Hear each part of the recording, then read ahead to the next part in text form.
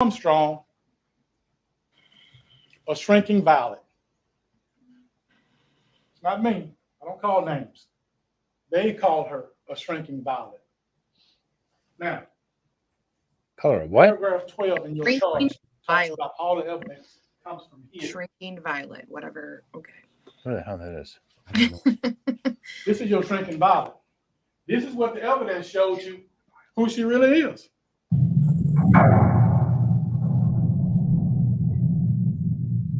That's the video that we watched yesterday. 4 months before Mo Wilson was killed and taken from us. Oh, no. Never mind. Sorry. Now, Yeah, here we go. I also told you in opening statements, and I used my hands, that the last thing that Mo Wilson did on this earth on May 11th, 2022 at 9:15 p.m. was scream in terror. At least 5.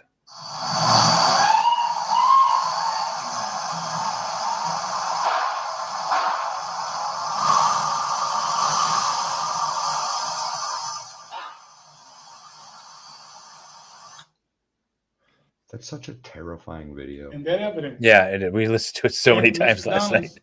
Audio from his camera, G4 camera, from this witness stand. I was true to my word. I brought the evidence to you. And I also told you on that tape, heard 2 shots. And there was a 4 or 5 second pause. I told you in opening, and I presented it to you pursuant to paragraph 12, evidence from the witness stand, that she stood over her. This young lady over here, the defendant, Kaitlin Armstrong, I told her she stood over her after she shot her in the head twice and put another bullet right in her heart. You heard Dr. DeRusi, the ME. That third bullet was right in her heart. And she also testified that because of the exit wound, she was up against something. I submit to you. Oh, we haven't. Okay, that was day 9. We haven't done the 2 to the head. yet. Yeah. And she was laying on the floor, probably already We got to dead. play a little catch And up for with good our measure, notes. the defendant walked up to her and put another bullet right in her heart. And I also told you that 19 days before this trial, she escaped from the sheriff's department.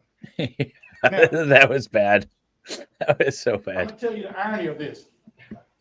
We picked this jury on October 30th. We started our evidence on November the 1st, Dia de las Muertas, the Day of the Dead, November the 1st. It's a day that the Mexican-American culture celebrate those who have gone before them. We started this evidence on the Day of the Dead.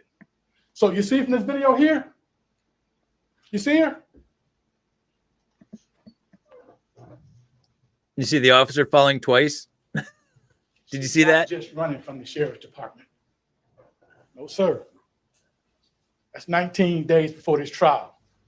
She's running from you and you and you and you and you and you and you, and she's running from all of you on the back row because you are a jury of her peers. Everybody deserves their day in court. Yeah, this is good. And This she is a got good hers. closing argument. And you can see from this video, she didn't want to face you. Now, the offense charge in this case is murder. We're going to go over this really quick because it's in your charge. Murder. These are the elements that we have to prove to you. That the defendant intentionally or knowingly caused the death of an individual or intends to cause serious bodily injury and commits an act clearly dangerous to human life that causes the death of an individual. 2 ways to commit it. A person intentionally or knowingly cause the death of an individual. Intentionally. It gives you a definition. A person acts intentionally or with intent with respect to a result of her conduct when it is her conscious objective to cause the result. Or you can go on the second part, which is knowingly. A person acts knowingly or with knowledge with respect to a result of her conduct when she is aware that her conduct is reasonably certain to cause the result. It even defines an individual. Individual means a human being who is alive. It defines serious bodily injury. Bodily injury that causes a substantial risk of death or that causes death, serious permanent disfigurement, or protracted loss. And it even defines a firearm. 3 A bullets will do firearm that. means any device designed, made, or adapted to expel a projectile through a barrel by using the energy generated by an explosion or burning substance or any device readily convertible to that use. Why can't I? Oh, I can edit. Now, It moves stuff around on me. unanimity. No, YouTube did. What that means is By the that way, thanks for being a 3-month member. you need to be unanimous.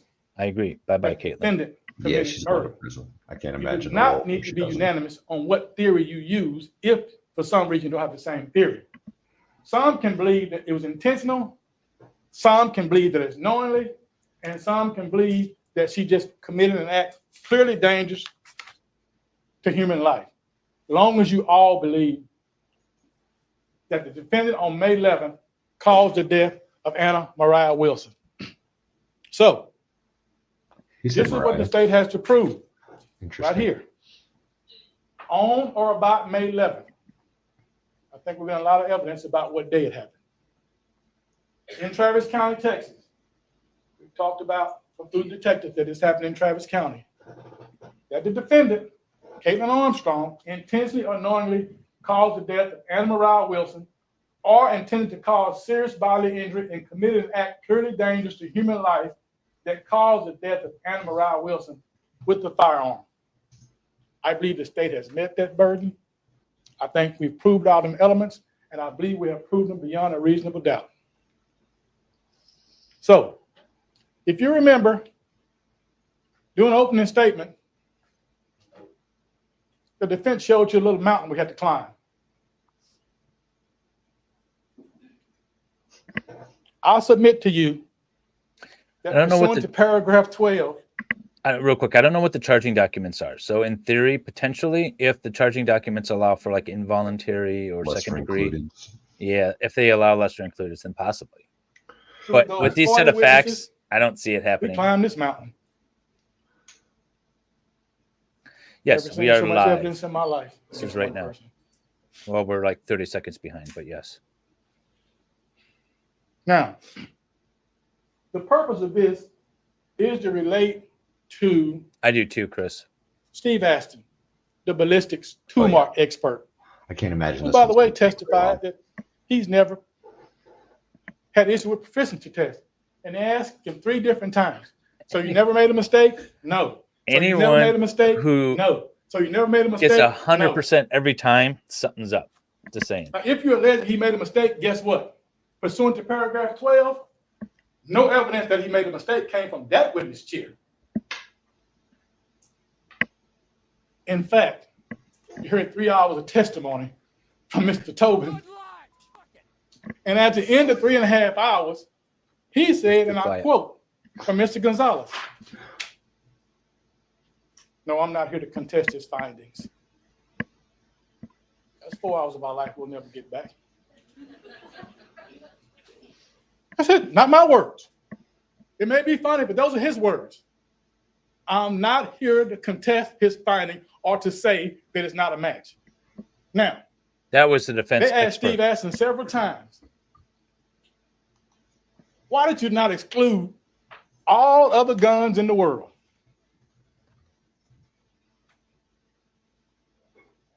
No one else in the world had a 6-hour P6. Wait, hang on a second. So he's challenging the defense expert. Now, the defense expert is probably saying, I'm not here to I didn't test these things. I'm not here to specifically talk about that. I'm here to talk about how unreliable tool matching is, right? That's what the defense expert most likely said. I haven't read over the notes yet. He makes a joke about 4 hours, about it being 4 hours worth of testimony. Is the jury laughing or is the audience? If the jury is laughing, oh my God, she's done. Tell us. I imagine it was the gallery. No, I'm not here to contest his findings. That's 4 hours of our life we'll never get back. That's That's it. bad. Not my words. That's bad. That's It may so be bad funny, for but those her. are his words. That's not good at all. I'm not here to contest his finding or to say that it's not a match. Now, I forgot to they grab a asked glass. Steve I'll be Ashton right back. several times, why did you not exclude all other guns in the world?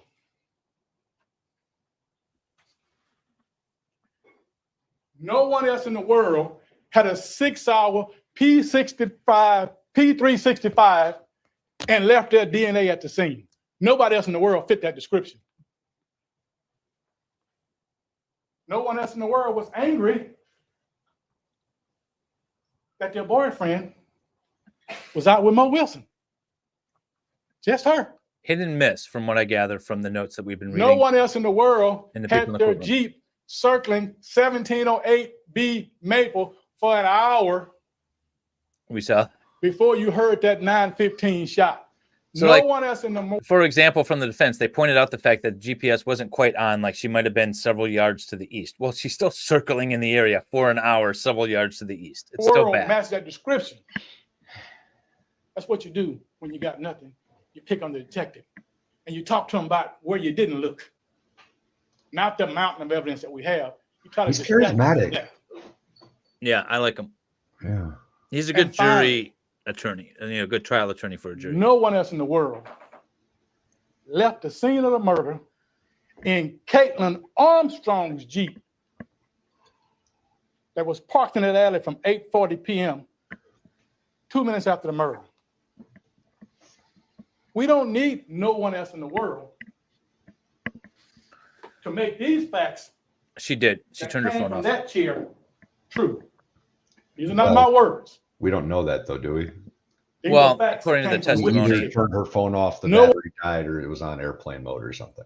Yeah, it wasn't connecting with anything during the time. And to my knowledge, the defense doesn't really have an argument for that. I haven't heard anything, but we haven't gone through all the No one notes. else in the world fits this criteria. So that did you check every gun in the world? That's called a rabbit hole they want you to go down. Only Kaitlin Armstrong, the defendant, fits these facts that was presented to you through that witness chair. You are correct in both counts, Iris. Now, let's talk about her best friends, one of them. Yes. One of them says she's a friend, one of them says she's a best friend. The Jeep had GPS locators, and there was some discrepancies in the DNA or the GPS. However, the discrepancies only moves her Jeep, rather not her, moves her Jeep several yards to the east. It's not that big of a discrepancy. She's still circling around this neighborhood for an hour when she has no reason otherwise to be there. Yeah. She told Jacqueline Chastain about the gun a month after it was purchased. Nicole Mertz said, I've never seen her that upset before, and that's why I remember. Never seen her that upset before. These are her friends. We called them, but they were her That friends. happens quite a You bit. heard them? Yep. I mean, it's not. Don't let uncommon anybody to recharacterize a relationship. Those two Doesn't ladies make it, got on doesn't the stand and justify said, the "We unaliving are though. her friends." No. And one of them said, she's my best friend. Definitely not. And we know Kaitlin called Mo Wilson to confront her about Kate. We know that from the cell phone records. Now, we don't know exactly what she said, so I'm not going to put that out there. But we know she called her. And we know Colin texted her and said, WTF. And we all know what that means. And what's even more chilling is that when the defendant's two best friends heard that Mo Wilson was dead, they called the police unsolicited. And they said, you better check her out. Are you leaving us, Irish? Better look at her. Now, they both testified that, no, I didn't take that serious in January. But then when they backed up and put it together, about how angry she was, about her shaking to the point where she has never seen that angry before. If anybody knows you, your best friend knows you. Now, they may get up and say he's not our best friend. But guess what? Did anybody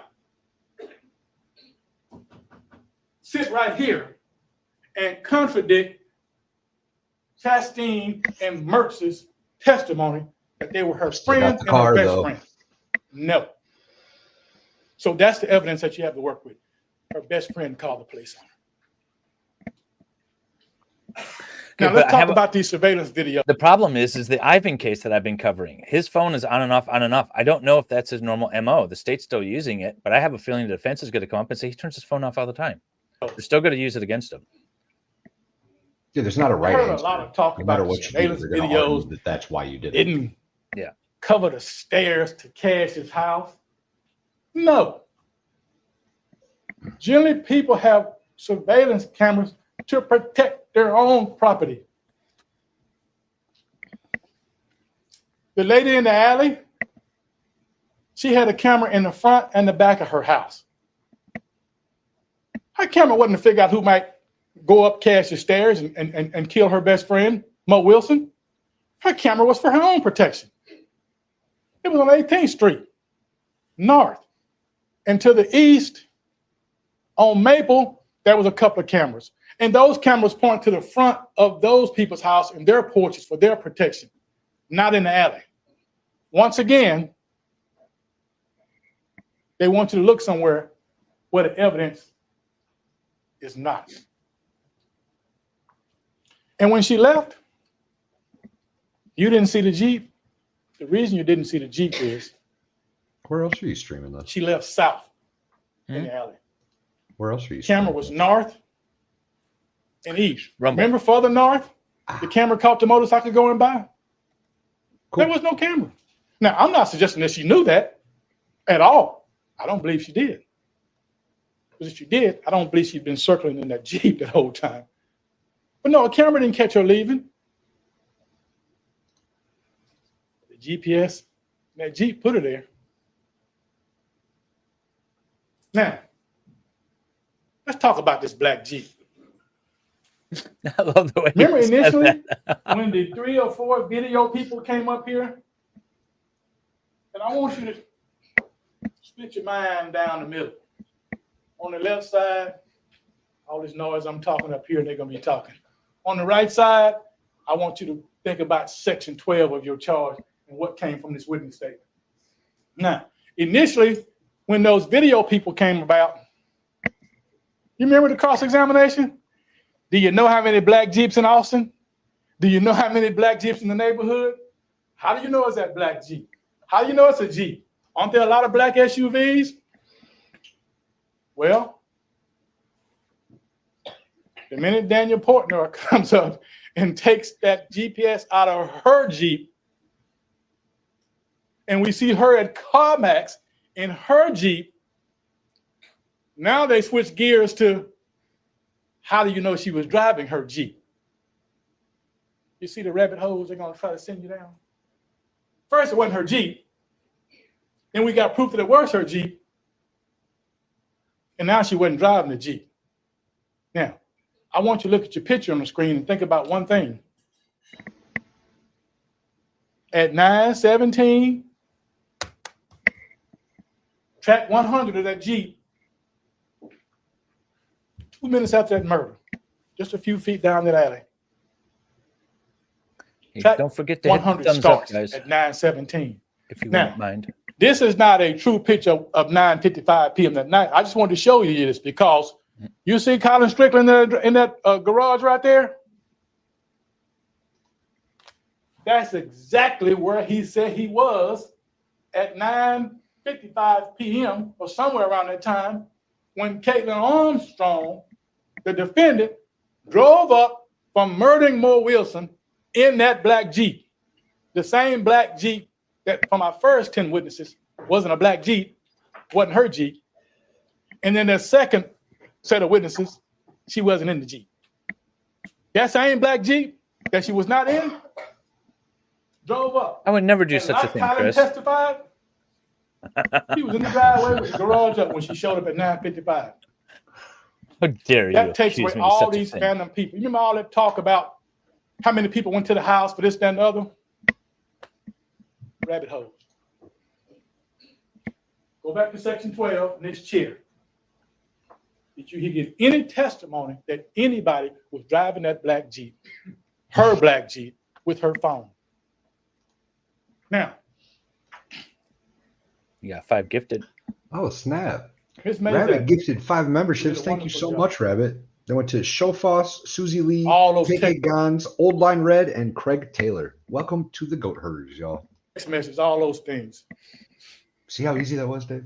They came back and made her say Caitlin's phone, not Kaitlin with her phone. Southern Law, not only opening, closing, and verdict, but Valhalla and I have been streaming notes from the courtroom because we have 2 people in the courtroom giving us notes from the testimony. So you can go check out our other videos. To imply that someone may have stolen her Jeep, stolen her phone, and the geolocation put them in the same place. So whoever stole her Jeep and stole her phone, they was running side by side. But check this out. And Iris just became a goat herder. Whoever Thank you so stole her much, Iris. phone and was in her Jeep sent Y'all somebody wrong. a text message with her home address from that phone that they stole that was not in her possession, if you believe that. And that same person And Iris who had gifted 5 more Kaitlin memberships Armstrong to the in Goat this Herders. room, Welcome, Jane Nicholas, Sue Fabulous, Manders 13, Corinna Lier, and that's Spanish. Tennille Suzanne, I think. You want to get it, man. Get it. It's easy. sent One Tyler name. Strickland One name, a text Dave. message about a lawsuit that they had going on with some real estate issues. It's a very So good if closing, Jenny. She didn't have her phone. Whoever stole her Jeep and her phone was also interested Oh, in yeah. her lawsuit Agreed. and where she lived, if you believe that. And there's no evidence to suggest that it was anybody other than her. And finally, that same phone says she had to run errands earlier, and she texted Colin saying Feeny, which I think means finished. So whoever had her phone, if it wasn't her, they were finished running their errands just like she was. See, the more I talk, the more ridiculous it gets Jimmy. that it wasn't her with that Jeep and that phone. I didn't know it was serious. Now, they Sorry. talk about Pam Mazak. That GPS, they asked her 3 or 4 times, is GPS more accurate than CDR what? data? She said yes. Now, remember when Portnoy was there, Look what you did. they kept talking about how GPS wasn't accurate. There is no 2 super days chat. later, Mazak get there.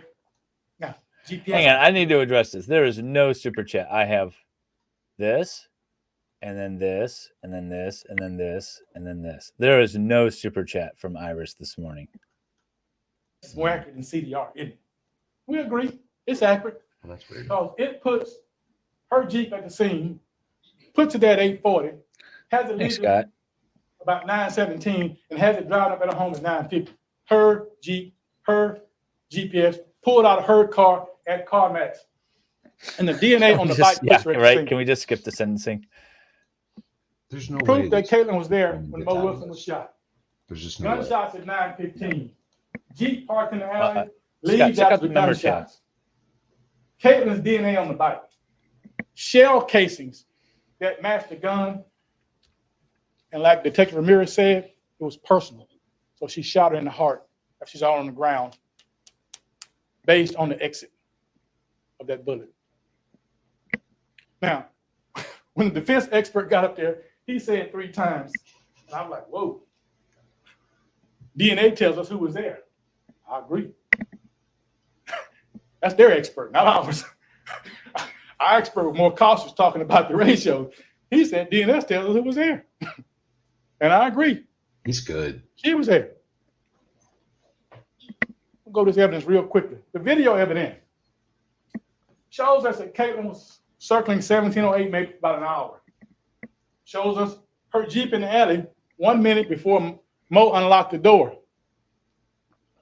Cell phone corroborates the GPS. Has all those personal messages.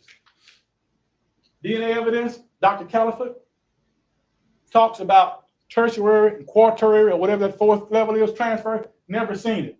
And the evidence from Samantha Perkins that is 224 billion times more likely that the DNA included Kaitlin Armstrong as opposed to somebody else.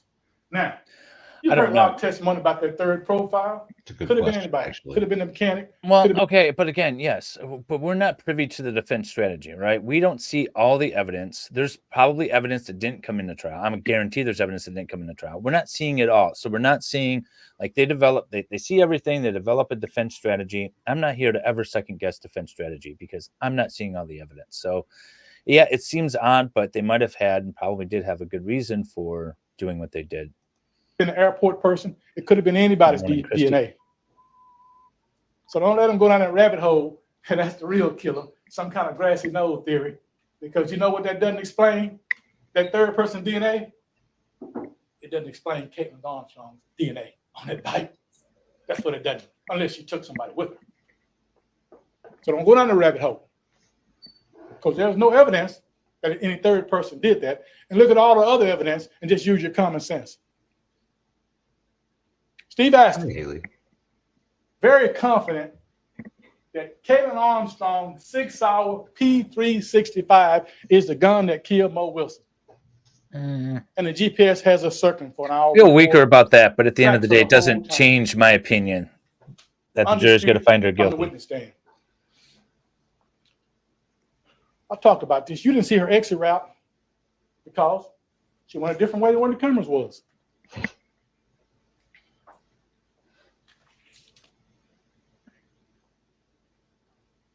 Mid-South. I think she was jealous because Mo was Races. She hotter just than her. won one of her recent races. Younger, Mo hotter, Wilson got her man. is a 25-year-old prodigy. Everybody in the cycling community that testified kind of shook their head about how She's good accomplished. she She was. sounds like And a she nice was new at it. person. A prodigy. Taken from Matt and Mr. and Miss Wilson But he at was the age of dump 25. truck. Like Why It was a what? Did you call him a dump truck? Yes. He Garbage. is a douche. Colin He is a douche based strictly on his testimony, his appearances before and after court, and things like that. He is a douche. Now, I don't know him back then or anything like that, but now he's a douche. He definitely comes off as a douche Not throughout the worth- course of this trial. Yes. Not worth like unaliving somebody over for sure. It'd be like, see ya. Yeah. Caitlin Cash over there on the front row. When Yeah, I talked to her, call me Cash. Caitlin killed my friend. That's why we call her Cash. Caitlin with a C. That's funny. Poor thing don't even like her own name anymore.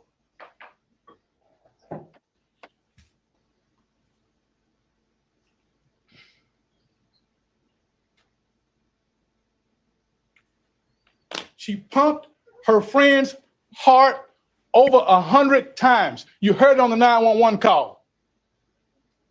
For 10 minutes until the first responders got there. Not knowing she'd probably been dead for 45 minutes. That's Then weird. she runs to Costa Rica, had plastic surgery on the Mine are beach, like that too on teaching my yoga, phone. while the Wilsons are trying to pick up the pieces. There's something with androids lately that YouTube's fighting against. Yeah, they did a new The update. I state know. has Yeah, met it's its affected burden different phones of differently. proof beyond a reasonable doubt. I think we climbed past that mountain and climbed Mount Everest. Overwhelming. Now, they're about to get up here and send you down a bunch of rabbit holes. Mm-mm. I ask you to do me one favor. Prince douche. Tools of a prodigy. She's about to set the world on fire. So don't do me a favor. That's funny. Do Mo Wilson a favor. And I got one last thing to say to you. Get your notepad. Write a line down the middle of it. If you don't have a notepad, use a notepad in your brain. And when they get up here, do something for me, but do it for Mo. When they say something and singing out a rabbit hole, write it on the left side. If it's proven from the evidence chair, pursuant to paragraph 12 of your charge, write it on the right side of your paper. And survey says. And we've been here a long time, but we ain't got to stay much longer, because when you get to the back, I submit you that when you separate the left side of the paper from the right side of the paper, it's going to be blank, and we can get out here pretty quickly and find her guilty of shooting Mo Wilson in the heart and in the head and taking away this prodigy at the age of 25. Don't think about closure. Don't think about none of that. Don't think about the community. That's not your burden. Your burden is to follow the law. I only ask you to do one thing. I really wish they put the camera on Armstrong right now. Wilson, the state has met its burden. I'm asking you to find her guilty. And don't let her run like she'll have to do 19 days before this trial. Thank you. Oof. He's good, y'all. Yeah. I like him a lot. That was way better than his opening. Mm-hmm. So McKinley was talking about this guy and said he's really good. And she was disappointed with a couple of things that he said, or the way he presented stuff, but was really hoping that he would do the closing. I think this is the guy with the glasses she was talking about. And I might be completely wrong, but I think that's what she said. The state bears the burden of proof. And so the district attorney speaks first in opening and closing argument, and then they speak last. My name is Mr. Kofer. It's been a privilege to represent Kaitlin Armstrong. Yeah. I'll visit with you a little bit, and then my colleague, Mr. Purrier, will visit with you. When we sit down, Mr. Gonzalez will have the opportunity to speak with you. 1 year, 4 months, and 12 days. That is how long Kaitlin Armstrong has asserted her innocence. And from day one, she asked for this trial. She asked for you to hear this case. You have all done extraordinary work. This is a difficult case. It is an emotional case. We have it. Go check out our playlist. To be an easy case.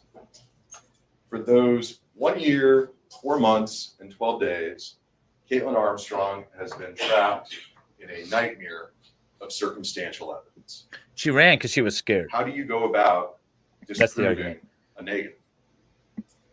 The government has presented you the government's case. To meet the government's burden, Retained Private. counsel. there is Private attorney. a lot Yep. of sizzle. 4 private attorneys. There's not much. 4 or 5. It's a case based on assumptions. It's based on confirmation bias and a lack of direct evidence. A lot. Let us talk about the case against Kaitlin Armstrong. Yeah, It probably. starts Well, think about it this way, right? You're going to build a house and the opening is the foundation, right? If it's a shaky foundation, everything that you put on top of it is going to be kind of shaky. And then the closing is kind of like the roof. You're encapsulating it. You're finishing it off. And if you don't have a roof, what good is the house? And yes, it could still stand for a bit, but it doesn't look pretty, right? So think Not a about it bad that way, analogy. right? I just thought of that on the spot too. How about Ooh, that? that's pretty good. Get you. Pretty good. with jealousy. Jealousy is suspicion of someone's unfaithfulness in a relationship, A really good Jealousy closing argument by is the a state. type That's what you missed. of insecurity. We know that Colin Strickland fostered insecurity, and he has become the new poster child for Peter Pan syndrome in Austin, Texas. So what is the evidence that Kaitlin Armstrong is a jealous psycho? Colin was not honest with Kaitlin Don't call your about client special angelic Yeah, I don't think psycho. that's not a good strategy, bro. Caitlin allegedly sent him Let me tell you all the photograph reasons why this of jealous that friend. woman The is doing implication being, bad things. number one, I how she did had been looking at my, his my, phone, my speech in and that. number two, that she's crazy and jealous because when he was sneaking off to Colorado to meet up with the person sending him inappropriate photographs, she had the temerity to not like it. Caitlin called Mariah Wilson once in October 2021. The text messages introduced into evidence show you that she had immediately before been in conversation through those messages with Colin about the location of her helmet. Probably it wasn't a phone call about the helmet. Let's be real. Probably it was a phone call, something to the extent of, by the by, Colin Strickland is a little bit of an ass, and I live with him. He is That a lot of so an ass. unreasonable? Is I'll that agree with insane? that. Caitlin also had the chutzpah to send Colin a snarky text message when there was an Instagram story of Colin. Peter Pan photographed syndrome is a with pop Mariah psychology Wilson. term used to describe Undisputed. adults, most often men, who have trouble taking on adult responsibilities. Failure to launch. Good movie. Yep. Caitlin texted, "Give my regards to Mo." That doesn't make a murderer. It's possible that Caitlin viewed Colin's text messages. Undoubtedly. Just as Colin testified from the witness stand that Colin Where's he had going with done this? the exact same thing in past relationships. You 14 and the 12 of you who will decide this case are a relatively unique species in Travis County. You are a diverse jury. You are a diverse jury of age, of gender, of experiences, and of race. That is uncommon in this county. I want you to bring that diversity of life experience into your deliberations. Yeah, I'm going to end I it want soon. I you got a new poll to coming look up. at this assembled audience. And I want you to wonder, because generations are different. This I morning, have the jury someone makeup. advised Hang on. me of a Let me pull it new up. I'll app tell that you kids guys. are on. Flip. Hadn't heard of it until I didn't this talk morning. about it sooner. Young people communicate a little bit differently. But I would bet you every penny that I am worth Thanks to that at Audra. least one of you has looked at your partner's text messages at some point. And I would bet you everything that I'm worth and him And him. that that's true of a number of the people that are in this audience. The younger they are, the more common it is. Because jealousy is a fundamentally human emotion. Because it is about lack of trust in a relationship. But we know what Mr. Strickland shared with us about Kaitlin Armstrong. That in October of 2021, when Colin Strickland was having his short relationship with Mariah Wilson, that Kaitlin Armstrong was on dating apps, that Kaitlin Armstrong was dating other people. We know that Colin Strickland told you that at the cyclocross events in Bentonville, Arkansas, in January of 2022, that Caitlin didn't appear to him jealous in any way. Nothing remarkable about her behavior to him. For what it's worth, I have, I don't have ages, but I have white male. I don't know what H female is. Hispanic female. Oh, Hispanic female. Thank you. White male, white female, Hispanic female, black male, black female, white female, Hispanic male. So that's the makeup of the 12 that Audra was able to take a look at. You know, I think when your defense lawyer is citing the diversity as a positive on the jury, I think you're in trouble. So I have I had like 5 years ago, I had a spanking case. I call it a spanking case. It actually made the news and stuff. So I can talk about it a little bit, but it was a child abuse case, and the stepmother was accused of spanking a child that wasn't hers. It was a stepchild, to the point that it was actually child abuse, right? And so there's felony charges. We did the whole trial. What? And there's certain jury people that you look for. And there was this older black woman, maybe she was like in her 50s. And I saw her in the potential jury pool and I kept my eye on her. And eventually she made it onto the jury and it was absolutely awesome. And she was the one that acquitted my lady. So you get like a 50-year-old black woman who's like, yeah, I just spank the shit out of my kid if they were doing that too. You kind of think about those things when you're doing it. It's not a perfect science, but it goes through your head. That's my example. And I saw her the whole time. Every time I was talking, she was smiling and nodding. Every time the state was talking, she was like frowning and shaking her head. It's like, that's the woman that's going to get us the acquittal. And sure enough, she did. She came up to me afterwards and said that I did a great case. I think that's a lot with like the generations of people, because it's so different when you have different cases, like what people grew up and what was right. Yeah. And so we have 1, 2, 3, 4, 5, 6 men. So essentially half or more of the jury is made up of men. They're probably going to see her as crazy, you know? So it's a big makeup. We know but that women might yes, not be. he had There's a lot of people. long-standing sexual relationship. There's a lot of people in our chat that is like, well, it's kind of understandable, not justifiable, but understandable. Harris, pop over to my chat real quick, please. Was friends with Amity Rockwell. That Kaitlin had never expressed anything approaching jealousy or negative emotions about Amity Rockwell. Mariah Wilson was not the first cycling woman in Colin's life. Colin hid his relationship with Mariah Wilson into 2022. That spending an hour circling the block, that's not to be honest about it. It's not a good look. He doesn't like emotions. He What's likes that? what he wants. Oh, circling the block for an hour. Yes, Yeah. I agree. Yeah. He was breadcrumbing. I think you know what that is. He was leaving his options open. He just didn't want to get caught. He was breadcrumbing. He didn't lie because Kaitlin. Hey, you got to do what you got to do when you're playing the field, man. He lied because that's how he approaches life. That's how he approaches women. He's a professional cyclist and an amateur liar. What did Colin Strickland say about Kaitlin, though? He said the relationship was not volatile. Kaitlin was not a particularly jealous girlfriend.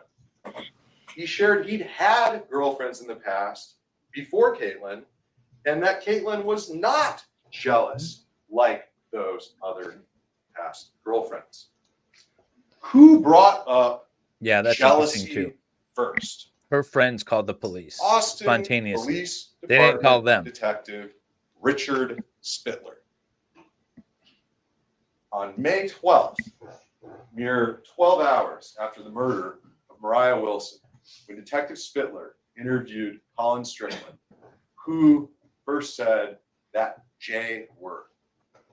Not only that, according to the cell phone data, she looked up the Strava, Mo's Strava account, located where she was at the time because Mo was at her friend's house, then turned her phone off after about a half hour or so after Colin left to go hang out with Mo, and then circled the block until they got back, and then she went in. So this was pre-planned, if you believe that information. Great theory. And what a convenient narrative. What a wonderful and easy way to paint a woman and to tell a story. The woman scorned. All the other girlfriends are still alive. Whether the narrative or not, it's a great story. The truth of the matter is that Caitlin's emotions and her actions were normal and routine and human. But she had to be portrayed as a jealous psycho to create the motive. The problem, however, in Colin and Caitlin's relationship was not Mariah Wilson. The problem was always Colin Strickland. However, Colin's behavior does not make sense. Colin changed Mariah Wilson's name in his phone on May 11th. It makes perfect sense. Deleted his text exchange with Mariah Wilson on May 11th. What was different about May 11th? Why did he do that on May 11th? He felt he needed an alibi. Why that day? Jealous. They're trying to put the blame on Colin. But what about the black Jeep? you know exactly where and exactly when. I was doing the that Bob Jeep Dole traveled. thing. There is not a doubt that Hang Caitlin's on, you cell need a phone pen. was on her person between about 5:30 p.m. and at least 7:30 The p.m. thumbs up. on May 11th. There's no dispute whatsoever as to that. Now you And there know is no doubt that Colin any is the type true bad that Caitlin's actor. cell phone Right. was in the vicinity of the black Jeep. Was Kaitlin in the black Jeep? Who had access to the black Jeep? Who had access to Caitlin the did. key fob to the black Jeep? Caitlin did. Who had access to the key bowl containing that fob that drives the black Jeep? Who previously owned a black SUV? What does that have to do with Pam anything? Mazak presented you a compelling PowerPoint. Animation. Please point out the no direct evidence. Please address that. PowerPoint Right. Stay away from this stuff. in criminal cases like this are a lot like swimsuits. What they reveal is interesting. What they hide is what's essential. Kids are What? really easy to look at the animation that I was Pam wondering Mazak where it was going with provided. that. Oh, shit. Dot, dot, dot, all of these dot. And then to see infotainment track log, dot. Oh, And if you don't review the data, if you take it on the word of a PowerPoint animation, it's really Oh my God. easy to look at it and go, the phone was in the car and it was riding together. There is a very, very good reason that you were shown a PowerPoint and that you were not presented the data. When you return to the room back there to deliberate, ask for the PowerPoint, ask for the actual data. The problem isn't the data in your heads. The problem is the presentation of it. Because what you'll see, if you actually look at the data, is that you were left with an impression that is not true. Look at the timestamp on the call detail records compared to the infotainment. And you're going to see a lag. And sometimes you'll see an advancement. And what you'll see is that while it is undisputed that the phone was in the vicinity of the black Jeep, you'll see that there is zero conclusive evidence that phone actually was in the black Jeep. What you will see, though, is some really peculiar movement of the black Jeep. Peculiar movement that Pam Mazak completely skipped over. When that vehicle is heading northbound on Lamar and stops near an area called Spa 7, where maybe somebody had an appointment, or maybe not, you're going to see some very strange movement of the data within a parking garage. And you might wonder why that car may have gone up and down inside a parking garage, and why when the car is moving inside a parking garage, the phone is not in that parking garage. The phone is inside of a building. Really? I've seen my like app 360 do all kinds of different things. Like if I'm inside of a building or if I'm like driving under a What bridge about all those other or well, like in a a tunnel. parking about garage would on do spot? that, right? A parking garage is going to Yeah. send the signal out the side or whatever the hell. It's 5 Yeah, stories yeah, of concrete. Yeah, that's BS. Mom's car? What about the Mercedes? What about the trucks? What about the half dozen odd vehicles? He tried. Did though. Kaitlin He tried. Armstrong have access to I vehicles prefer that weren't hearing the black Jeep? the defense from the notes that we've been reading. Did she drive vehicles that weren't the black Jeep? Absolutely. But wait, Rick Kofer. Oh. Colin said, I saw her get out of the black Jeep. But that's not what he said. The first time he testified in front of you, a few weeks ago, it was a Friday. He said that's what I believe. He was real hesitant. He wasn't rock solid. Then he had a weekend to think. And he came back and he continued to testify in front of you on Monday. And somehow his memory and recollection of every detail in this case had become fuzzier between Friday and Monday over the weekend, except for his opinion about seeing Kaitlin come out of a black Jeep.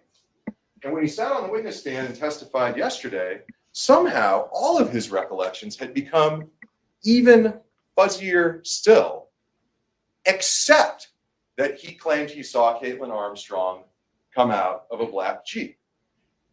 How amazing that the one fact that he seemed to remember with greater clarity over time was the single fact that drew attention away from him and pointed the finger at Kaitlin Armstrong. She didn't have another car. We're It's to not like she believe would've pulled this, up and that bumped that's someone. what he said, that that's what he actually saw. It seems like it'd be From pretty, Colin. pretty easy to Colin. remember. With his marked lack of interest in Caitlin's life.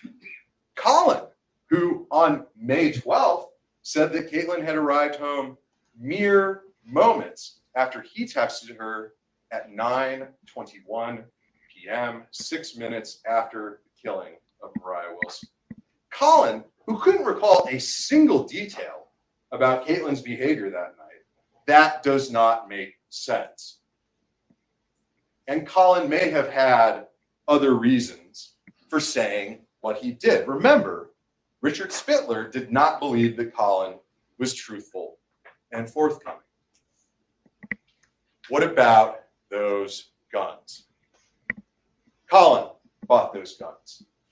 Colin told her to train with the gun. And she did once. And she was totally normal. I asked the witness, Jill, did Kaitlin seem all murdery? No. Now, the prosecution led with a video of her at the gun range. Raise your hand in the audience if you've ever been to a gun range or ever held a firearm. Did you kill anyone? It's emotional. It's Don't ask compelling, for audience participation. in but the court that's a murder rabbit trial. hole. Don't do that. That's a smoke screen. But what's peculiar is that Colin sat up here on the witness stand and said, oh yeah, no, that cable lock for the gun, yeah, that was mine. I have no idea where the second cable lock came from. He had no problem admitting that he owned a cable lock before buying guns.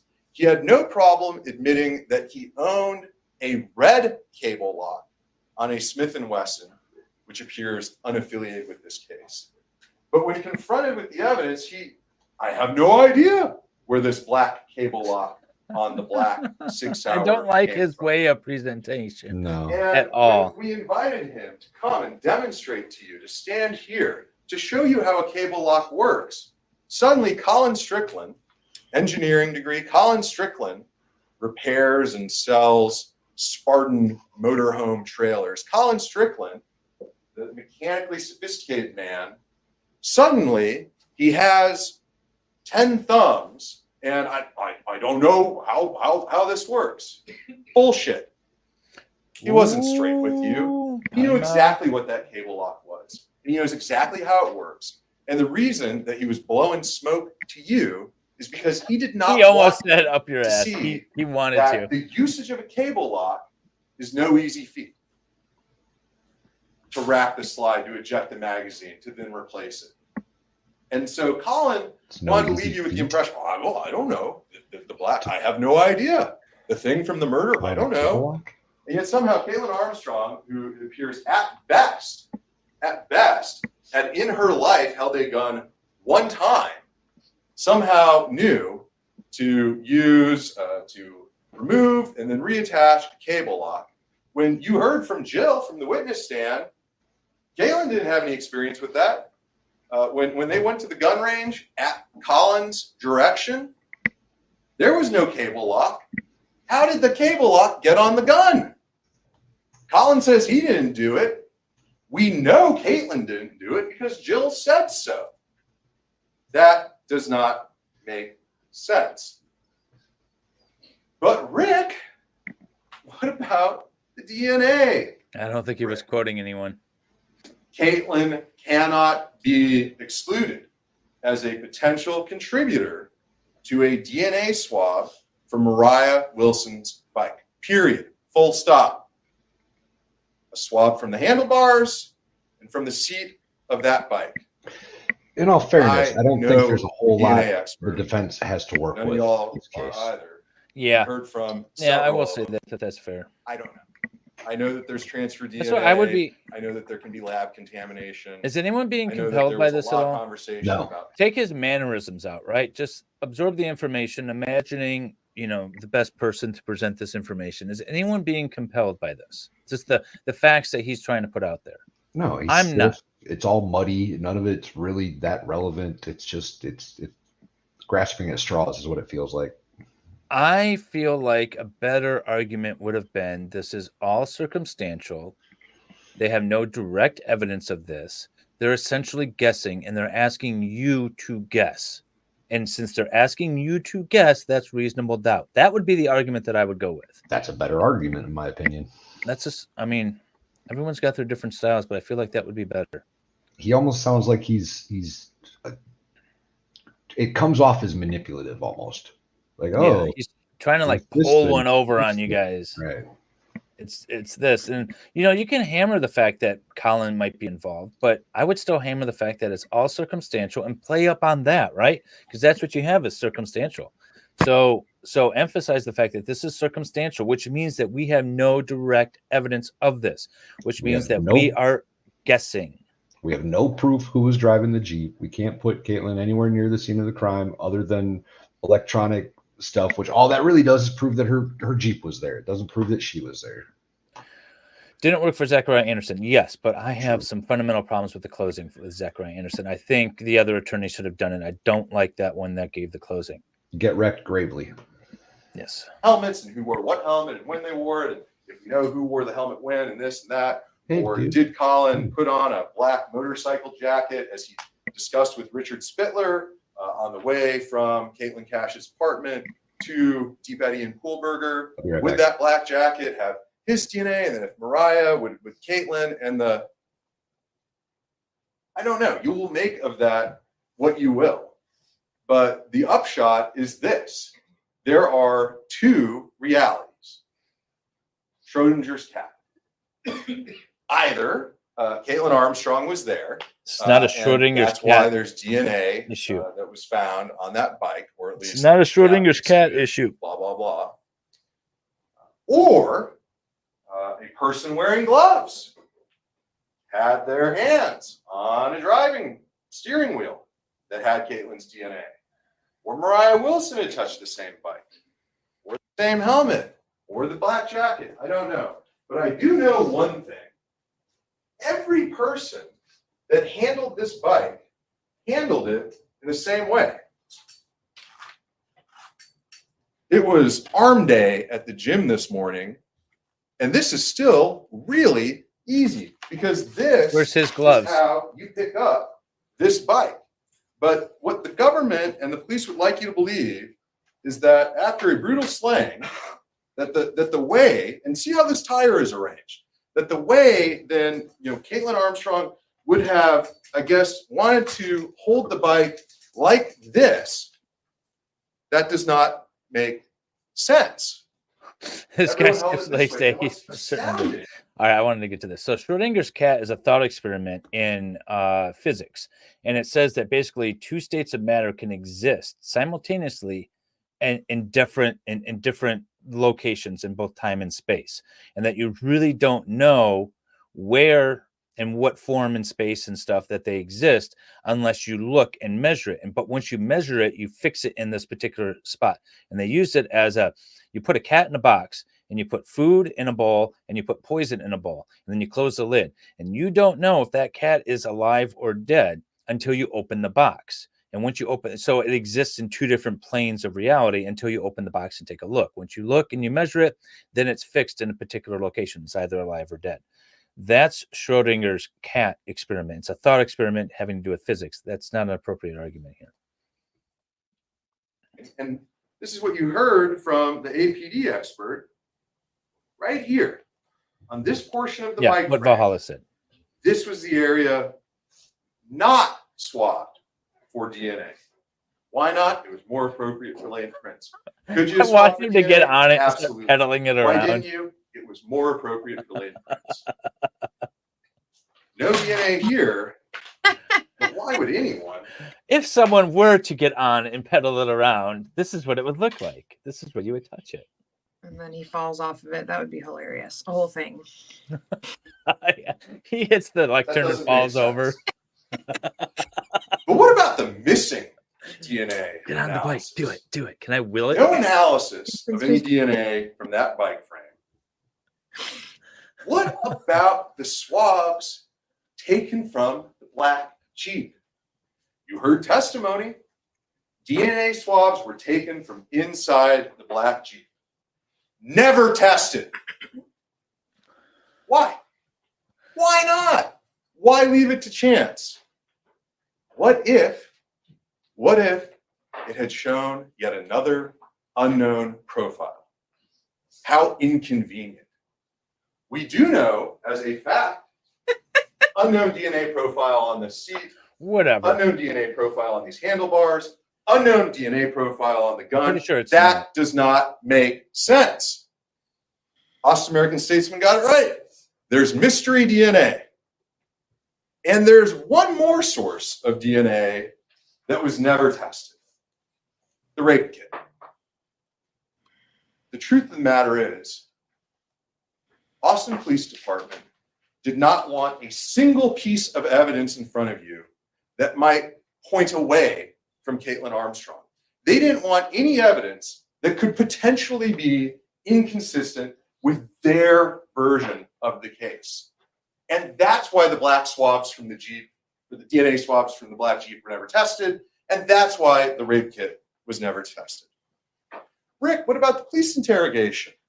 We saw her on the video for 11 minutes. She looked cold. She looked bad. She looked like a killer. Imagine that your boyfriend I has do just not been like the body contacted by language two stuff. homicide detectives and told to come down to homicide. And that not but 60, 90 minutes later, additional law enforcement arrives, tactical vests, guns. You're under arrest. Ooh, UFO was What shot am I down under by the arrest US for? military. Don't know, can't tell you. And then you're taken down to be interrogated, put in a room with Katie Connor, who may not be the worst homicide detective I've ever seen, but is certainly in the running. Whoa. And shot. told, oh yeah, you're under arrest on this warrant. I couldn't tell you a thing about it. I don't really know. Oh, is someone knocking? No, no one's knocking. Oh no, I think they're knocking. Okay, I will. Did he? Ew. He goes jogging. I He know. goes jogging stopped through the him. court. Okay, I gotta back that up. Yeah. I will say it was BS that they pulled her in on a warrant, and then and started questioning her. And then as soon as she said she wanted a lawyer, oh, the warrant's not bad. You're free to go, or the warrant is bad. You're free to go. But we'd still like to ask you some questions and continue to question her. Now, the Miranda warnings aren't required because she's not technically under arrest. She's there voluntarily, even though they drug her in on a warrant that turned out to be bad. I agree with all that. Mhm. He went jogging through the courtroom.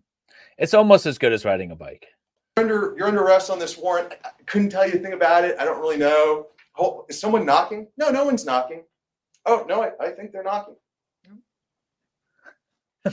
Kidding. Our bad. What You're is good to happening? go. Hey, your boyfriend and what would you do? How would you respond? Don't you think you'd be a little confused? I'm a little confused from your statement, sir. I'm extremely confused. Costa Rica. What are you, an idiot? Come on. She ran. She ran. Only a guilty person would run. Are you a fool, Rick Kofer? He And says you heard things. testimony that He's Kaitlin not was doing told this well. by the Austin Police Department. Don't say only a guilty person would run. Don't say she's a crazy, jealous biatch. Don't say the things that they're saying about your client in your closing. Don't say them. Say what she is in your mind or with the argument you're trying to make. It's Free to go, ma'am. I don't think it's coming off the way he thinks it's coming off. And when No, she he went to rehearsed New this in the York, mirror last night Free as too. a bird, just like any of the 14 of you. And when she booked that ticket for Costa Rica, when she drove to Newark Airport, when she got on a plane bound for San Jose, what did Richard Spittler tell you? Very that much the so. murder warrant that he had gotten about 10:30 p.m. on May 17th, 2022, had not been entered into TCIC and CIC. At the moment she bought that ticket, at the moment she was on the way to the airport, on the moment she got there, when that plane was taken off, there was no way in the world that Kaitlin Armstrong could have had any awareness or knowledge in any way whatsoever that there was a warrant for her arrest.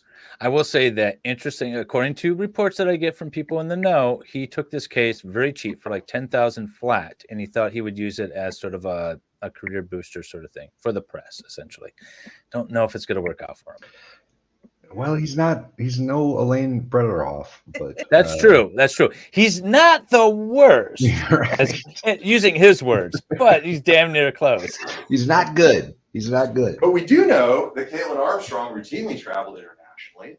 We know that she routinely traveled internationally with little notice. There were multiple witnesses who testified to that. And we know that There was did such a related better way to yoga. present this argument specifically. Was she scared? What do you think? Do you think that she may have been concerned a little bit that her boyfriend had killed someone? Or if not that whoever killed Mariah Wilson That's might my want to kill understanding. Kaitlin Armstrong next? Yes. Or that this might have been connected to the vandalism, the unexplained vandalism outside her house? Fear. Fear results in fight or flight. And it was flight. And she certainly was afraid, and that's a reasonable conclusion you can draw.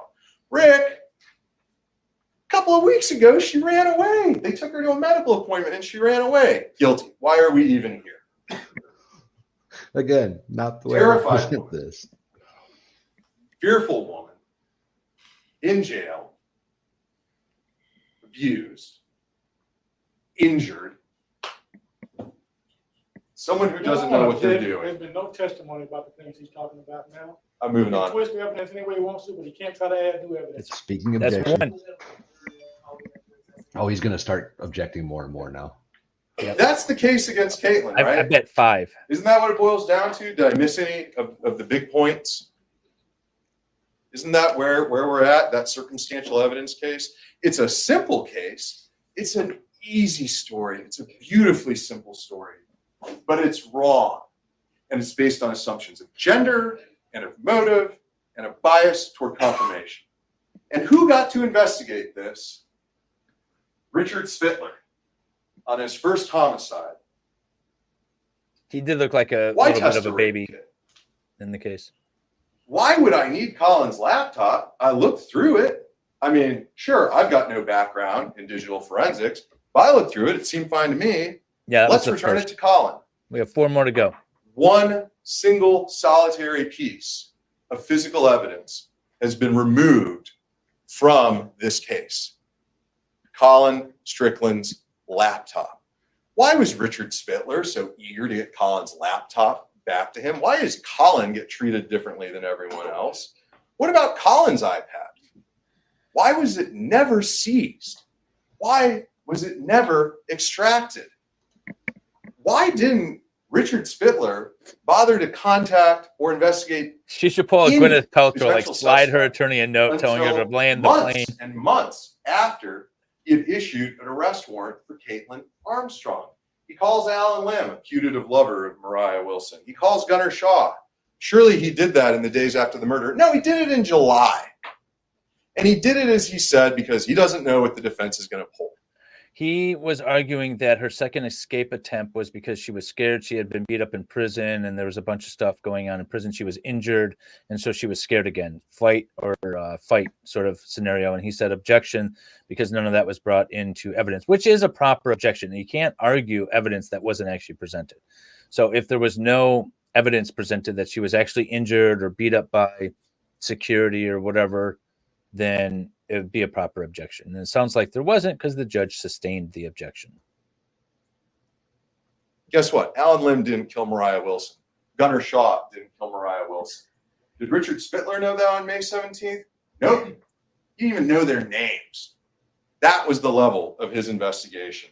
The vandalism, the video that you saw yesterday, where Richard Spittler is energetically taking notes, what happened to those notes?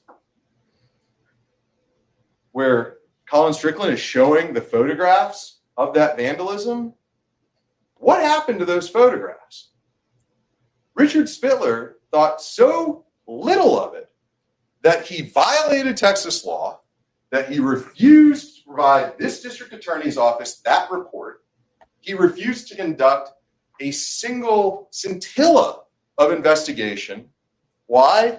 That didn't really fit the narrative, did it? So why look into it? Why would it matter?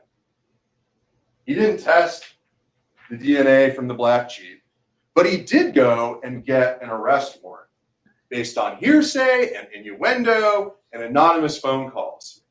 He didn't even bother to watch the 11-minute interview of Kaitlin and Katie Connor. I notice your He claimed emoji that is there was a NIBIN you on a investigative lead when there was none.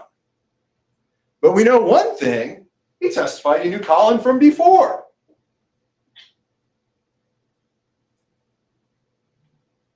What a world to be treated like Colin Strickland has. So what happened here? Police think Kaitlin committed this crime. They don't know. She fits their story. She fits the story they created. A spurned, jealous lover. That story is so easy. That story is so easy to tell because it ties into a framework of patriarchy. He talked and about misogyny Schrodinger's cat. that You is should talk rooted about in Occam's American razor. It's so easy. Usually the Humans simplest want answers to are know usually the answers. true ones. We I don't don't know if he'll want go with that a mystery. analogy. That's part He of might. why wrongful convictions occur. Michael Morton, Greg Kelly. What exonerated them? DNA. So if Kaitlin Armstrong did not kill Mariah Wilson, who did? Not a good I don't know. Not that question either. What a terrible answer. A much better lawyer than me, Bill Fitzgerald, was asked that same question in the Michael Morton trial. If Michael didn't kill Christine Morton, who did? His Objection. answer, I don't know. And the reason that answer is so unsatisfying to you is because we as humans demand closure. We demand explanation. A mystery ruins it. And someone had to sit in 30 years, That's 30 not years bad. in prison before the real killer of Christine Morton was found. And then that chapter was closed. Getting closer to the argument that I said. But we do know a few things. We know what Colin Strickland actually said. That he considered Kaitlin to be an incredibly kind, caring, and sweet person. That Kaitlin had only shown absolute above and beyond examples of human compassion and thoughtfulness and care and going far out of her way to help others. Colin said Kaitlin is a mild and gentle person. Colin said Kaitlin is not a particularly needy person.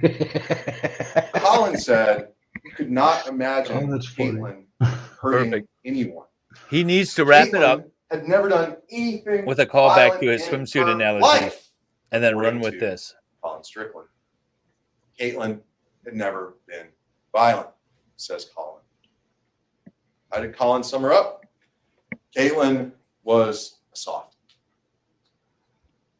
So what happened? Anyone could have entered that unlocked apartment. Why was it unlocked? Mariah Wilson locked the door to Kaitlin Cash's apartment when she left to go out with Colin. She knew how to lock it. She did not lock the door when she returned. Was she expecting Colin to come back? Was she expecting someone else? We will never know. Detective Spittler, Detective Connor, the Austin Police Department flubbed this case. But I guarantee you one thing. If you convict Kaitlin Armstrong and she's eventually exonerated, you'll know right now the basis of it.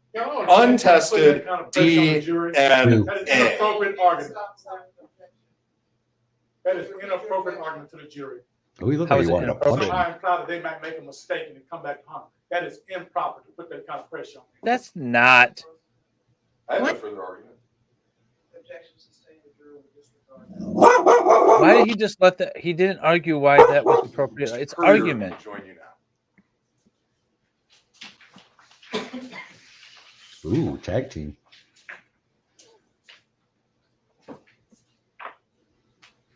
I don't know.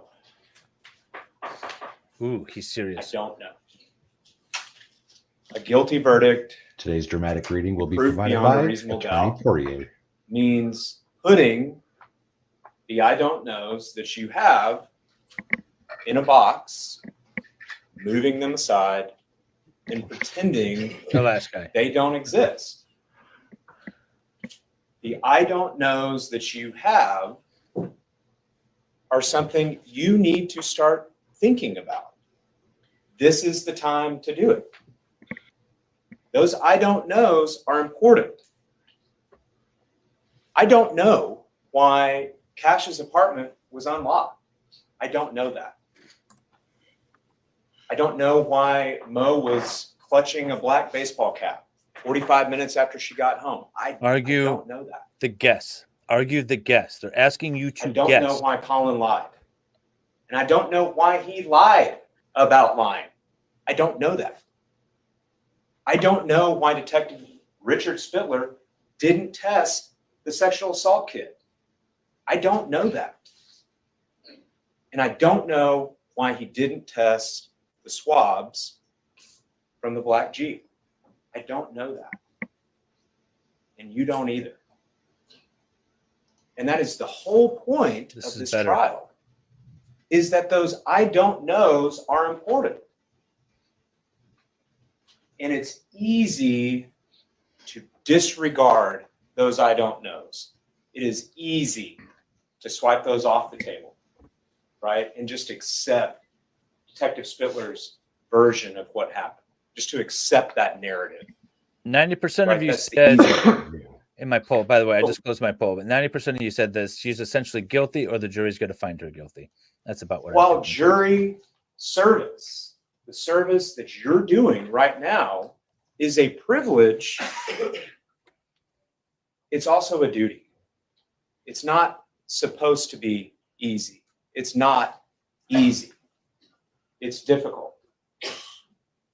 But that's why you're here.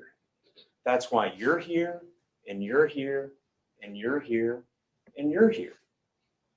Because way back This is the Weeks ago, defense attorney that we were did talking opening statements. in something jury Poirier, selection, Yeah. we observed you finishing up to the be closing statement. thinkers.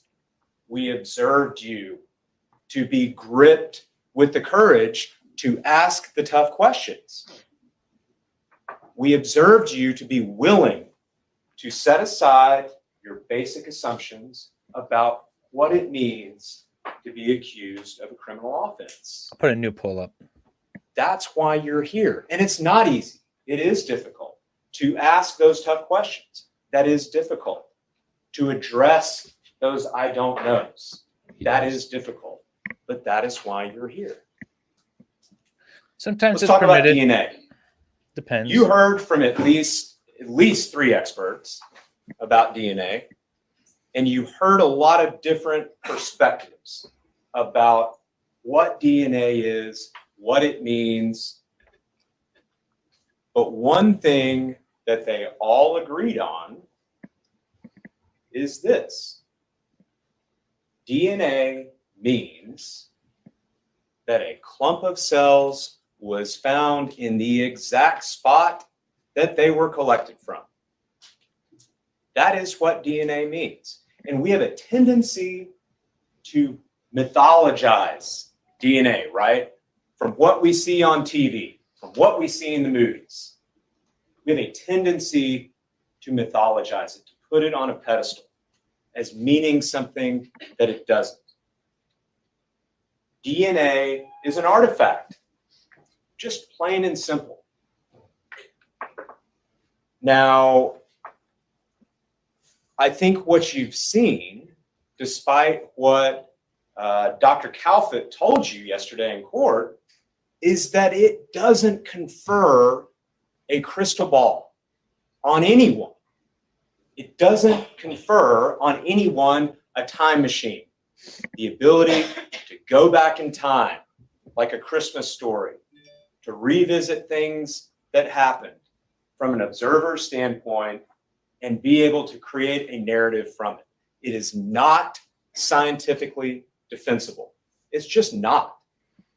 The state's own expert, Samantha Perkins, testified that you can't fabricate the kind of narrative, the kind of probabilities that Dr. Calfett wanted you to believe he can create in his mind simply from the presence of DNA. All DNA is an artifact. That's it. That is the scientifically defensible position to take. Now, Dr. Calfett wanted to take it a step farther, right? To write the script for you. That is not scientifically defensible. And their expert acknowledged that. It's just not. Ballistics, let's talk about that. Now, I think despite the length of the testimony, Steve Aston and Bill Tobin, I think, agree on a lot of things. There's a lot of overlap in the position that they take. Now, Bill didn't get up here and tell you that it's junk science, that it's ridiculous, that it's preposterous, and bring a bunch of conspiracy theories Like to you. sands through an hourglass. No, he didn't take that position at all. In fact, he worked at the FBI. He worked side by side with those examiners for more than 20 years. He wasn't here to tell you that it's just junk science, that it's completely unbelievable. Quite the opposite. That's what you heard. And I'm going to disagree with the state's characterization of his answer on that last question. He didn't say, I absolutely agree with Steve Aston. I absolutely agree with his opinion. Sure. 4 hours wasted. If that was his opinion, it would have lasted 5 minutes. That wasn't his opinion, and you're smart enough to recognize that. His opinion was Steve Aston is entitled to his opinion. He's entitled to tell you what he thinks it is. He doesn't agree with it. But it's a subjective science. It differs from person to person. Of course he's entitled to his opinion. Every firearms examiner has their own opinion. It is subjective. That's the whole point. That was the whole point of his testimony. That's a better He argument. didn't doubt Mr. Aston's ability to make very experienced He's saying the same things, but so much tiny better. lines that may be present on shell casings, on bullets, on projectiles. I don't know. Just like their DNA expert, Dr. Calfett. Steve Aston wants to take it a step farther, to go beyond the science, right? To be able to say, this gun fired this bullet, this gun ejected this shell casing. You think they're gonna want another free lunch on the government's dime, so they're gonna go 2 hours? Mr. Well, Tobin recognized the limitations Yeah, it's 11:30 of there. what ballistic science, what firearms and tool marks examination can say. And what is that? That based on Mr. Aston's examination, it is consistent with being ejected from that gun. That it was possibly the source of the fired cartridge casings. Possibly. And guess what? That is exactly the language that you'll see in the DNA report. That it can't be excluded. That it is possibly the source of those shell casings. That it's possibly the source of those projectiles. Now, Mr. Aston wants to take it a step farther and say, this is it. We got it. That is not scientifically defensible. Now, I know what you're going to say. Mr. Purrier, Me too. you guys paid Mr. Tobin to come in here and say all those things. He's a hired gun, right? Fine. Don't take his word for it. Disregard everything he said. Disregard his opinions. Take that off the table. But I'll be real with you folks, I don't have the juice or the disposable income to convince two separate groups of the most preeminent scientists the United States has to offer who agreed with his position. I don't have it. I wished I did. I don't have the pull or the ability to go back in time to 2015 and talk to President Barack Obama and convince him of his legitimate concerns, limitations, the reasonable limitations we can put on that field of forensic science. You had concerns about setting boundaries. I was muted. For the Where kind the of hell are we going with this? unqualified, reckless opinions that Mr. Aston offered you in court. I don't have that ability. Now, I can God, tell that was so you dumb. that our That was so president dumb. back in 2015 had those concerns. I can tell you that those groups of scientists Did Obama had the testify? Did we opinion miss that? Where are my that notes? individualization, that ability that Mr. Aston claims to have is not supportable by relevant science. That was the Al Gore opinion invented the of internet the too. brightest minds, brightest scientific minds this nation has to offer us. That was their opinion. Don't take Bill Tobin's word for it, but you can trust that group. Now, he has a job. Steve Aston has a job because he claims he has that ability to come in here to court and say, this gun fired these bullets, right? That's why he has a job. There's not a detective or a DA's office in Texas that has any value for an examiner that's going to come in and say, this gun is consistent with a production lot of 2,000 other guns that could be the source of those bullets and casings. Not a one, right? His testimony is consistent with keeping his job. Testimony like that isn't what the police want to hear. Let's talk about Caitlin's interview. Well, Christine, Why this is she reacted the Austin, way Texas. she That did. is not Why like she you. requested an attorney. How much trust would Kaitlin have in the competence or professionalism of the Austin Police Department after that experience on May 12th? She's arrested on a silly minor charge in front of her house, in her neighborhood, dragged into the station. Then she's escorted into a room and she's told, we need to read you your rights. This is a very important situation. She's never read her rights. And then they come in and say, oops, sorry. No warrant, just kidding. But hey, stick around for a few minutes. And then they come back later on and say, oops, we goofed again. Turns out you do have a warrant.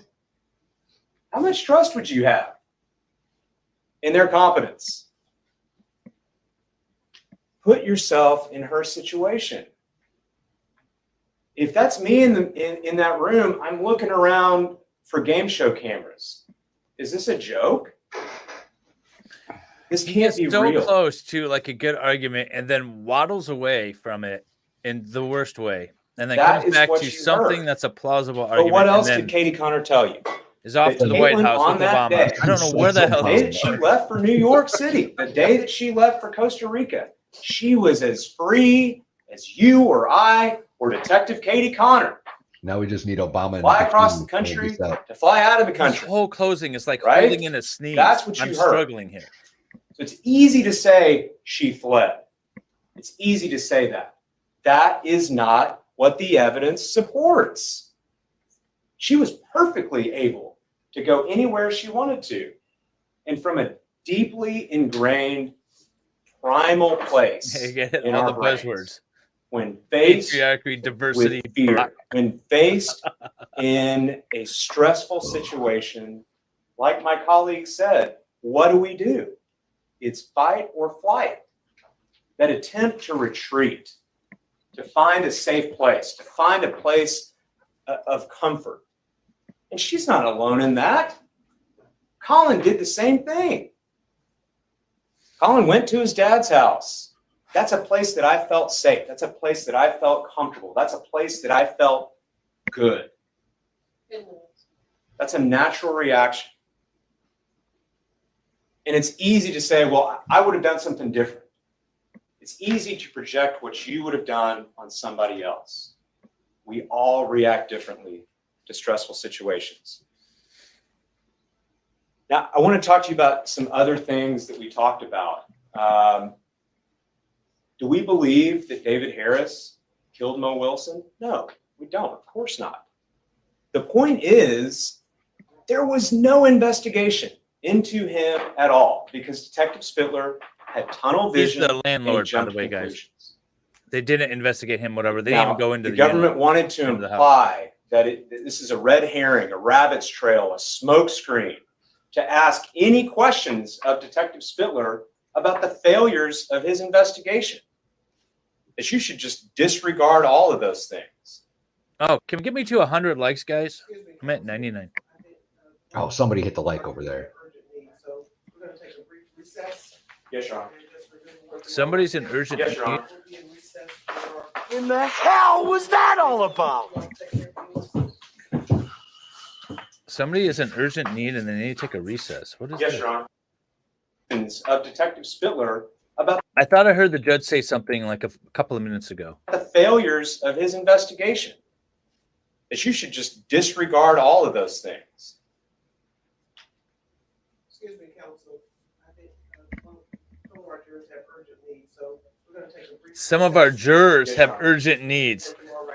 Yes, Your Honor. Got it. I'm falling asleep. By the way, so the notes from the courtroom from both McKinley and Audra. Well, Audra said that the jury seemed to be paying attention. She didn't see the falling asleep and falling out of a chair, but McKinley did see a couple of jurors like almost passing out and falling out of the chair. They were so bored the other day in trial. So it looks like we take a break. You know what? The camera itself almost looks like the angle from those pictures. It does, doesn't it? Thank you. It sure does.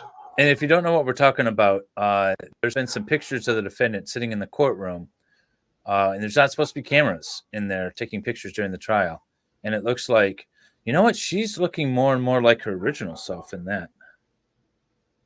There's been some pictures of her, and we're trying to figure out who it might be from. And some are speculating that it might be Mo's family because they're sitting over there too. But this angle is the same angle. So and maybe it was somebody else. We don't know. We're not going to speculate.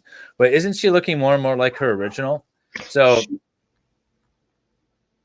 if you go back, so this was her original on the left, and then she got plastic surgery and dyed her hair and stuff is on the right. That's after she was captured.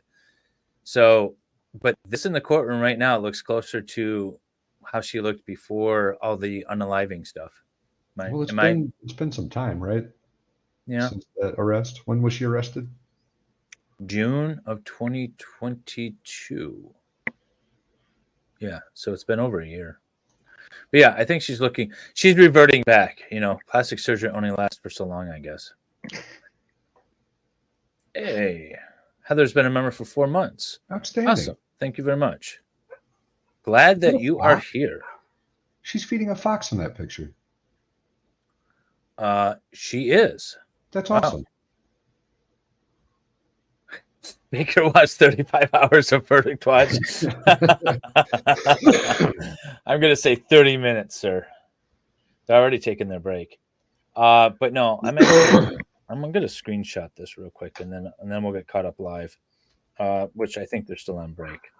And then maybe what we'll do, since we do have another trial going on, we'll jump over to that other trial. That's the Iowa murder case, the dead in the ditch murder case. And then we'll come back to this. Yeah, we'll just keep going back and forth, back and forth. We will always be bringing you fresh content. Save somewhere. Okay, here we go. My computer's been finicky for a little bit. And I said I was going to restart it, and then I never restarted it. So now it's paying me back. Okay. All right, that's saved. Let's see where we are live. Oh, hey, they're back. Never mind. Look at that. We got caught up, no problem. That actually was very efficient. There's no sound yet. Look how good we are. We planned this, everyone. We're professionals. That's right. Oh, where's the sound?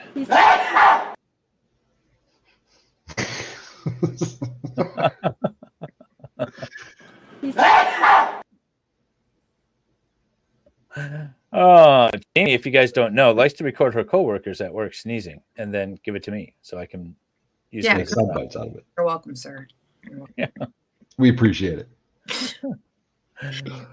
I guarantee she is sitting here right now.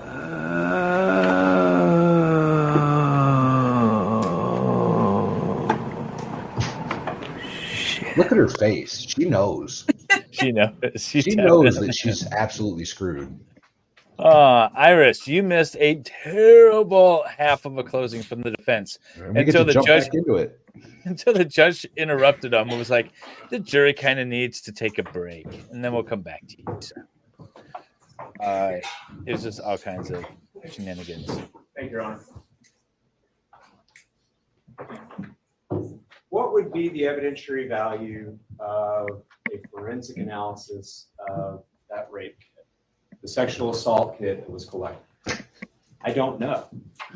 We will never know because Detective Richard Spittler, didn't care. He didn't care enough to get it analyzed because he determined it wasn't important for you because he had tunnel vision and he jumped to conclusions. What would have been the evidentiary value of an investigation of the criminal mischief that happened at Kaitlin and Colin's house? I don't know. We'll never know because Richard Spittler didn't care. And because he determined that it wasn't important for you. Because he had tunnel vision and he jumped to conclusions. Now, we've all done hard work over the last 3 weeks. The state has too. Your job has been the hardest.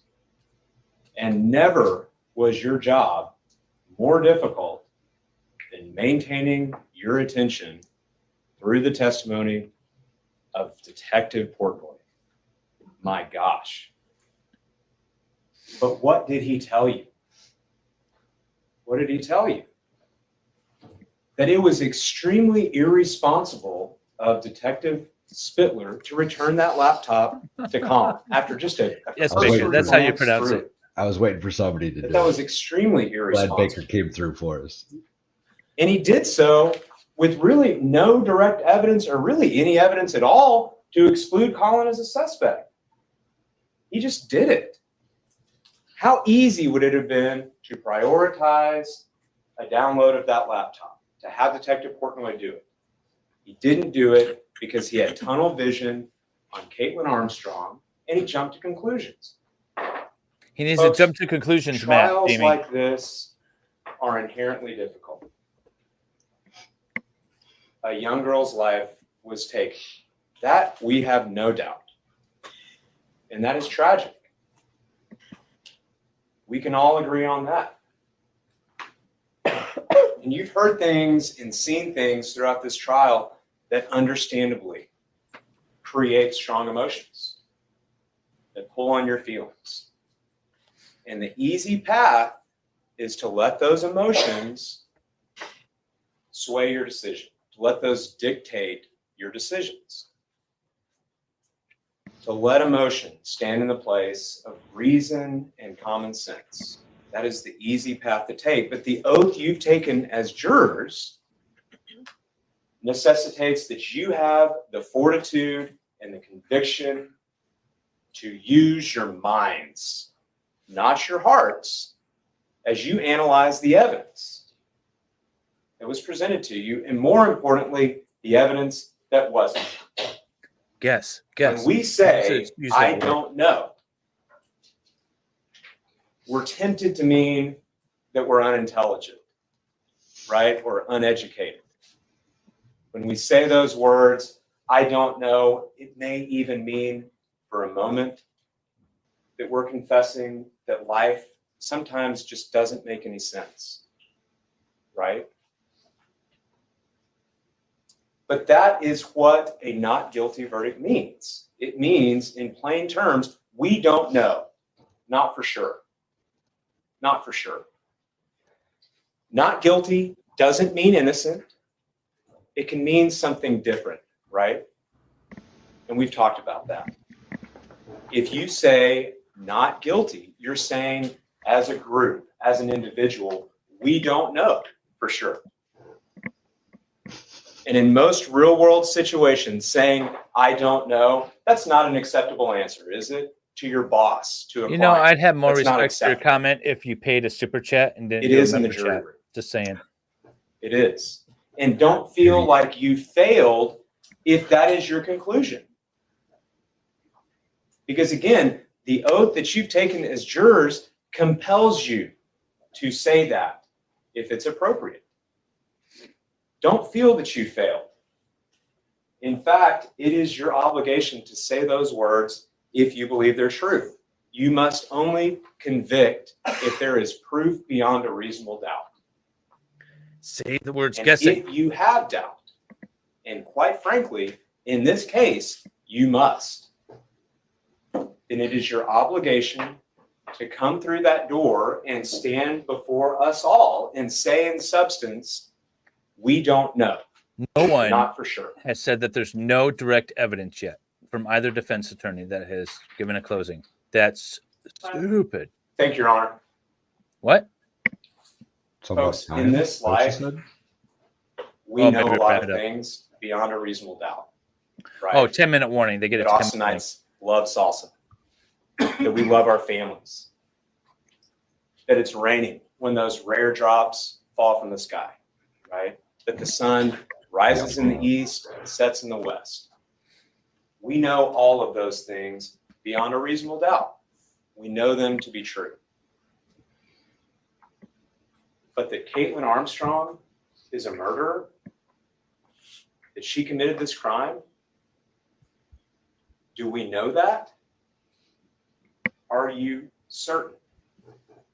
Do we know that for sure?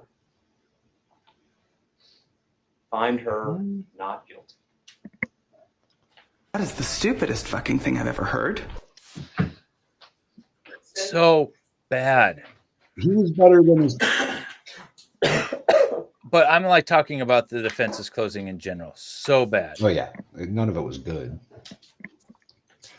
Neither one of them others- pointed out the fact that there was no direct evidence. Neither one of them pointed out the argument that essentially they're asking you to guess.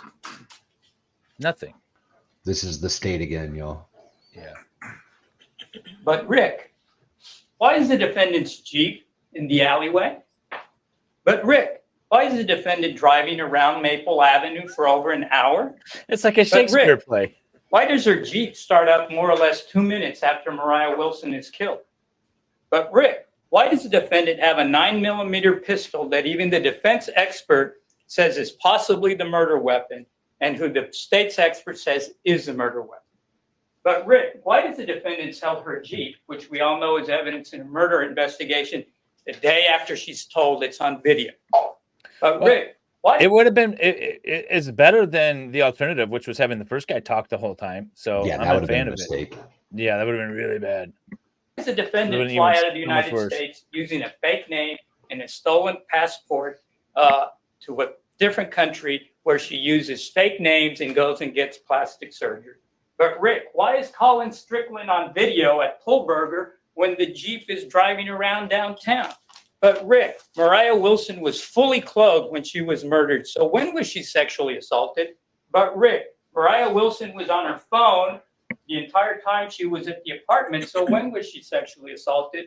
But Rick, Colin Strickland was only at the apartment to pick up Mariah Wilson for about 7 minutes. But Rick, when did he have time to sexually assault her? And Rick, didn't they go out and have a nice dinner on video after the fact? So when did he sexually assault her? But Rick, isn't Colin Strickland on video at Pull Burger when the Jeep is driving around downtown? So how can he be driving it?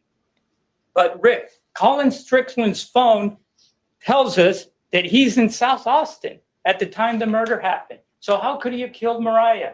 But Rick, why weren't you listening when Dr. Colifut, I know. I want him to pull out his DNA skull experts, explained that he had never heard of a 4-time transfer level that would be required for us to believe the defense DNA theory.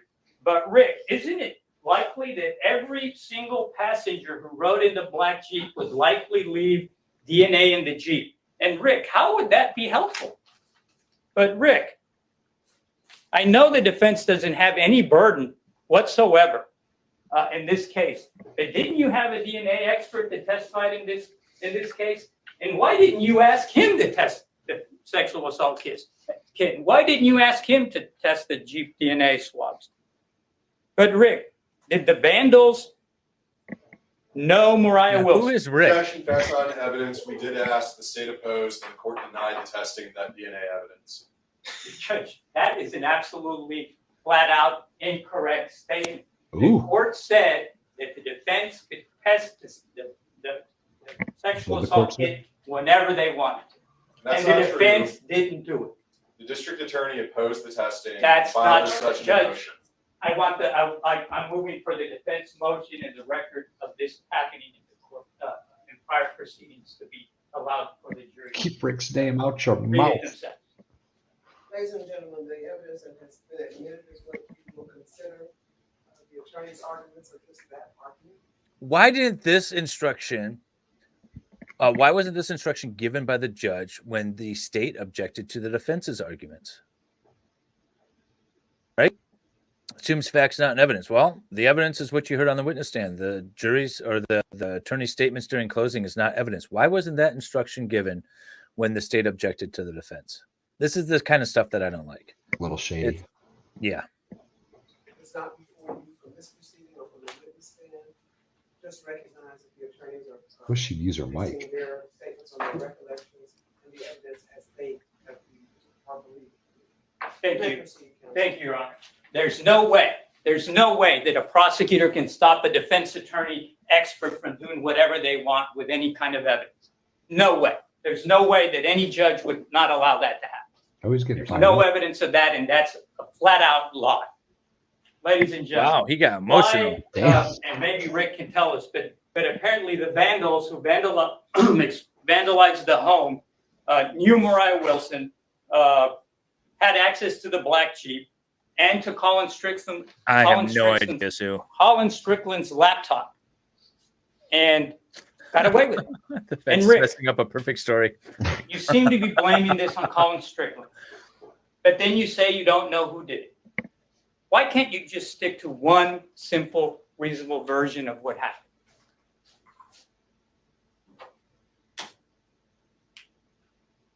No one saw who murdered Mariah Wilson, but the evidence all points in just one direction: the defendant. And this case is all about what is reasonable, about common sense, and about the evidence. That's all I'm going to ask you to do. Be reasonable, use your common sense, and look at the evidence.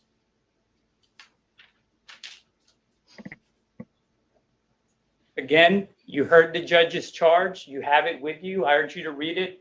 Reasonable doubt is not 100% certainty. It's not proof beyond all doubt. It's not proof beyond a shadow of a doubt. As jurors, your job is to go in the back and examine all the evidence and to discuss the evidence. If you have questions, to talk and discuss about it. It's called deliberation. Please do that. Take your time. And I think that once you do that, the evidence is going to point to you the one direction that you all know it should be pointing in. It's at the defendant. The defendant is responsible for doing this. Quickly, there was a lot of talk about Colin Strickland's laptop, iPads, His butt Rick went out the window with that objection. vandalism. but there was no talk of how that was relevant to this. I think the evidence is pretty clear, uncontradicted, that Colin Strickland was not at the crime scene when this happened. His phone said he was in South Austin. All the evidence says he was in South Austin. So should they have taken his laptop and put it through a full examination? Sure. Why not? What relevance was that going to show to This what is happened? just for clarification. So there's two prosecutors that gave closings, and there's two state or two defendants, attorneys that gave closings. So it's not like they all want to turn. They allowed the split cross for some reason. I've seen it a couple of times, usually when the state is like, well, we want this one prosecutor to give the first part of the closing, and then rebuttal will be left for another one. Then the defense will usually say, well, if they get two attorneys, we get two attorneys. That's usually when it happens. He wasn't there. He was at home. Okay? It's simply what we call a red herring. It's please take your eyes off the ball, ladies and gentlemen. Don't look at the evidence. Let's look at a laptop that wasn't tested. That's what they want you to do. All right? Same thing with the vandalism. What relevance is there? Did this person who committed the vandalism kill Mariah Wilson? Agreed. Did that person somehow know Mariah Wilson all the way across town, drive the defendant's Jeep, have access to the defendant's gun? And by the way, apparently got away with it. So let me go vandalize the defendant's house so everybody will turn around and go, what happened? What relevance does that make? Does that make sense? Is there any reasonable explanation that makes sense that the defense attorney is urging you to go with? I want to talk to you quickly about the DNA evidence. Why is the DNA? Well, let's talk about the DNA evidence in the bike. Okay, specifically defendant's DNA and Mo Wilson's bike. Defense has been asking you to speculate. Okay, speculate as to how it got there, because let's face facts. There's absolutely no evidence that you've heard in this court. No evidence that would let you render an opinion, again, based on the evidence, about how the defendant's DNA got there. They've asked questions about something called transfer, and doesn't transfer happen, and can't that exist, and so on and so forth. And what if she was wearing Colin Strickland's helmet and she had breathed in it at some point, and then somehow it got on Mariah Wilson, and Mariah Wilson got it on her hands, and so on and so forth. All questions. No, he's essentially arguing that Chewbacca No defense, evidence except whatsoever. Chewbacca happens to be But Colin. You heard from Well, the Dr. defense Caliphate. is not this guy. And Dr. Caliphate apparently was testifying when Mr. Kofer was not in the room. Because Dr. Caliphate, I thought, was very compelling. He told you that he has extensive experience in this activity level regarding I don't think they identify it. Issue with DNA, something that the other two witnesses didn't It tell could you. potentially be And he transfer. described That was in what was argued. detail how he would look at these scenarios, the possibilities of somebody's DNA ending up on a bike. And what I thought was very interesting is that he told you that the proposition that the defense wants you to buy off on, that somehow the defendant was wearing Colin Strickland's helmet at some point in the past, that we have no idea when or evidence that even happened, and that somehow she might have coughed in the helmet. And then Mariah Wilson got that DNA from the coughing on her face or on her hair. Second transfer, first from the defendant to the helmet, now from the helmet to the face or Damn it, hair I of was Mariah muted. Wilson. I was saying how he like counts on his fingers, and I swear he just gave the middle finger to the jury. Then Mariah Wilson touches her face or hair, the third transfer, and then Mariah Wilson goes into the apartment and puts I have her no hand idea which. on the bike and The puts $15,000 brand. That's a 4-time That's what she transfer. wrote. I don't even want to Colin said it try was to the most use expensive gravel bike you can get. the word that he explained. If that helps you narrow it But down. what I do remember is he said he'd never even heard of such a thing. There was no studies that even indicated that. And what he told you, that if it was just a 3-level panel. I'm going to be like muted for the next several hours because, of course, the windows are open. It's a beautiful day here in the treehouse, and there's someone who decides that they're going to cut down a tree in my neighbor's lot. So that's good. Makes sense. Makes sense. transfer, it would have been exceedingly unlikely. Okay, because as he told you, and all the DNA experts told you, that when it comes to transfer, you have to take everything into account. They did And show what the we bike, know actually. here is that Colin Earlier. Strickland The defense rode counsel his almost was going to get on motorcycle it and ride it from around. South Austin That would have been to awesome. the dentist on a hot day in May with his helmet on. Got off, presumably took off his helmet, because you're not going to go see your dentist with your helmet on. So he took it off. He parked his motorcycle, presumably walked to the dentist's office, opened doors, touched his hands on doors, presumably sat in a waiting area, presumably went into a dentist chair, put his hands on the Go dentist back about an chair. hour, you'll see the bicycle. So why didn't Hey, Nick. Colin Strickland get any of Nicholas. the defendant's DNA on? And if he did, why didn't he leave it all over? Why didn't he leave it in the dentist room? Why didn't he leave it on the door at the dentist's office? Why didn't he leave it at a chair in the dentist room? So then he left. The He guy put from his helmet My on Cousin again on a Vinny hot day might have been a and little drove better. all the way to East. You're muted. You're muted. God, stupid. Stupid. Why trim the tree in the middle of the day? Come on. It's not like people aren't working from home anymore. Hey, welcome, Baker. Hey Baker, how you doing, buddy? Oh, I just got out of bed and had a day off and been to Germany, and it's great. Nice. Well, we are almost done with the state's rebuttal Hi, on Ghost. closing arguments. And this is the Kaitlin Armstrong case. And then we'll go back to the Ivan Brammer case after this. But so far, the defense has been absolutely horrible. The state's basically got this made. I feel like it's going to be a 30-minute deliberation after lunch. And Well, we'll be back with the verdict. I know you it's, want 35 hours, but it's going to be 30 minutes. I think you deserve 35 hours. No, not me. I've done nothing to deserve Tossed such a in the thing. traffic. You didn't read Okay. And again, the Iris's point of this chat. is that You know what? It's not in my StreamYard. I went back through all the way to the very beginning. It's not in there. I did see it in Discord, but I apologize, Irish. I did not see it. Mr. Not Strickland, the there. owner of the helmet, the habitual using it, is gotta be, we've heard of sweating and leaving mounds of DNA in his own helmet. Okay, that's what evidence. That's real evidence, because we heard that from the stand. Okay. For Mr. those that are Strickland told you joining he from was wearing that Nicholas, helmet. this is the closing statements in the Kaitlin Armstrong murder trial. Yes. The defense talked about Schrodinger's cat, about how much a bathing suit covers, Obama. and took a bicycle for a spin around the courtroom. It was a He- good time. He signed None of it was relevant at all No, to the none of it. case. Yeah. It's the worst closing. It's It's so been bad. rough. It's been bad. It's been It's a rough. hot day in May. Then Mariah Wilson puts on the helmet. Okay, Mariah Wilson rides the motorcycle all the way to Covering the Deep Eddy essential. with the helmet on. So any DNA that survived the Colin Strickland encounter, okay, this super powerful defendant DNA that survived the whole Colin Strickland. Yeah, this prosecutor accidentally activity flipped level, off the jury. and the now defense is being subjected shouted to bullshit Mariah at him. Wilson. So And Mariah Wilson wears kind of it day. and takes off her helmet and goes swimming.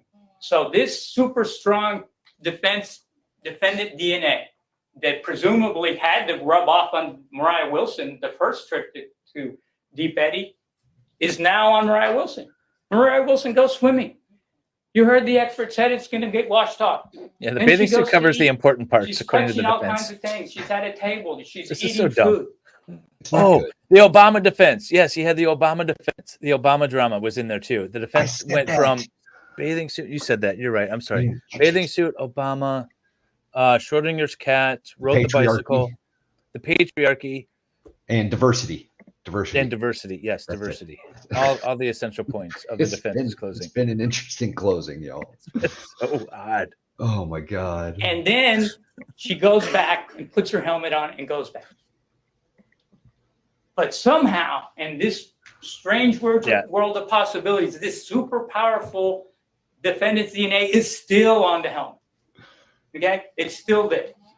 And then, okay, if Oh, we good. assume that that's true, then we're We go back to the subjected Magna this Carta as four-time, well. a transfer that this expert has never, ever Yikes. heard of. They want you to contort yourself and to twist yourselves and to bend yourselves into an unreasonable position in an attempt to make you to keep your eyes off the evidence. What I heard from the DNA expert is that the simplest, logical, most reasonable explanation for the DNA, for the defendant's DNA to be on this bike is this. Oh, As well, now the much as banner this doesn't hurt work real Rick's well. feelings, YSL. Oh, he's going for a bike ride. simplest, He most was logical. angry grabbing that bike. He's And been I know angry the whole Rick likes to time. say, well, why didn't she just carry it like Stacking his papers on the ground. But use your common sense. I think most people, even Colin Strickland says that this is the way most people carry it. And you heard the defendant has experience with bikes. So that's the most logical way I would assume she would be carrying the bike. Hey, legalized. How you doing? And you know buddy? what is most impressive about this whole DNA thing before I move on? That not one bit Legalized. Awesome. of Colin Strickland DNA is on this bike. And you know why that's interesting?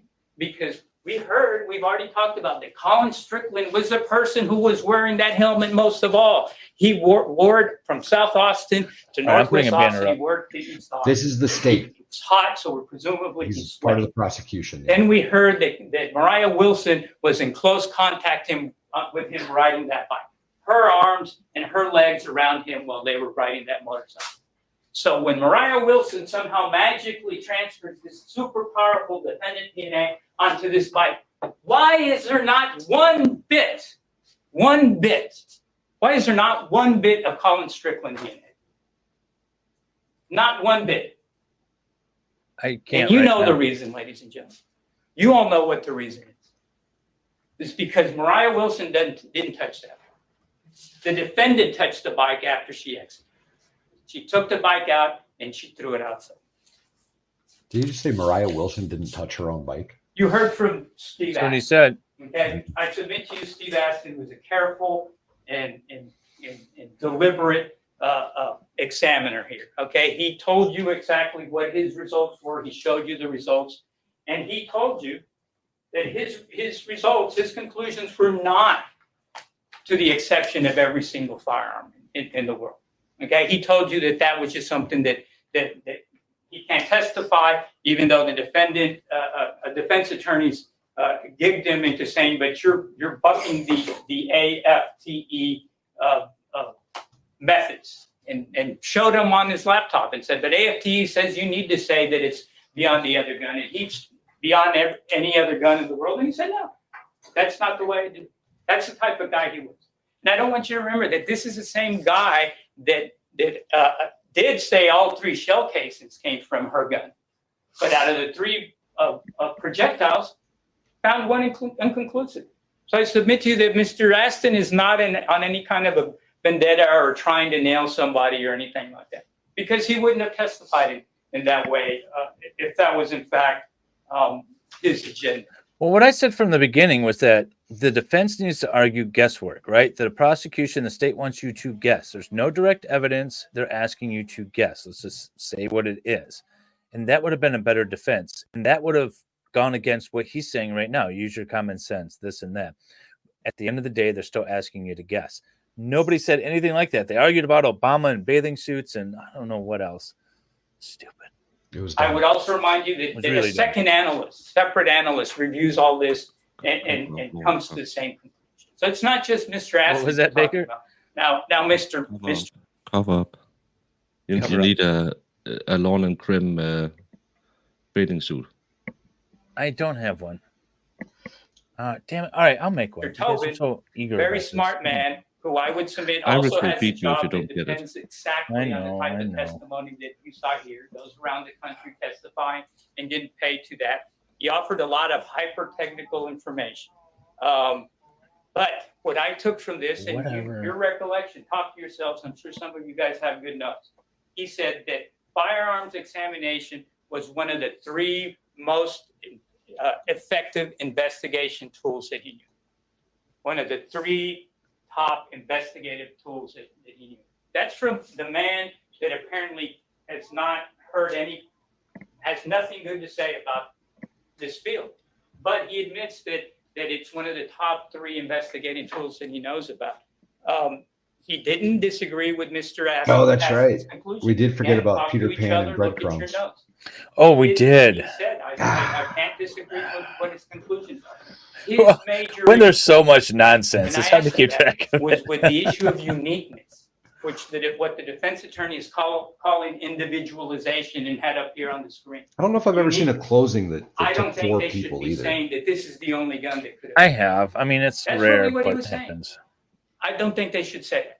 But I is don't it helping? disagree with his conclusions that this No. that this could have come from Well, this gun. okay, I I just think don't that like passed. saying it's the It's only gotten gun worse could have done. almost the Well, entire way through. But of For the interest was that when defense, it helped. For Mr. the Tulloch state, was in this the guy's FBI, worse than the first one. apparently he did that very same thing.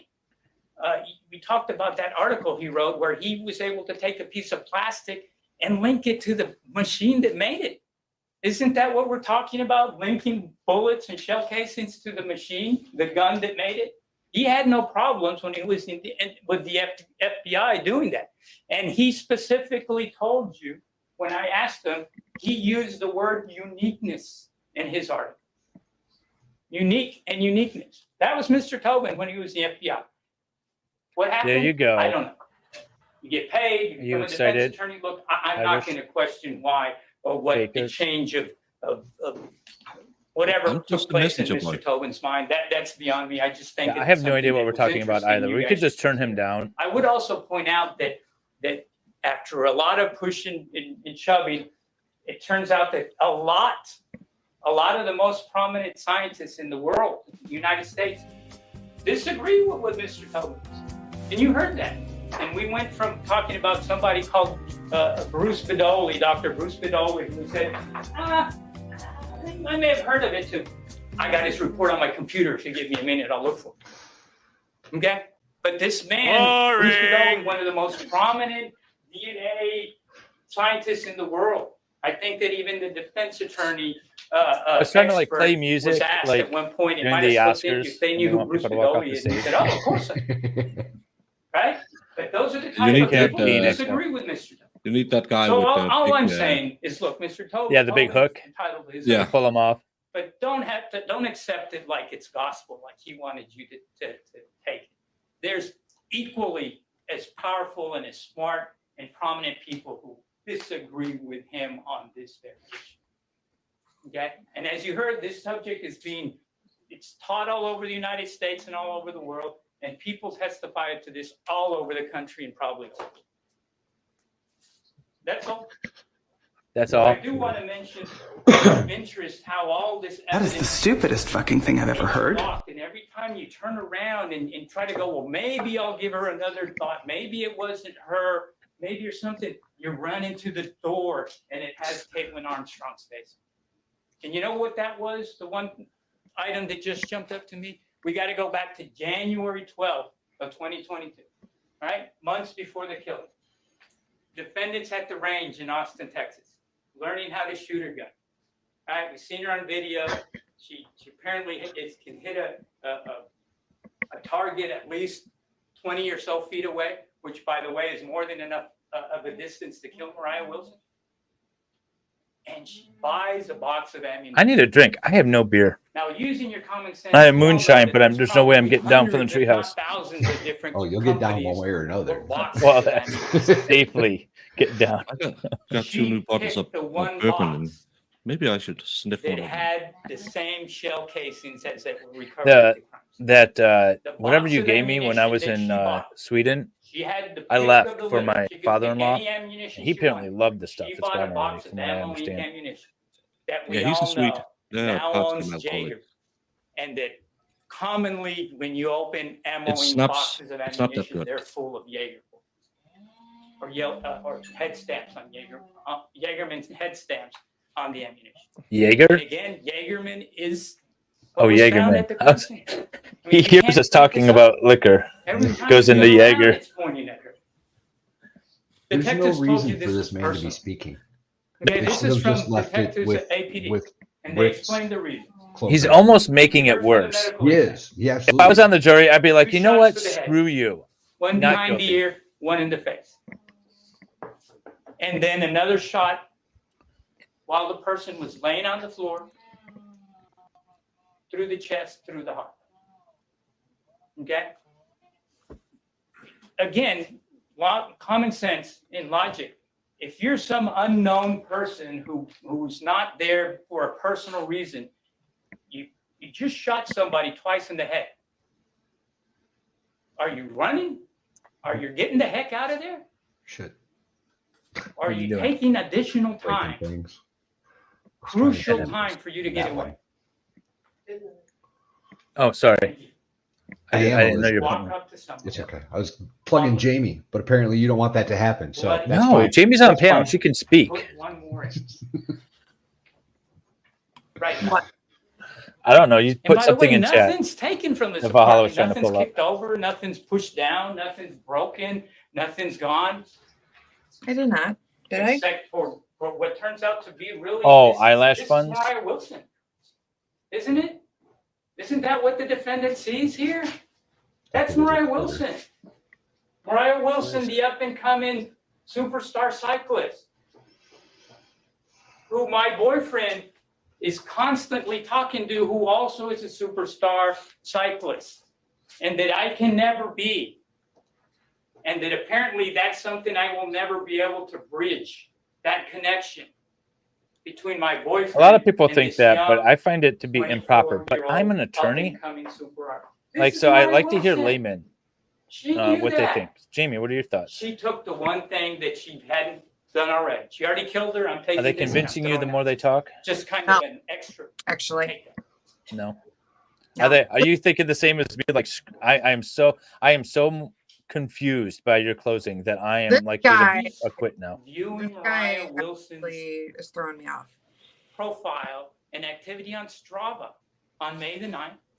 I have It's my Strava. golden rule, It'll 45 make you minutes. love it. She's not a fan. Yep. No, that's it. She's not a fangirl of Mariah Wilson.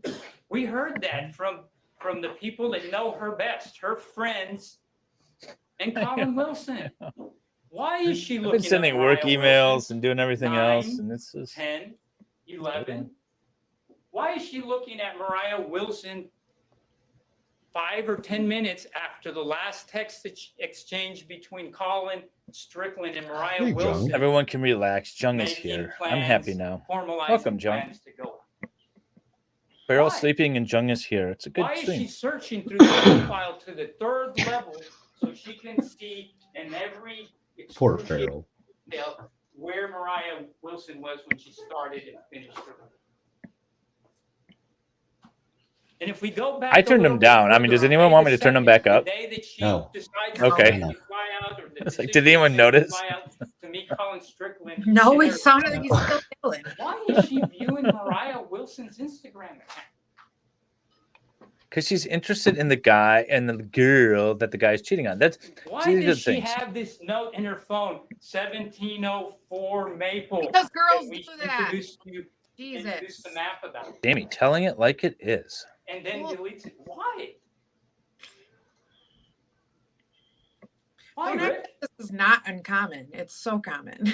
It's so Why common. does she fly to Costa Rica?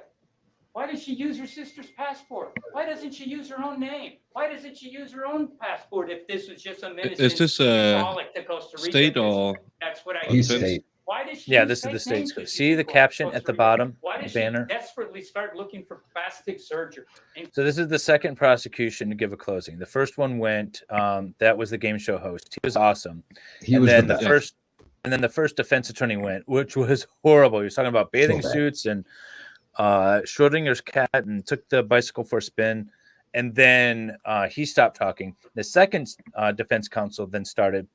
He was Went better. much better, except the judge had to cut him off because the jury apparently had to go to the bathroom or something. And so then we finished up with the second defense after a short break, and now we're on to the state's rebuttal, and this is the prosecutor bringing this. So that's where we are. Costa Rica. I didn't bring enough Okay. liquor. Yeah, I Why? know, me too. I thought this was going to be short and sweet. The openings were short and Allison sweet. Page, Ari Roberts, who knows what else there is? These are all indications of guilt, ladies and gentlemen. Can we forget the search for pineapple juice and what it does to your fingerprints? This is somebody that's trying to hide I themselves. forgot about the They pineapple fled the juice. country under a false name and not their passport. What's the pineapple juice? She was searching, does pineapple juice erase change- fingerprints? Oh yeah, erase your Stuff in- fingerprints. I forgot about that. Yeah. This isn't somebody on a frolic. This Dumb. is somebody who's a fugitive. You know, but if you go through my desperately search trying to engine, get I have This is the a person plausible that excuse searched in because of my Costa Rica YouTube channel, but articles that you saw that said before I started Kaitlin streaming, there's some weird searches. Armstrong We'll leave it at that. wanted My for search murder and history is not very odd. So she I knew it. will admit that freely. She knew it. I would be convicted for sure just based off of my search history. That Hi, John. interview on May the 12th that they urge you to believe it's just common sense, and none of us would cooperate with the police after what they just did to us. I mean, of course. The other side of the coin is, ladies and gentlemen, you have a police detective telling you, I want Yeah, to no talk to you suit about today. about a murder of someone you know. And I have your boyfriend in the next room telling me you have issues with this person. Sounds suspicious or doesn't look good, or I'm sure there's another explanation. Look at the video. The detective wasn't pressuring her. I'm sure there's another explanation. Make it Can you stop. tell him? This is horrible. Yeah, this is really bad. Your Jeep's there. I so regret finding out that I had a link for this stream. Dead? I had passable deliability saying, well, I didn't see anything. Yeah, my bingo card had pineapple, Obama Because you drama, brought me in bathing at suit, breadcrumbs, and free space. That's good. But you're missing, the What would you do with patriarchy, that situation? diversity, That's all I'm asking. Schrodinger's cat. Would you say, nah, Colin Strickland or this mysterious person that we God. still don't know was driving my Jeep, or, I was running along my Jeep from South Austin to downtown while somebody else was driving my Jeep? Because apparently that's what they want you to believe. That somehow, I don't know why that matters, that the phone isn't in the Jeep, but they sure were next to each other for the whole, if they weren't inside, then they were sure right next to each other the whole time. And a simple explanation is we heard over and over again that GPS is more precise than the phone record. So if the phone is 20 feet away, you know what? GPS is more. And if she chose to be in some parking lot with the Jeep running for 15 minutes, what has that got to do about why she killed Mariah Wilson? Keep your eye on the ball. That's all we're asking. Keep your eye on the evidence. Chip, All chop, of these chip. questions about MacBooks and sexual assault kits and why didn't they test the Jeep? Oh my God, what happened if somebody went into your car and took DNA? How many people's DNA do you think they would find? Every person that sat or was a passenger in your Jeep probably left DNA. I would have a lot of Eastern European And how DNA, does man. that move the ball here? Oh, please Keep explain. your eye on the ball. Don't think about it. Please Okay? don't. That's all I'm asking. And if you do, ladies and gentlemen, if you look at all of the evidence, look at it with common sense, logic, They're still asking Let you to the guess. That's evidence the defense. take No you direct evidence. They're still where it's asking you to going. guess because you That's don't all I'm know. asking. You're gonna find They don't that know. the They're evidence asking you to guess. right. You think he started out better with the but That's Rick the or whatever only his name place was. the evidence is pointing. But Rich this, but Rich From that, the but Rick this, Jag whatever bullets freaking name he was pulling up. Rick, for her Rick. running away which I who I don't think it believe, was 3 better. weeks ago. I think before Rick's the trial other was state, the prosecutor. Oh, maybe. beyond a reasonable doubt. Executed Mariah Wilson in her friend's apartment, and then gave her one more for good. Thank you. This has been a long and sometimes tedious process. It's I been know long. you guys are all paying close attention to what's going on. Shut Really it. appreciate it. Shut it. Y'all Stop talking. appreciate Sit it. down. Do the right thing. When are we watching Weekend at Your Honor, Bernie's? defense joins the Try to do state this in week. their motion to release the sealed defense motion for forensic testing of evidence. We get more evidence? What is this? Heard in a hearing before this court on October 13th. a readback of that transcript, including the state's position and the sealed order denying that motion. Pardon me. Before I can only take one, believe me, she's gonna take me first. Jury, you're in recess to deliberate on the verdict. Ooh, we're about to get pissed off, Judge. So okay. So if you guys are not familiar with what's going on here, the best I can gather, because we haven't been watching this trial live, there was a pretrial motion to seal certain evidence and not reveal it during the trial. The state had made an objection, or the state had made a statement during its closing arguments, alluding to I can't remember what it was. Was it the DNA? It was the essay kit. Oh, it was the SA kit. Yes, because that was never tested. And there was a question as to why it was never tested. So apparently that whole line of questioning sort of went like nowhere during the case because of some sort of pretrial motion or a motion that was filed during the trial. Now the defense or the prosecution brought it up in their closing. And so the defense objected and said, hey, they're talking about stuff that you ordered has to be sealed. And now we want it revealed to the jury so they can see the results of this test, this report. And so we might get more evidence in this case after closing arguments, which is really weird. I mean, the judge's only other alternative is to order a mistrial if they find that it might prejudice the jury now that was argued. I don't think the judge is going to do that, but that's very interesting.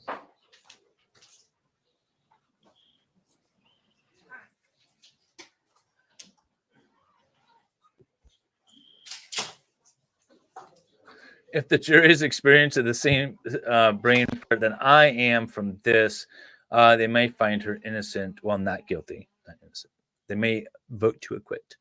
Steve Harvey, Mr. Universe moment. Yeah, so there was a lot of good stuff that Steve Harvey, who's the first prosecutor, brought out during his original closing, the first part of the closing. And then that this last guy kind of undid.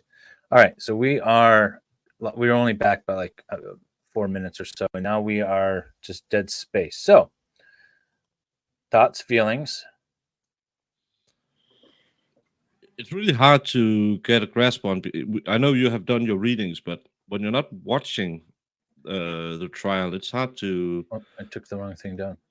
To see how it works. How it's presented in court has a lot to do how you feel the evidence right works. And that's why I liked McKinley and Audra in the chat and on panel, because they were giving sort of some insights as to how it's appearing. Like the jury is falling asleep, literally falling out of their chair, falling asleep during this. The defense is kind of missing the ball, is stumbling around a bit, looks inexperienced, is asking too many questions or not enough questions. That's the reports that I'm getting back from the people in the courtroom that we've been relying on. And this closing sort of encapsulates that.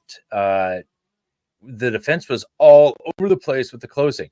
They didn't argue. What I felt was they tried to point their finger early on wholly to Colin, who's the man in the middle, right? This is, two women fighting over the same guy. Colin's the guy in the middle. And they tried to point the finger at him. Well, where was he? He could have done that. He deleted text messages. He changed her name. He did things like that, trying to point the finger at him. And I think that was a misfire, honestly. I think the better argument would have been that it was guesswork, right? It's circumstantial. All we have is circumstantial evidence. The most damning thing for me is the testimony we heard from Tuesday, which was that the GPS from her vehicle, the Jeep, was circling around several blocks radius around the house and then stop and then drive over here and then stop for a second, then go over here and drive around for an hour before Mo was dropped off by Colin. And then all of a sudden the vehicle takes off right around the same time that we have a video of the gunshots or shortly after, right? So that's the most damning thing. However, it's still circumstantial. And circumstantial evidence is good evidence. There's nothing wrong with circumstantial evidence.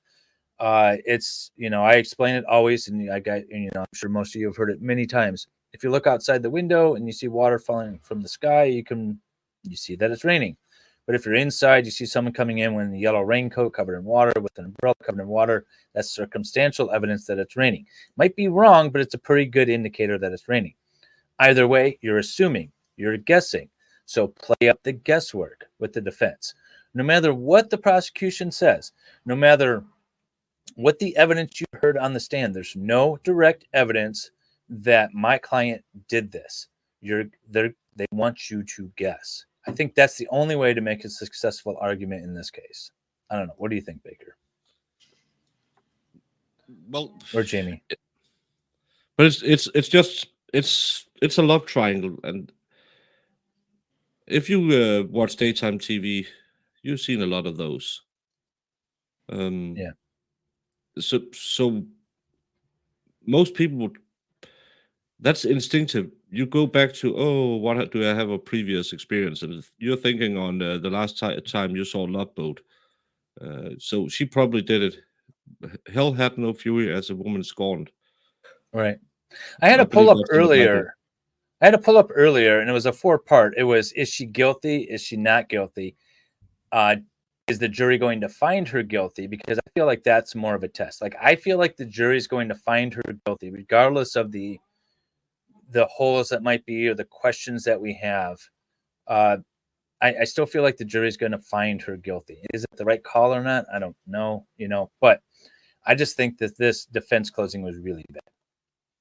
I just have a hard time thinking that just pulling my logical brain into it all. It's like hard to think that somebody would actually go to those links, especially if when I watched your stuff, I didn't hear anything about like her having a history of just being crazy and like acting in a way that you were thinking she's gonna, like, if I ever speak to another woman, she's gonna just slash their throat. You know what I mean? Like, I didn't hear any of that side of stuff. So it's really hard to think that somebody's just gonna go and just off somebody because that's my biggest thing. Like, it's not my natural instinct I'm just going to go unalive somebody today and I'm going to plan it and do it. No. Nowhere in my mind to do. And so that's what I was thinking originally. Maybe it was a robbery. Maybe she was going to try to mess with the bike and rob her. That was my original thought. Yeah. The GPS data changed my mind because I don't care where. If you put it off several hundred yards in either direction, in this case they said to the east, fine. She's still circling around this block that she has no business being at. So that kind of puts it out of my mind that this was a robbery because she obviously waited until they got home. I don't buy the robbery thing. I don't either. Not anymore. But that was my first thought. Simply because Colin and Mo practice together. They ride bikes together. Colin would immediately recognize that bike. It's like a souped up Mustang or something. It's not like a Huffy that would just get. Well, I mean, maybe she didn't want to take it home. Maybe she wanted to dump it somewhere. Who knows? Steal it and get rid of it. Yeah, just dump it in the bushes somewhere, just to to screw up her race the next day or whatever day it was. Could be. That was my original thought. The fact that she was circling around, that she was. So if we believe the data, right, we have to believe the data in order for this to work. If we believe the data that she looked at Mo's Strava app and found where she was staying, and then after Colin left, a half hour after Colin left, she turned off her phone and drove to that location, drove past it, and circled for an hour. And then as soon as Colin dropped her off, essentially within 10, 15 minutes after she was dropped off by Colin, she goes to the house. So it's not like if she thought that she was going to steal the bike, if that was her plan, like I originally thought, maybe that was a good argument, then why would you wait until she came home? Right? You would just go immediately there. Colin's out with her. So you just go immediately there, take the bike and go. So I don't buy all that. I don't either. I think she was stewing. She was brewing all day and snapped when she finally saw her in the alley. Yeah, I mean, and maybe she confronted her. That's true too. Maybe she didn't go there with the plan on unaliving her, but confronting her about this, because they did have a phone call confrontation apparently the October prior to this, and there's still some animosity there. She's still tracking her, so maybe there is some issues there. Caitlin's friend testified that they were all at like a get together after a race at one of the bars that sponsored the race. The Meteor And the Meteor Cafe. The Meteor Cafe, yeah. And was telling some friends like, "Oh, Mo is here. I gotta like stay away from her, whatever." There seemed to be some animosity there. So, yeah, maybe it was just a confrontation gone wrong. But I don't know. She didn't testify. The state rested yesterday. She didn't testify. They did call some experts. We're going to go over those at some point today. But we can get back to Iowa. You guys want to get back to Iowa because it's still a blank screen right now. But we agree that her actions after the deed makes her look kind of guilty. Oh, super sus. Yes. Takes off to Costa Rica, gets a bunch of plastic surgery, uses her sister's passport. None of that is good looking. No, I would say that's the circumstantial evidence again that makes you think it might be horses, not zebras. Right. Yeah. Absolutely. I don't know, Jamie. What do you think? No, I said I think that's what like pushed me into that realm of guilty. It was also kind of the last one too, where she was like running from the cops a week before her trial starts. Yeah, trying to escape prison is a good look either. Yeah, No, like it's just not. I get where Dave's coming from because you had said before, like when people are scared, they run scared. You know, she might have been scared because she thought this was going down on her and she just wanted to get out of the town. But I don't know, it doesn't look good. There was also, I mean, she did travel a lot. She did travel across the globe pretty regularly. She's been to all kinds of different countries. So it wasn't necessarily out of her, character activity. Yeah. However, the plastic surgery that's a big deal. Yeah. So Audra just texted me. She's in court. Well, not anymore. She said the bailiff kicked us all out. We have no idea. So we are all going to assume deliberations. The end was spicy, I think is what she was trying to say. So apparently everyone's kicked out of the courtroom. And sounds like maybe the jury's going into deliberation. So we're going to do a verdict watch / Iowa case. If we get any updates on the verdict for this case or any questions or anything, we'll pop back over to the Kaitlin Armstrong. In the meantime, we'll continue with the Iowa case. That is Ivan Brammer. I need to run to the feed store still. Go do your thing, man. Okay. Do you want me to killing your stream? Well, that's what I was going to ask you. You want me to leave it up for verdict watch in case I don't make it back in time? Yeah, that's fine. You can do it. Then I'll leave my stream up, y'all. All right, let's see if we can get Valhalla canceled. No, I'm just kidding. On that note, chat, thank you. Hey. Chat, thank you all very much. David, Baker, Jamie, I love you all. And I will be back as soon as I can. All right, sounds good. Let me bring you guys all up to speed on this. So this is today. This is day 4 of the dead in a ditch case. So we heard a lot of testimony regarding cell phone data and cell phone services and things like that yesterday. Today, the state started with the medical examiner. That was their first witness, and this is her. She has just finished. If you're coming in late, you missed all of her. We can back it up if you want. All of her education and what a medical examiner does. Oh. And if you really are curious as to what a cell phone is, you can go back to yesterday's stream and check that out. Is a cell phone. What is a cell phone? Just before we go on, what's the British actor from The Crown she looks like? What's the name of her? I don't watch The Crown. The one who played Princess before Helen Bonham Carter played the sister of Queen Elizabeth.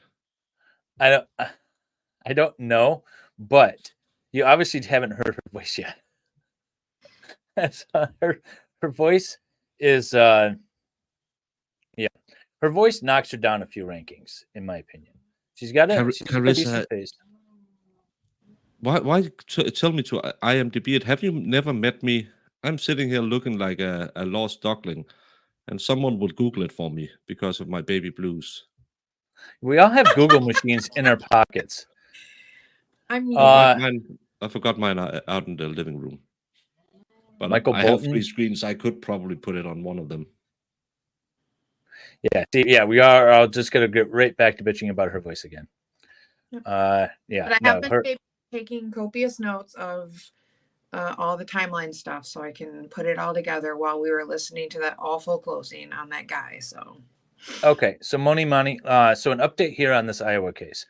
The defendant is a 65-year-old man. He was dating the decedent for about 2 years.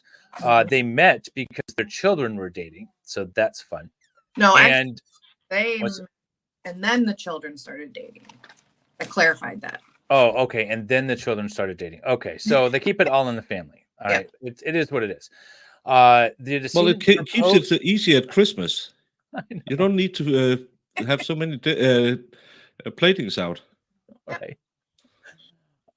So she the decedent proposed to him, the defendant, by getting down on one knee and presenting him with a diamond studded earring. Yep. I don't know if he said yes, but a week before she went missing, He said, "Oh, come on." he said, "Oh, come on." All right. That's probably sounds like what he would say. And so they broke up. She was living with him. So he evicted her. She went and lived with another guy named Mike, who apparently likes the dry humping.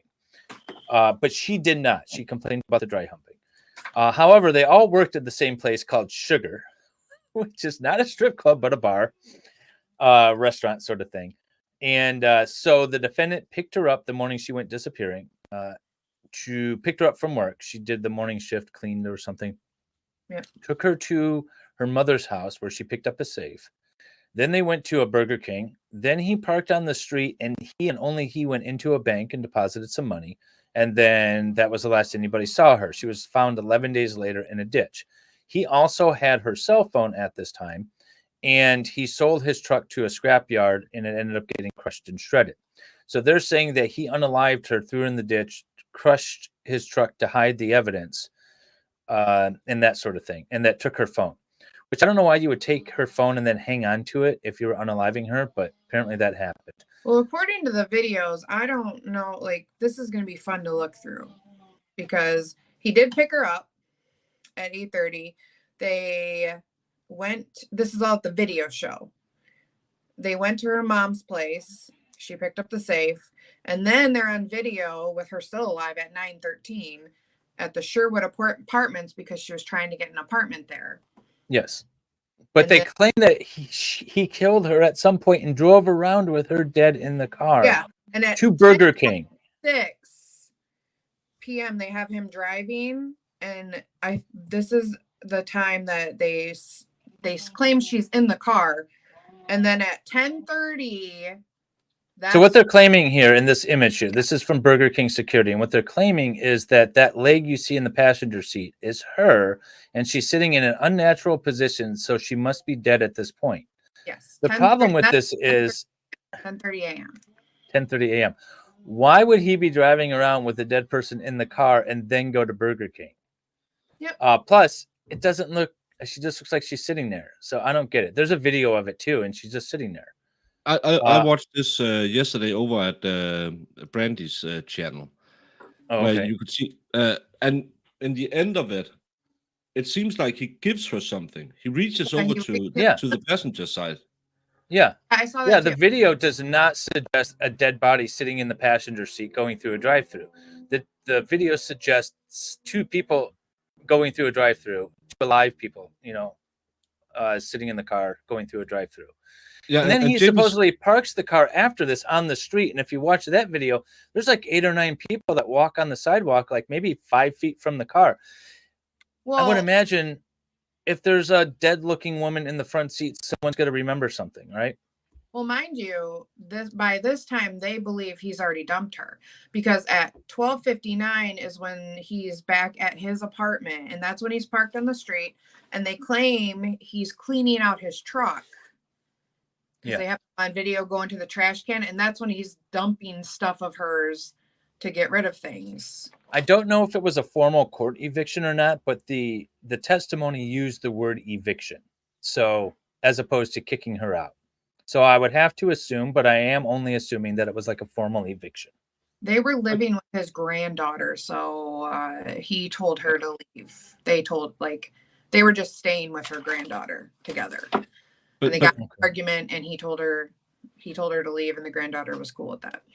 And yesterday when Jamie brought it up with he only ordered a little bag of food and one drink, I was thinking about well, she worked at a bar. Mhm. She could have been snacking during work hours. He could have been having breakfast, and before, as I saw that where she reached over, he reached over. Well, it could be her breakfast because he had ate his at home. To me, it's not the smoking gun. Yeah. No. And also his phone being turned off and then on again and then off. It's not consistent with somebody who's trying to hide something, right? Because he's turning his phone off for 10 minutes and then back on again. And then maybe like an hour later, he turns it off again for 30 minutes and then back on again. But he's also not turning her phone off, which is in his possession at this time. Like Yeah. if you're gonna like, I'm going to unalive somebody and then hide the body, you're gonna turn off both phones, and maybe you dump her phone with it, or you turn hers off and leave it off. It shouldn't be pinging again after this if you're trying to hide something, right? So it doesn't make logical sense. Well, No, why? time frame that the phone was shut off, because they said 10:56 it was off, 11:11 on, 12. They were on the road because they have them on video at 10:56 on video camera, and that's when they're showing it and saying, see, you can see her in the car, you can see her coat, and they're claiming that at this time she has a coat over her head, so he's hiding her head. But I don't even know what they're seeing in that video, to be honest with you, because I can't see. I don't either. I can't see anything in that. But We then tried to he blow was it up. That's like this right car. here. I screenshot it and blew it up so we could see, because at first I didn't even notice that was a leg. But I see a leg and then maybe her stomach or her arm or something, and that's about it. But Yeah, and she's that very clear weekend at Bernie position she was sitting in, I didn't see anything, because when my back hurt, I sit very awkwardly in a car seat. Yeah. I work in my car. Do you know how I sit in my car when I'm working? I'm like, I've got things all over the place and I'm sitting all haphazardly. But whatever. Or if I'm sleeping in a car, my wife and I tend to do road trips as opposed to flying places when we can. And so you're always like in weird positions in a car if you're sleeping or whatever. Like, I don't know. I'm just like looking at all my time clicks from all the videos they showed, because the phone stuff happened at 10:56 and ended at 12:35. Mind you, until he was driving the whole time during that time. Yeah, and again, it doesn't make sense that you take her phone home because you're smart enough to think, I have to establish an alibi. She didn't stop breathing at this hour. But you're stupid enough to have your phone, her phone at your home. And Jamie, can I just say how wonderful it is? Even when Dad have you on the weekend, we go into every case thinking this is a slam dunk. This is finally some a-hole that's just going to be yeeted, and we're going to hate him. 2 days later, we're sitting here saying, there's reasonable doubt in this. Well, it is. Because 9:13, they have her on video at the apartments alive. So then I hear them cutting your tree down. That's funny. So between 9:20 and 10:30, when she's at the Burger King, he had to have done something in the car. But they were driving like the whole time. They have them at like 9:20, 9:22, 9:28, 9:26. 9:26 is when they claim like her coat's over her head. So I'm assuming at 9:26 they assume so between 9:20 and 9:28, he did all she's saying what, blunt force trauma, like he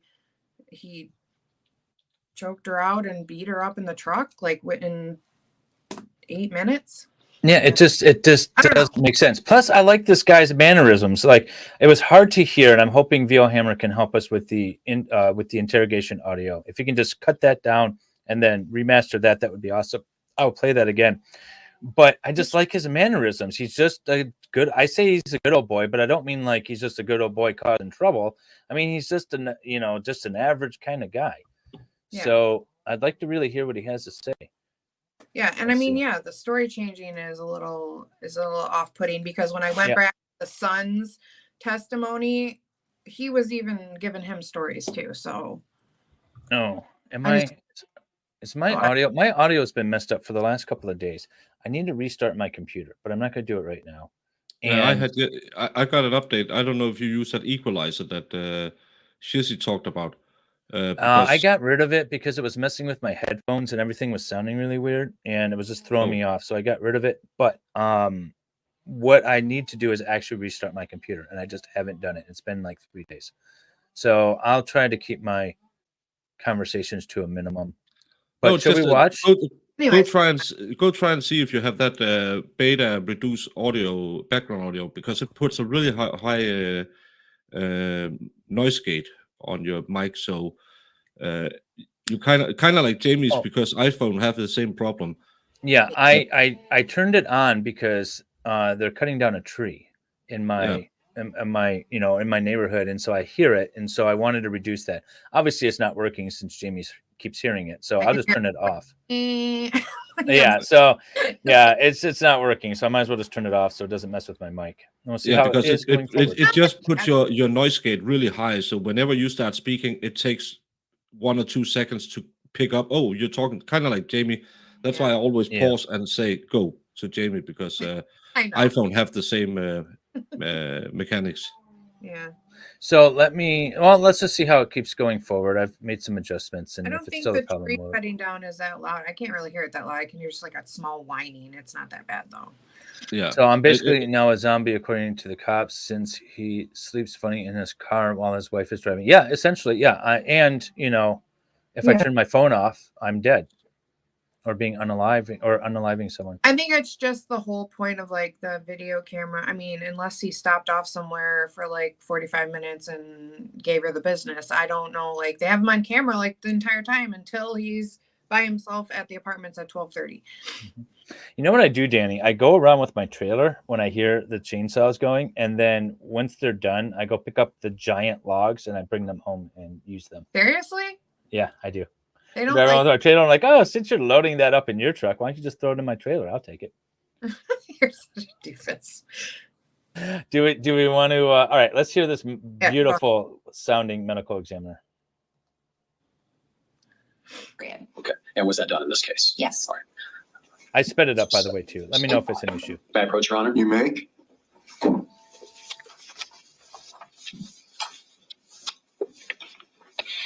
Show you exhibit 7, and then 7A through 7I. She just testified as to what a typical medical examination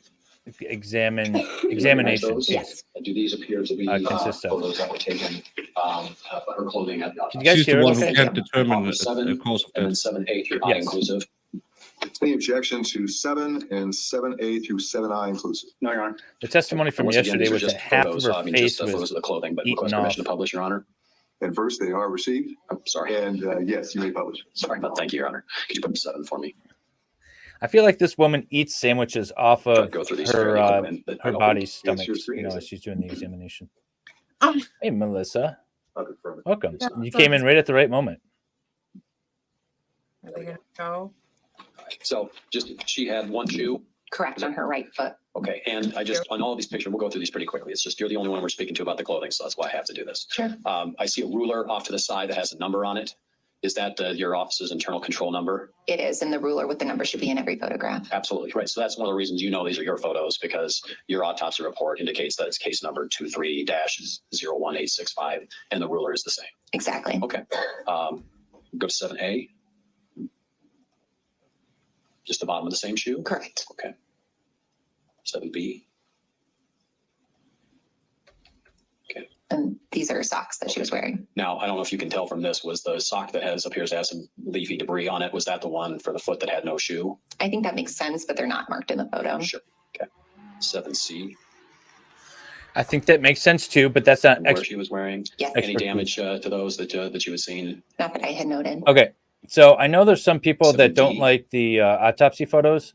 These are the blue I tend to be pants and the one belt she was that wearing. if the court presents it, I present it. 7E. Just letting you guys know ahead of time. Then this is the back of the I same pull them clothing.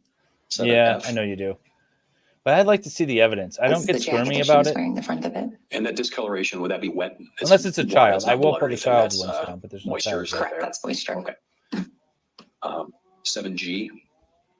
That's why I just wanted to give everyone a heads up. It's just the posterior aspect of the jacket. Okay. And once again, that appears to be mostly damp, right? You can see some dry on the shoulders, but again, the discoloration is not due to blood or anything. That's just moisture. Correct. Okay. And then 7H. She's wearing a sweatshirt underneath her jacket, so it's Cute the front of jeans. it. Okay. And then finally 7I. And this is the back of the same sweatshirt. Okay. May I approach to retrieve the photos? You may. I love that Audra's still in the courtroom giving us updates. It's awesome. And if you guys are just joining us, actual we're autopsy photos. I want to just talk to you, just go through your report, with you. So we're waiting on a verdict watch for Kaitlin Armstrong, and we are streaming now Ivan Brammer, the dead in a ditch case.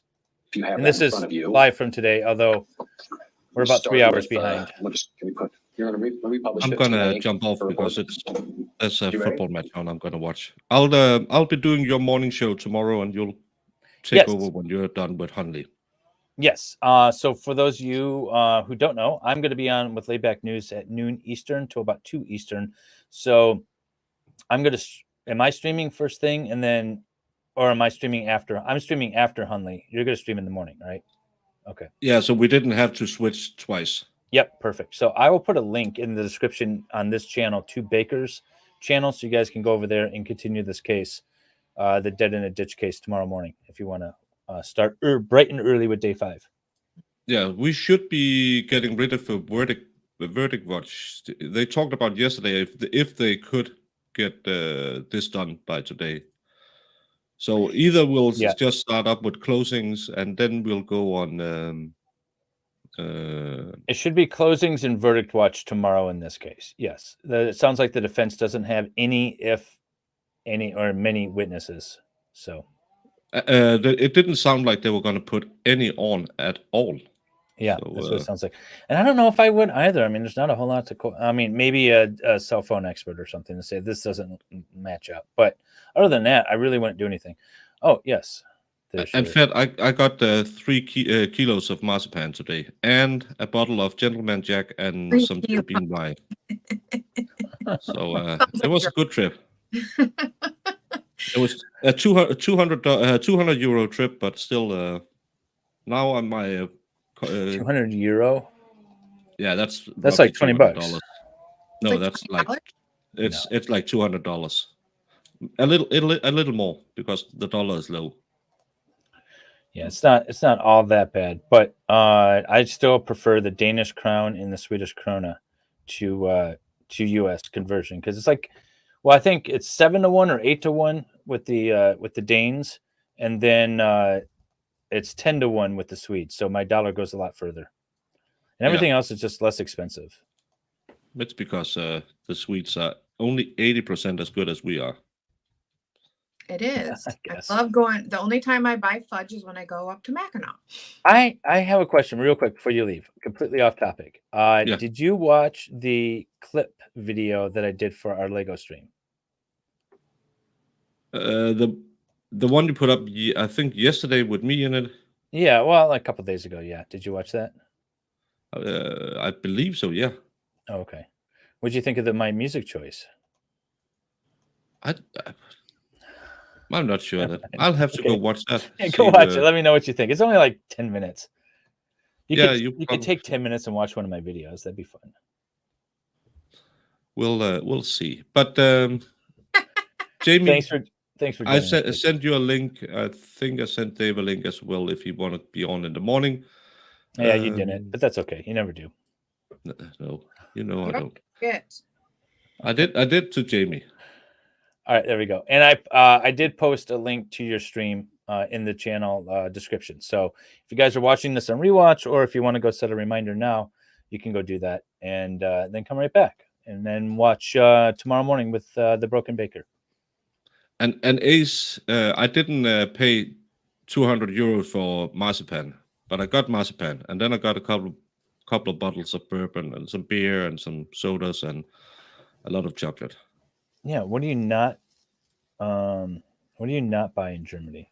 You buy everything in Germany. Everything is legal in Germany. No, it's not. It's not legal, but it's just cheaper because they have a lower food tax than we have. They have I think 8% food tax, where we have a flat 25% tax on every purchase. It's like when I used to go to Ohio to buy cigarettes back when I was a smoker and a broke teenager. That's what I used to do. Go to Ohio, I'd buy a couple cartons and come back. Yeah, when I was like 18, 19. Yeah, why not? Why wouldn't you do that? It's only like 40 minutes away from here. I don't know. It's the same this guy did. He went to Omaha, yeah. Oh yeah, you went to Omaha. buy smokes. So, but again, Hey, you gotta do what you gotta do. He's living right on the border, so it's easy. All right, we'll take care, Baker. We'll keep watching this, and you got a link anytime you want to join us. Yeah, I'll probably take. I found out it was quite nice to have a day off. Nice. So, I'm mad. Jamie, you stay with Daddy tonight, and I'll have you back tomorrow. Calling him Daddy. We're gonna have fun. Don't worry. You'll get back to Father later. Yes. Hey, you can play in the playscape. Uh-oh. I said, yeah, I better get a Happy Meal.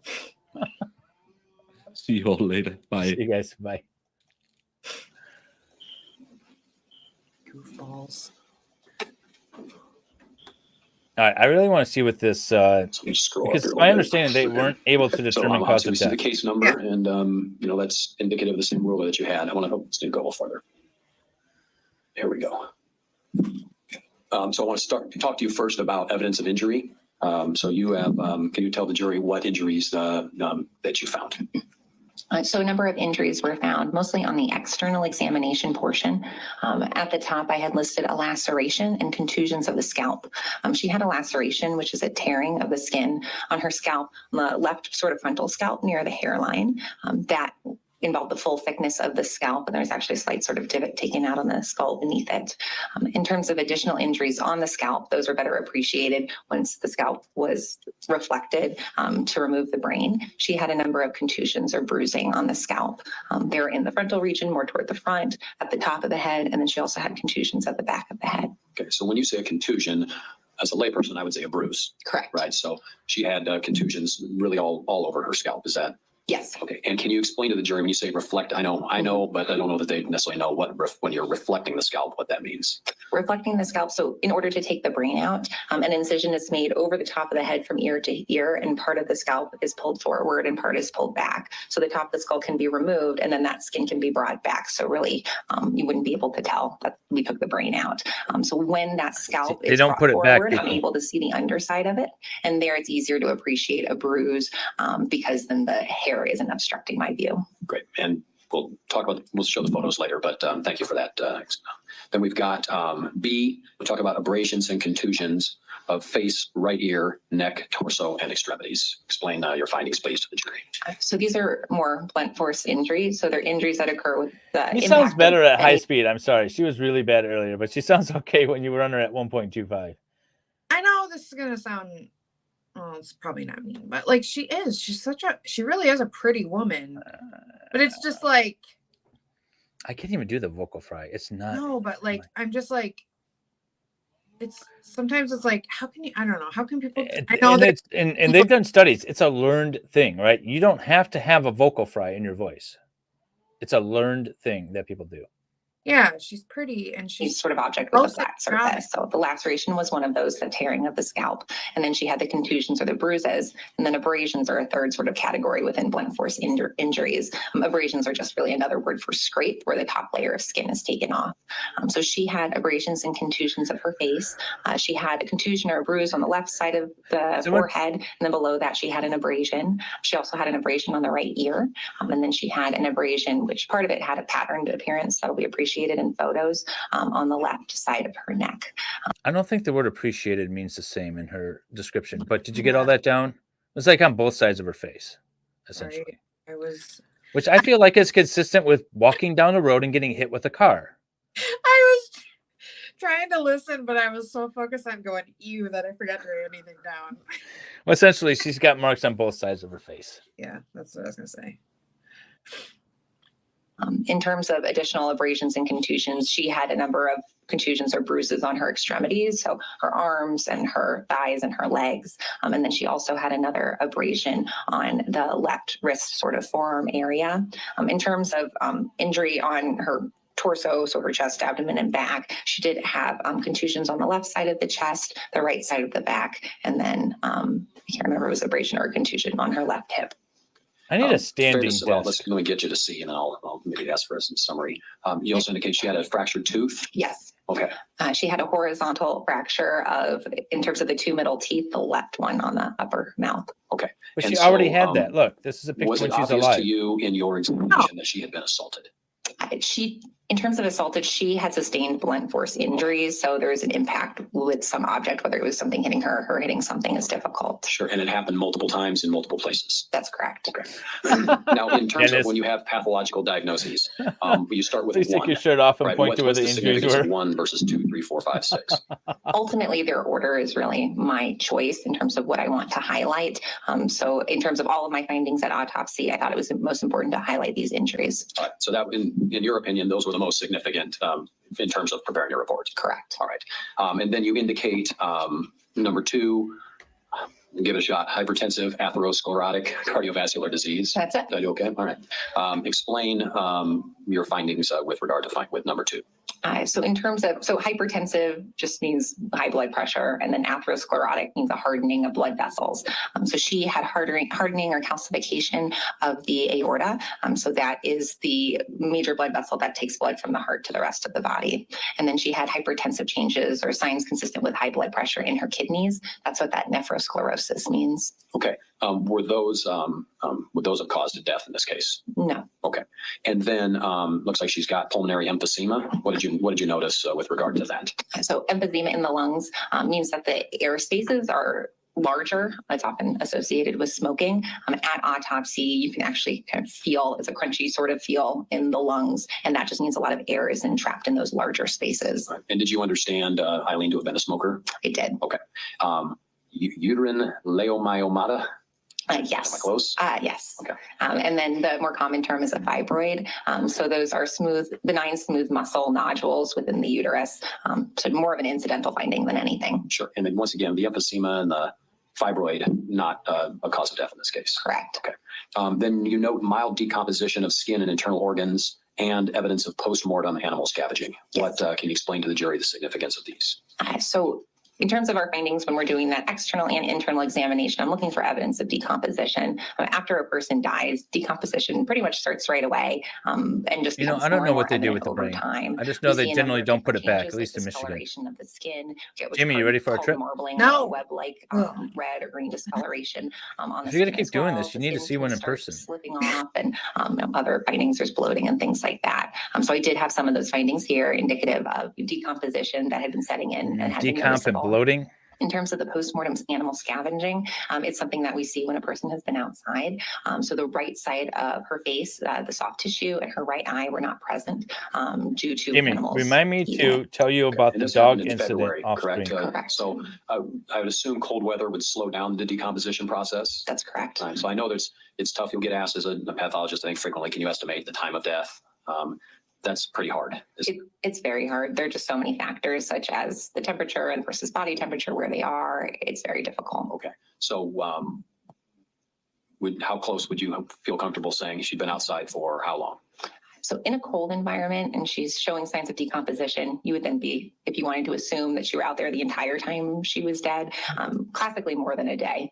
But not knowing exactly where she was, the environment the whole time is just really difficult. I have contacted the Elkin County Medical Examiner's Office where they allow observations of autopsies. And I thought it would be a good learning experience for Jamie. I did it in my undergrad, and it really is. It's a interesting thing to see, and I thought Jamie would enjoy it, and it would be some great content.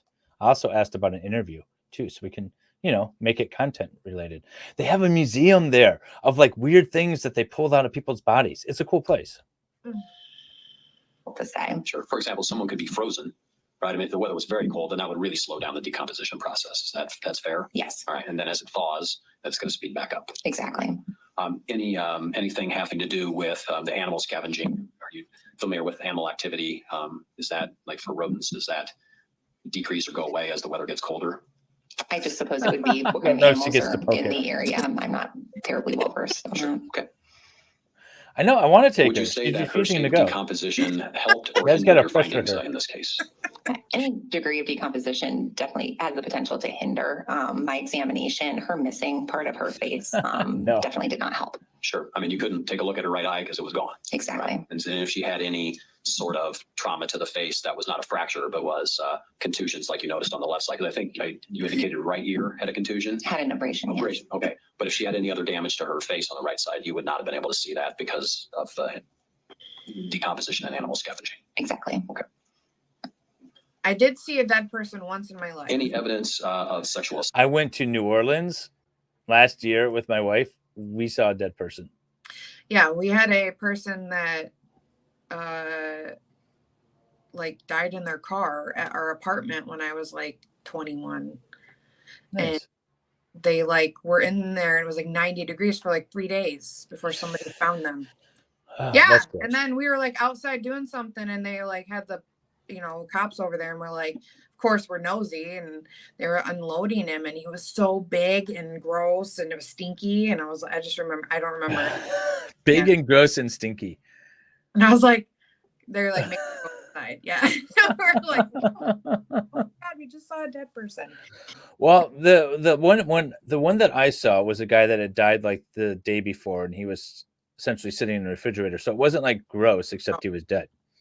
I don't know if I want to see a person that's been like floating in a river for a week. No, I know. That would And be we were rough. like, it was just weird because it was out by where it was, and we like took our trash out there and we didn't even notice. It's just crazy. Like you don't notice stuff like that. I don't know.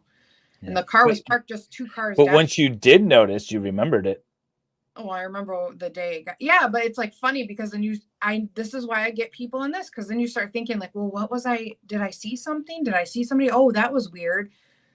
But yeah, anyways.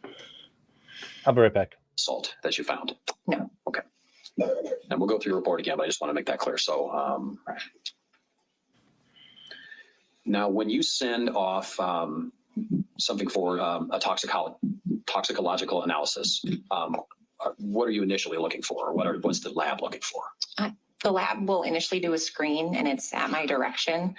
So in this case, I ordered an expanded panel. I believe it's hundreds of different drugs that they'll look for. They'll do a screen, and if they have something positive, then they'll do later confirmatory testing. In this case, I also had them send it to a reference laboratory to test for even more drugs. Okay, and that was because you were sort of stymied. I know we'll talk about cause of death, manner of death, but you were sort of stymied, right, on like what happened to Eileen. Correct. And so one of the things you suspected initially, is it fair to say, was potential of some sort of drug overdose or even a poisoning? Yes. Okay, and so you ordered not only yet regular toxicology, enhanced toxicology, and even a reference lab. Is that That's fair? correct. Okay.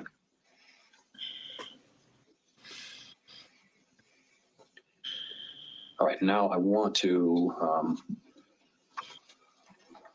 sort of turn to, let's go to the next page if we could. Yeah, Valhalla just need to come back by 4. I noticed here toward the bottom of, I'm not very good with these. If you just scroll that, there we go. But that's good. Bottom paragraph of page 2. I'm obviously talking about the right eye being gone. The left eye globe is desiccated. That just means dry. Is that drying out? Correct. Okay. Which would be normal if you're deceased and your eyes open, right? It's going to dry out through. And part of that decomposition process as well. Okay. And then you note no petechial hemorrhages are present. Correct. Can you explain what a petechial hemorrhage is to the jury? A petechial hemorrhage, we classically look for them in the eyelids, near the eyes, the mouth, but really they can happen anywhere. So they're pinpoint hemorrhages that occur when a small, fragile blood vessel becomes distended with blood and bursts. that occurs when there's a regular sort of blood flow to that area. And we classically look for them in the face region because blood flow can be hindered or altered in the neck region. So if there's pressure on the neck, the blood vessels that drain the head are occluded first. So you're getting blood flow to your head, but it's not draining out. And that's when those blood vessels become distended with blood and they can burst. So that's something I look for in all of my cases. It's not necessarily indicative of a pressure there. It could be something, you know, hindering blood flow from the heart, but it's something that's always made note of. Sure. And that's, I want to make clear. So when we're talking about like the major vessels of the neck, we've got the carotid arteries. Is that correct? And that's what's taking blood up into the head. Correct. And then you got the jugular veins, which are draining blood from the head. Amy, you hear it? And I think I heard you say that if you have pressure applied to your neck, Yeah, this is the ME. you I would should cut put off banners the up more often. jugulars first. Correct. Right? Because the carotids lie deeper. They lie deeper and they have a little more structure to them. And is that why it is common to see petechial hemorrhaging? Is because you can have pressure that stops the jugular veins from draining. It's not enough pressure to keep the carotid arteries from pumping blood to the brain. And so you've got that increased pressure. Blood's still going up, but it's not coming out. Exactly. And that's what causes the capillaries to burst. Correct. Okay. Correct. Correct. Oh, I talked Jung into finally coming up to Michigan in August. All right. Good. You indicate that she's partially frozen. Is that fair to say when you examined her? Yes. All right. And you had examined her, looks like on the 28th, which is 2 days after she was found. Yes. What's the temperature of your cooler? Sorry, what were you saying? I said she should have just said yes in the first place. No question. I know, right? No convincing needed.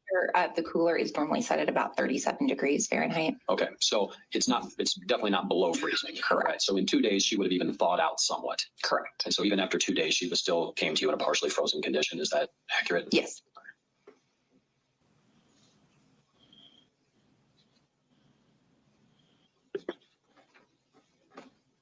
Just trying to see what else to talk to you about before we get into photos, because I'm trying to minimize having those up.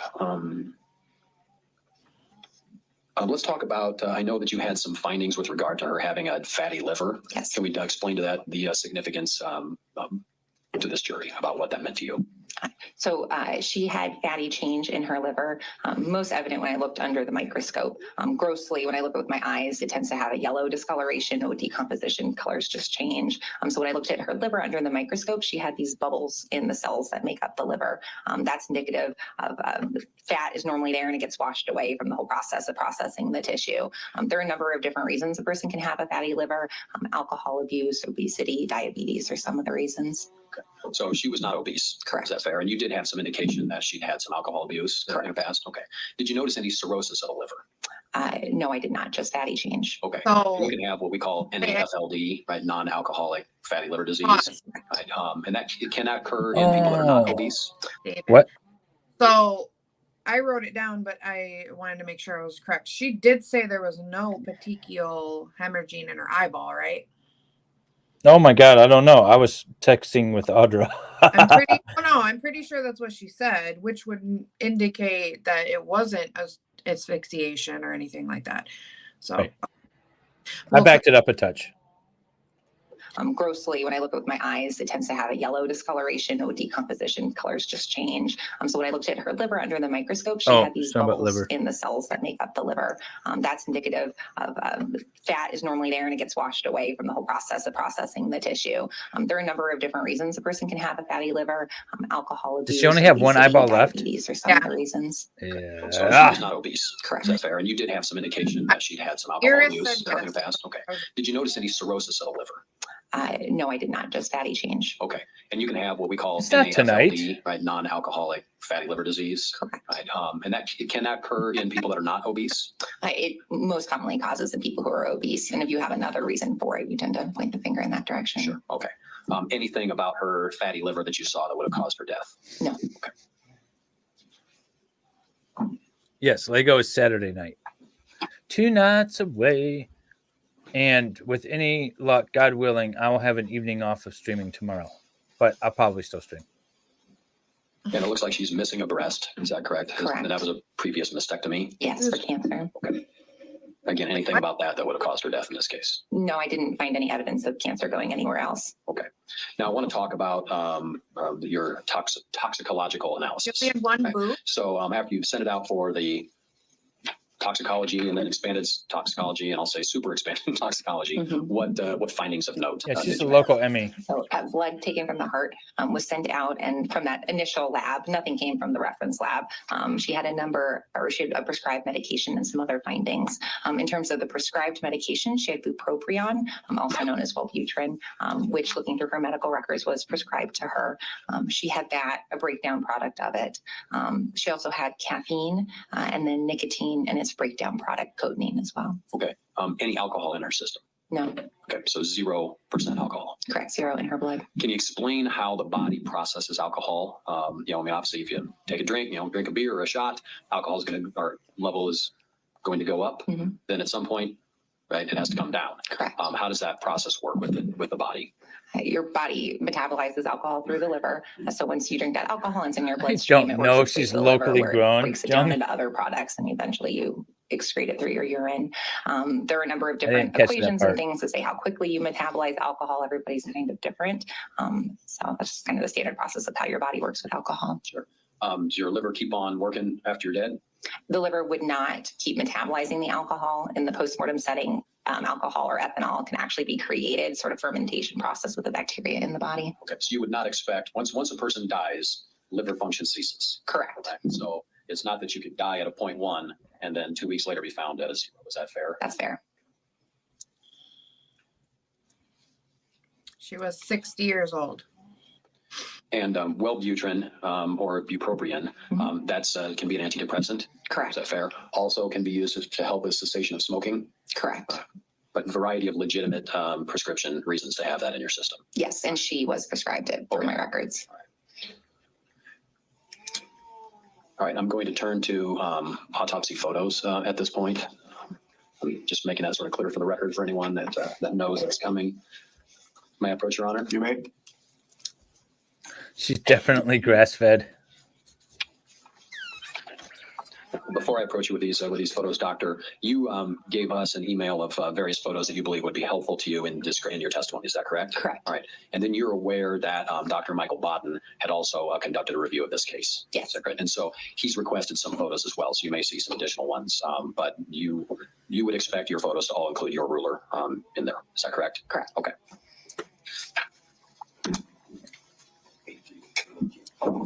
Your Honor. You may. I'm going to hand you what's been marked as 8 and then 8A through 8Q inclusive. Just take a look at those. I know. My alerts are going off. I told you guys ahead of time that I was going to keep my phones on for all my alerts. That's my R2D2. I didn't hear anything. Jamie heard my CFO's ringtone. I'll go ahead and let you keep those. Okay. Oh yeah, I thought somebody was crashing. Thank you. Do those all look familiar to you? Yes, these are all my autopsy photographs. Okay, and they fairly and accurately depicted. They are the photos that you took at autopsy. Yes. Okay, I would offer 8. No, it as well has as 8A through infiltrated the 8Q entire inclusive. country. Any objection to 8 and then 8A through 8Q inclusive? No, Your Honor. All those exhibits are I got received. chainsaws going off, wood chippers, my phone. This is a Right. great stream. Request permission to publish, Your Honor. You may. Okay.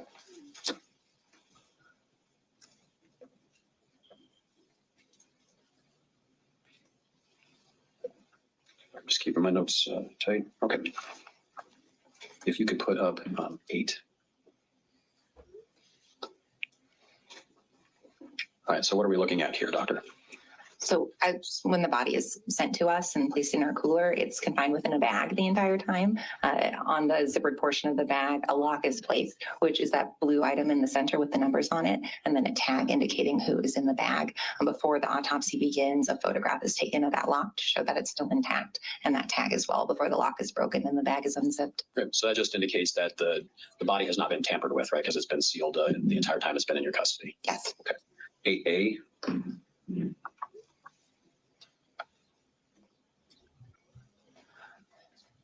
So after that lock is broken and the bag is unzipped, a photograph is taken of the person exactly as they were received by us. And so this is that photograph sort of as is received before anything is done. Okay. And so you would be obviously viewing her with the clothes on, and then you'll remove those. And okay. Yeah. Let's go to 8B. Oof. This is another photograph that's sort of as is photographed, just due to the nature of the body usually occurs in 2 photos. Okay. And looks like obviously she's missing her shoe. Yeah. So this one indicates that. Okay. 8G. Isn't Dave from Iowa or Wisconsin? I don't know. I thought He's all over the damn place, so I never know where he's from. Okay. What are we looking at here, doctor? So this is a photograph of the body after that clothing has been removed and the body has been cleaned. So this is just her as I was doing my external examination. Okay, and then obviously this is the indication of the damage to the right side of her face. Correct. Right. And then as we see that dark, may I approach, Your Honor? You may. This is the, of course, that's that indication across the neck that you said has an abrasion with some periodicity. Yes. What's periodicity? So it's trying to describe when you have an abrasion or that long scrape, there's areas where there isn't scraped skin or there's intact skin. So you have an abrasion, a space, an abrasion, and a space. Okay. And so, for instance, you'll see that if somebody has a serrated knife and, scrapes up against the skin and it can show, that's regular intervals, right? Areas of sparing in between. All right. Or a zipper could do the same. Is that correct? Correct. Okay. Let's put up 8H. Okay. And then this is the lower half of the body after the clothing has been removed. All right. Anything of significance in this photo? So part of that decomposition process, we have what's called marbling. Most prominent here on that right thigh, those sort of wavy lines, that's in a pattern of blood vessels, and the bacteria in your body interacts with the components of your blood and causes that discoloration. Right. So that's not evidence of injury? No. Okay. It looks like she's got some bruises around her shins, knees, ankles. Is that what you're saying? Those are contusions? Yes, she has contusions on both of her lower extremities, mostly on the front side that we can see here on her shins and her ankles. Okay. Let's go back to AC. What? She's getting set off here. What's going on? Well, no, now they're saying she's got abrasions on her ankles and her knees and everything. So did he whip her out of the car somewhere and beat the ever living crap out of her? I say she was hit by a car driving down the road and the car took off. Now it's seeming more possible, but did he hit her? Maybe? Well, it doesn't. I mean, they would have to place him behind the wheel of the car that hit her, right? But it seems more like she was hit by a car than anything else. But anybody else that's been watching this with us, doesn't that sound weird to you? I don't know. I'm starting to Yeah. Well, because she's got head to toe beatings apparently, and yeah, all of this sounds like she was hit by a car. Yeah. Okay. Well, we have these scraping marks, and we have this and that, and she's hit and she's got injuries on both sides of her head. Okay, well, her head hits the car and then hits the ground. Yeah. It all makes sense to me. Now you're saying knees and ankles and stuff. I mean, I can understand if it's head area, chest area. Are they trying to suggest that he threw her out of a moving car? I mean, that just seems even weaker. I don't even know. Listening to the opening statement, and they didn't even they're just throwing out the injuries and just saying this happened. Yeah. They don't really say what happened. Oh, they got puzzle pieces to fit together. First they have to do the what, and then they have to do the how, right? So. Yeah. Well. Okay. Close up of her face. We call this our identification photograph. So it's just front and on of the face. The animal scavenging is apparent on the right side of the face. And here we can appreciate the fractured tooth. It's that horizontal line on the left, in the middle left upper tooth. Okay. And then is that a contusion toward the top of her forehead? So I guess it'd be the left side, but the left side upper forehead, is that a contusion? Yes, it is. Okay. 8D. Okay. What are we seeing of significance here? This is looking at the right side of the neck. So this is more a sort of photograph showing that there really isn't anything there that I could tell. What happens after you die is you get skin slippage. So that top layer of skin can come off. Similar concept to abrasion, but once you're dead, you just see some white underneath. And so that's kind of those little white areas there. Okay, so those white lines, those are not indications of injury. Correct. That's just skin slippage due to decomposition. Yes. Okay. 8F.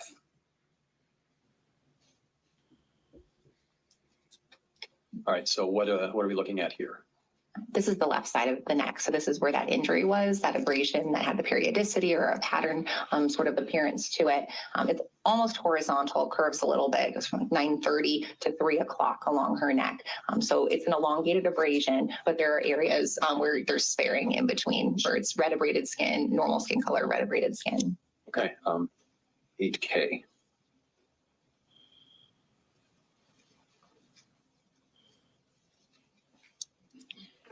And so this is a close-up of that abraded skin. In certain instances like this, I'll use different types of rulers. If someone wants to compare that injury to maybe some sort of object, the angled ruler with the circle helps them so it's oriented and then they get the perfect sort of view for comparison. Sure. And that's important, obviously, because once again, the body is gone after you're done with the examination. So standard practice for forensic pathologists would be you want to document well, both in writing and with photography so that somebody else can take a look. Exactly. Whether it's somebody like my office or another doctor. Correct. Okay. Correct. Go back to 8I.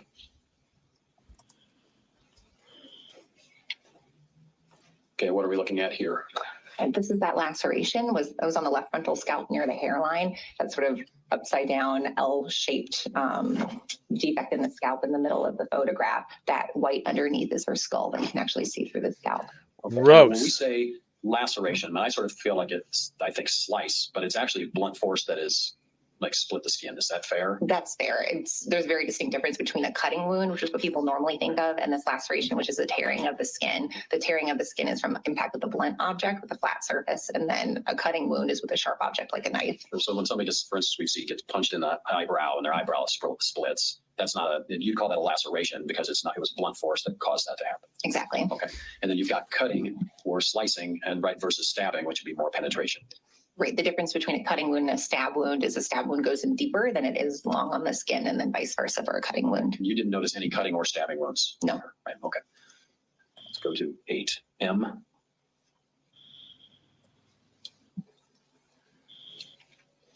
Okay. What are we looking at here? So this is that reflected scalp that I had described earlier. So that incision is made over the top of the head from ear to ear. On the left side of the screen is that front of the scalp that had been pulled over. So it's kind of going over her face. And then on the right side of the screen is her actual skull. There's that hole in the scalp that you can see on the left side. That's that laceration. And then corresponding to it, if you were trying to picture it being pushed back, there's sort of a divot taken out on the outer part of the skull. Okay. So my understanding is that the skull has 2 layers of bone, right? So this wasn't a full thickness fracture, but it did basically take off the top layer of the skull. Correct. There's nothing on the inside of the skull and no injury to the brain. Okay. And that's why that wound would not have been fatal in itself, in your mind. Correct. Okay. Now we see already some other red spots on the skull, both on the scalp and the skull. Can you explain what those are to the jury? Those red spots are those contusions. Yeah, I would bruises of the definitely scalp, ask on which weren't cross-examination apparent whether or when not the, these injuries are consistent with somebody being hit with a car and left for dead on the side of the road, right? contusions are on the scalp to the left of the screen, and then there's some bleeding underneath the scalp that kind of sits on top of the skull on the right side. And once you pull that skull back, those match up with each other. Okay. And those are all indicative of some blunt force trauma on her head. Correct. Okay. 8N. Okay, and what do we have here? This is looking at the top of her head. So the reflected scalp is on the right side of the screen, and then the rounded white component is her skull. Here we have more of those rounded red contusions of the scalp, and then the underlying bleeding on the skull. From the headlights. So again, you can see, and these are all, they appear to have some, they're not circular, right? They're you've got you say horizontal versus longitudinal or vertical, but they have sort of do they seem to have a directional component, or is that just normal how it bleeds through your scalp? They have an elongated appearance to them with contusions in terms of them representing like what caused them. That they're not very helpful. Jamie, I didn't watch the opening statements I did watch, but they were really short. I don't remember. Do you recall the story that the state presented? Yeah, that was basically what I told everybody this morning. Okay. Just that he unalived her, drove her around, dumped her in a ditch, sort of thing. Yeah, that they believe that he picked her up, and they relied a lot on the fact that his story changed a lot. First, he said he went right to Mike's and dropped her off. Then he said, oh, wait, no, we went here. And then, oh, wait, no, we went here. And so they're just like, And then because of all the video they have, they are saying that he took all these things. He had her dead in the car. He dumped her off in a ditch, and then he went home and he started trashing her stuff, like putting stuff in the trash, and then all the stuff leading up to, telling his family he was going to off himself, and then running from the cops, and so that's really their story. They didn't really say like what they thought, they thought he did it. Just that he was the last one to see her alive. I know we saw a video of him with the truck at the shop, and he was watching it, but I think he was just watching it be weighed. I don't think he was watching it be shredded. Yeah, because his granddaughter took him over there with it on the 25th, and it was getting weighed and all that stuff, and then he was just there getting that, and then that was it. Cool. There's money left. Compared to other sort of injuries. Okay. Could a fist cause that? Anything with a flat object or flat surface could. Handle of something, I mean, just anything. It's not a sharp object. It's a blunt object. Correct. Okay. An 8-0. All right, what are we looking at here? So it's part of the internal examination. We look at the structures of the neck after we take the brain out and all the organs. So we're looking at the strap muscles of the neck. You have all these elongated muscles that are on top of each other, and they can actually be separated out. So this is what I'm looking at here. And I'm looking for any evidence of injury because I do have that abrasion on the surface of the skin. And so I'm looking to see if there's any internal injury corresponding to it. So on the toward the top right of the screen would be where her head is. And so there's sort of a V-shaped portion of skin that's pulled up, and then all those pink strands with the greenish discoloration are those muscles that have been reflected. I reflected each of those muscles, looked at them one by one. None of them had any evidence of injury. They always take the brain out, and the brain never goes back, at least not the ones that I've seen or observed. Everything else goes into a trash bag and thrown back in the chest cavity, except the brain. They keep that for some reason. I don't know why. That green discoloration is from decomposition. Okay, you can take the pictures down there. I think at least for the moment, that's it for the pictures, Doctor. So just want to let everyone know that. So as I want to talk about that last photo just without having it up there any more than we have to.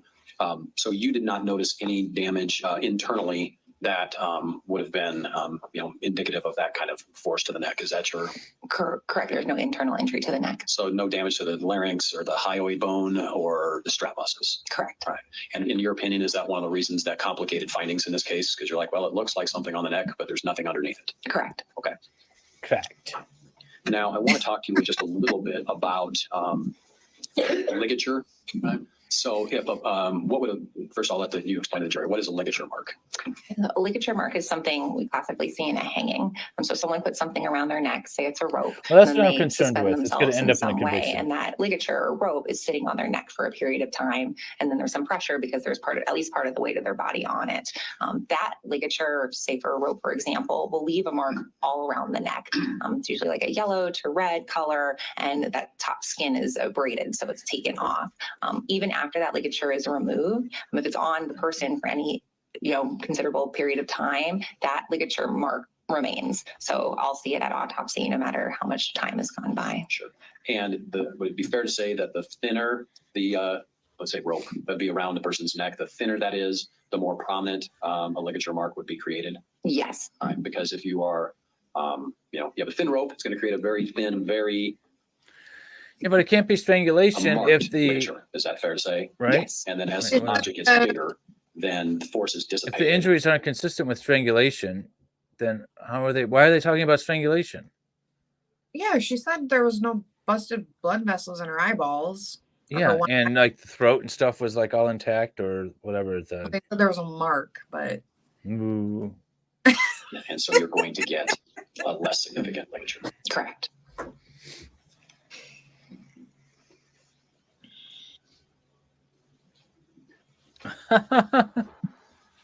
Baker. Now on the there you go.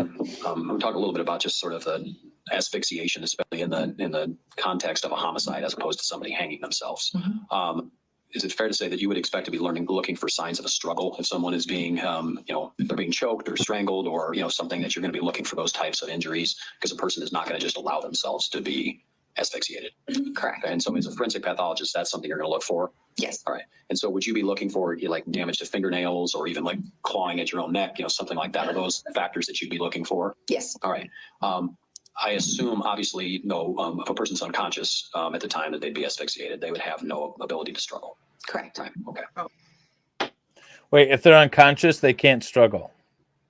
So apparently, staying on knocked the her senseless and then asphyxiation topic. you're saying? Can you strangle a dead body? If a person has both their jugular Why did it get veins quiet all of a sudden? and carotid I don't arteries bilaterally, both sides, if they're all compressed simultaneously, how long would it take a person to lose consciousness? Really just a matter of seconds before they lose consciousness. I think, we talked to jury selection. A little bit Well, about Sarah Boone's victim was alive for hours. People get choked. I always called it the sleeper hold back in the old days. I think now they call it the rear naked choke. What the hell happened to the body? But Sleeper hold? you can get a neck into the crook of your arm, and that's why, and they lose consciousness pretty quickly, right? Like, could be 3-4 seconds. Yes. Okay. And would you expect that if a person had that type of Oh my force God. with like a crook of an arm? The hell? If I had somebody here and was doing that Into the mic all the would you time. expect that to leave a ligature mark? Jesus. No, unlikely.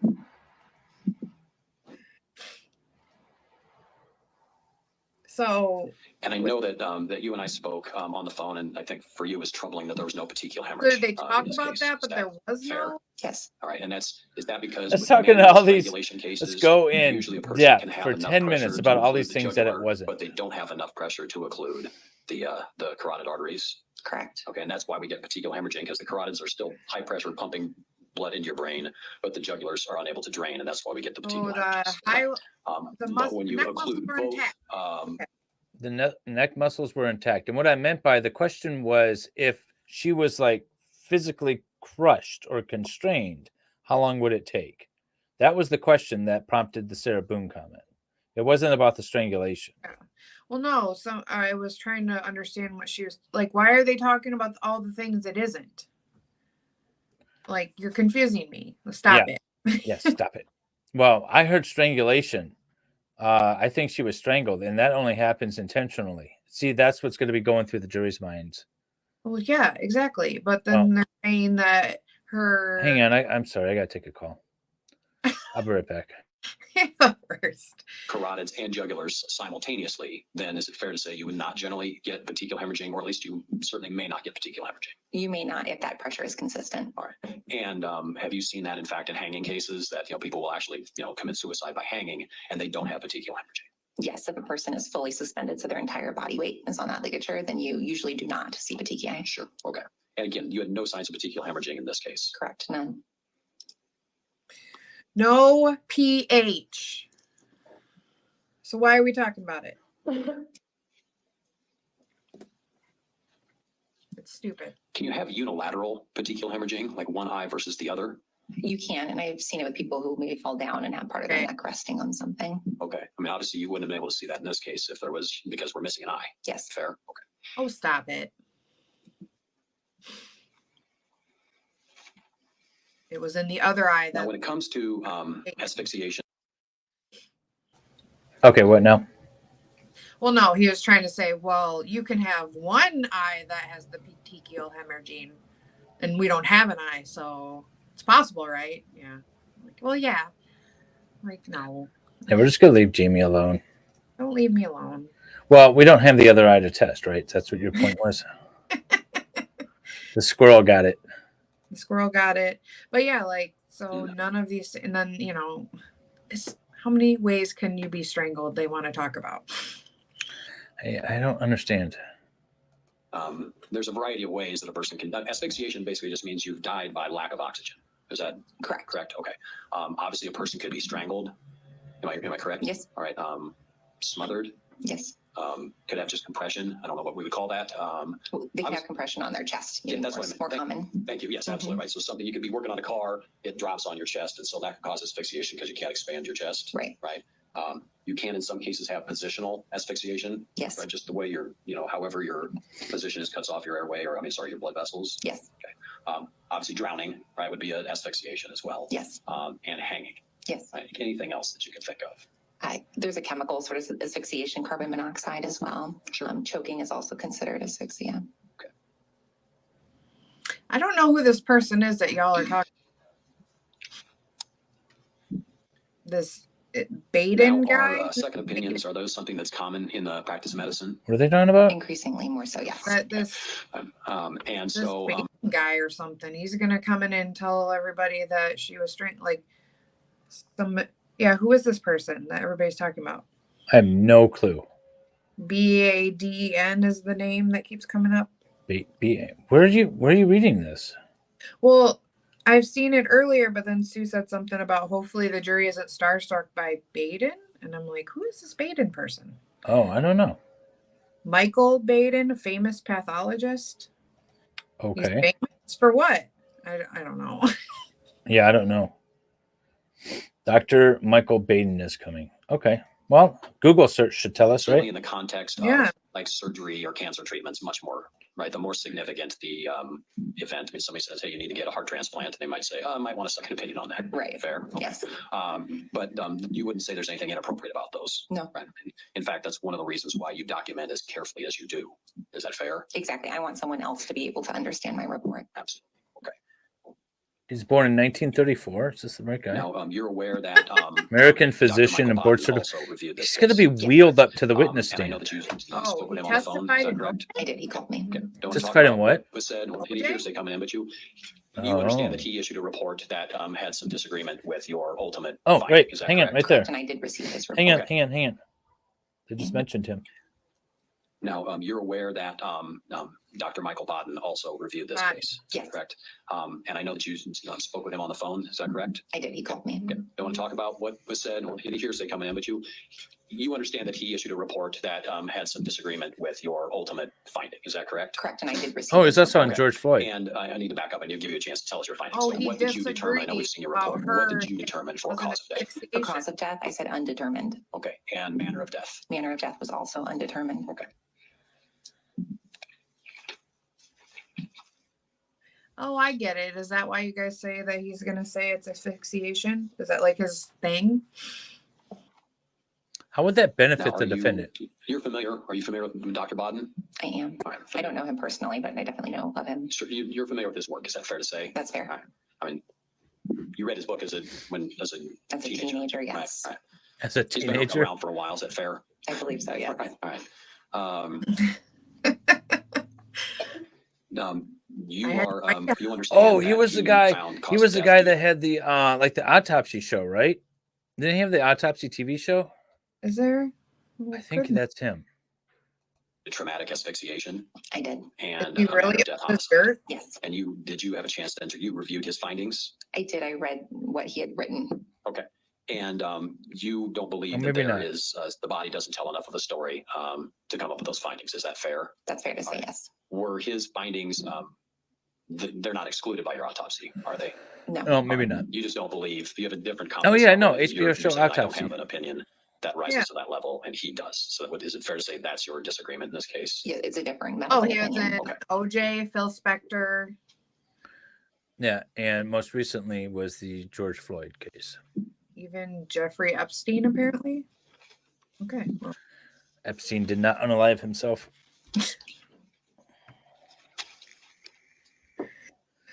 Oh, the state is bringing in their own, a separate ME. That's all I have for you. Thank you. yeah, That's- because We're going to take our Okay. mid-morning recess at this point. because she said he didn't agree with her. Please remember that admonition I've given you. Don't talk about this case with anybody. Keep an It's open mind, it's always but you put all the interesting evidence. when the state disagrees with their own medical examiner, right? I always Yeah. find that odd. A few minutes That is weird. Yeah. We're in recess. Yeah, he's disagreeing with her findings. Or were you through? I was through. Cross? Yes, Your Honor, thank you. Good morning, Dr. Cruz. Good morning. I'm trying to make this in a logical order, but I might be jumping around a little bit, so you'll have to excuse me. Initially, when you're presented with the body, you stated all the findings you do in an internal examination and an external examination. Do you have, and I'm not asking what the conversations are about, but do you have conversations with law enforcement or any other persons when you receive Or a the body state about could just the simply circumstance? accept it as we don't know and we're not going to charge anybody. Why do they always insist on charging somebody? Mm-hmm. Surrounding the death of that person? It depends on the type, but yes, we do. That does occur. So what type of information do you typically receive on that? Could you explain that? It depends.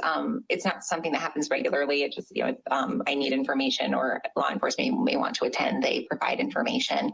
They'll provide information about the circumstances. So, for example, where a person was found, I like to know how they were positioned when they were found.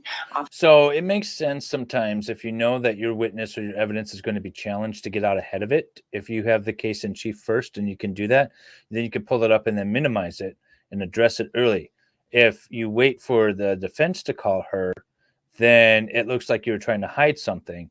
And the defense could be, look, they didn't even call their own medical examiner who is going to testify that it's inconclusive. So it makes sense to call her from the state's perspective. Well, she said undetermined. Yep. Sometimes they'll bring photographs of the scene, so I'll see those as well. Then they'll provide any information that they may think is necessary. If it's a gunshot wound, I may ask additional questions. It just kind of depends, but it's really unlike a certain DNA expert in the autopsy. In the Zachariah Anderson case. Mm-hmm. Now, you stated that you don't like to get into times of death because of the difficulty in determining that based upon an autopsy. Did you have any information from law enforcement as to when they believe that Ms. Gowan became deceased? I did know that they said that she had been missing for roughly 2 weeks, I believe it was. And do they state that she was possibly last seen on February 13th or February 14th? There might have been sightings of her as well. Yes, I heard 13th and 14th. Were there multiple sightings on the 14th to your knowledge? I don't recall. Okay. When the body was presented to you, there were, on one of those photographs, there were brown paper bags on Ms. Gowan's hands. Can you explain that? Paper bags will often be placed over the individual's hands before that body bag is sealed. The purpose of the bags is to preserve any potential evidence that may be on the hands. The body is in the bag for an extended period of time. There can be condensation and blood. So really just protects those hands in case you want to take anything for evidence. Did you collect any evidence from Ms. Gowan's hands in this case?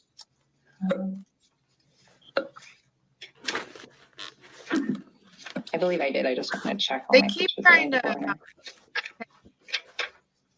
There is a little side thing that they keep trying to get in, but the witnesses aren't. None of them say if they remember. But apparently, were some sightings of her after the 13th by other. I heard that yesterday. I heard that people spotted her, and I was wondering if saw her at like a store, and then at like I don't know if it was like a soup house or something. I don't know. Soup kitchen. Soup kitchen. Yeah, no, I heard that, and I don't know if they were corroborated sightings or not, but yeah. So maybe she didn't unalive, and maybe he did take his phone back, and who knows? Yeah, it's just weird because it's like, who are they? I don't know. They keep trying to get it in, and none of them can get it in. And I'm like, I want to know. Was there really sightings of her? People saw her, so. Does she get upvoted, David? I don't. She loses points for voice, but her integrity gets her back on point. Yeah. No, she definitely wins a couple of points for that. Yeah, and the whole thing was, yes, they claimed there were sightings of her by tips of people because she was missing persons at first, but they never followed up on any of them. So, as far as I know, that's what the state's saying. Yes, so clippings from the fingernails of both of the hands were taken. So the most distal part of the nail and the clipper itself were taken as evidence. Were they sent off for DNA testing, or do you know what happened with those clippings after you took them? No, I do not know what happened. But it's something you do in order to preserve potential evidence in any type of case that you're doing, correct? If it's appropriate, it's standard protocol for our homicide cases, and then up to my discretion on other cases. Ooh, my peanut butter arrived. Talking about the blunt force Celery injuries and on Ms. peanut butter, Gowan, I love it. specifically her scalp and head, do you have any indication of whether... Do you not eat celery and peanut butter? I have like a stock of celery, and I ran out of peanut butter, so I ordered peanut butter, and it just arrived today. I'm very excited. I got 5 pounds of peanut butter. You order peanut butter? Yeah, Skippy, smooth. Where? From where? Amazon. You ordered 5 pounds of peanut butter from Amazon. I should have had them deliver it directly to the treehouse. You should have. Yeah. You gotta get your treehouse an address so you can have things delivered. Yeah, unit B. Yeah. I just put an address up, a little note, take it around back to unit B. Yeah. They could have been post-mortem, meaning after death? Usually in the postmortem setting, the large contusion like that shouldn't occur. There are times where maybe there can be some bleeding just from the tearing of the blood vessels. It's in my opinion that they did happen in at least the perimortem setting. So either as she was dying or before she died. But it's possible that it could have been postmortem as well. There is a possibility, yes.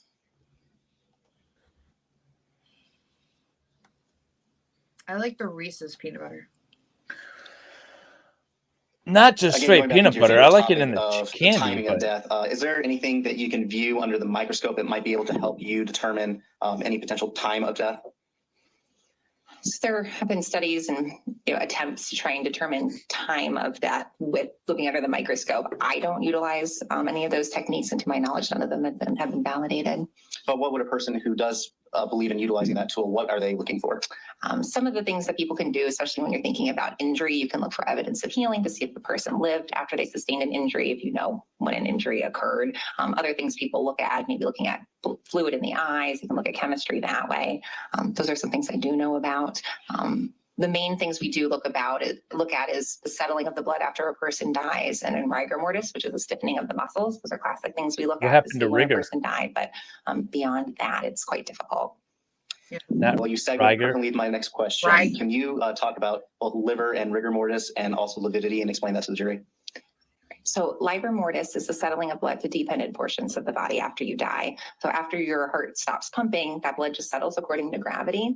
It goes as far as it can, and it will go to those blood vessels that are on the surface of the skin. So you actually see could be like a reddish, purplish discoloration from that blood and those engorged vessels on the surface of the skin. That blood is fluid for a certain period of time, meaning it goes according to gravity one way. If the body moves again, it can move according to gravity that way. After and it's all about rough, 12 or so hours, that lividity becomes fixed because those blood vessels start breaking down and the blood can't move in and out of them freely. So you see that pink-purple discoloration according to gravity, even when you've moved the person, so that gravity is actually in a different spot, if that makes any sense. So that's lividity. So it comes fixed at about 12 or so hours. It starts right after you die.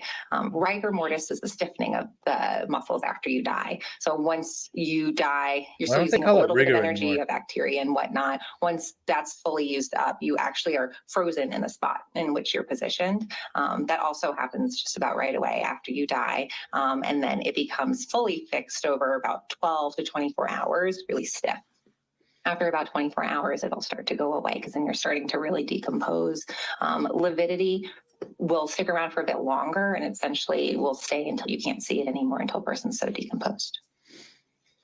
When we talk about lividity and specifically the fixing of lividity, if a person were to have an injury, a soft tissue injury on the anterior or the front of their body, would that be affected as far as your potential findings if there's fixed lividity on the posterior or back of a person? I told him he could jump on, and I never sent him a link. Say that again. I'm sorry. I apologize. Would lividity settling in the posterior of a person affect any interpretation if there was an injury on the anterior portion of a person?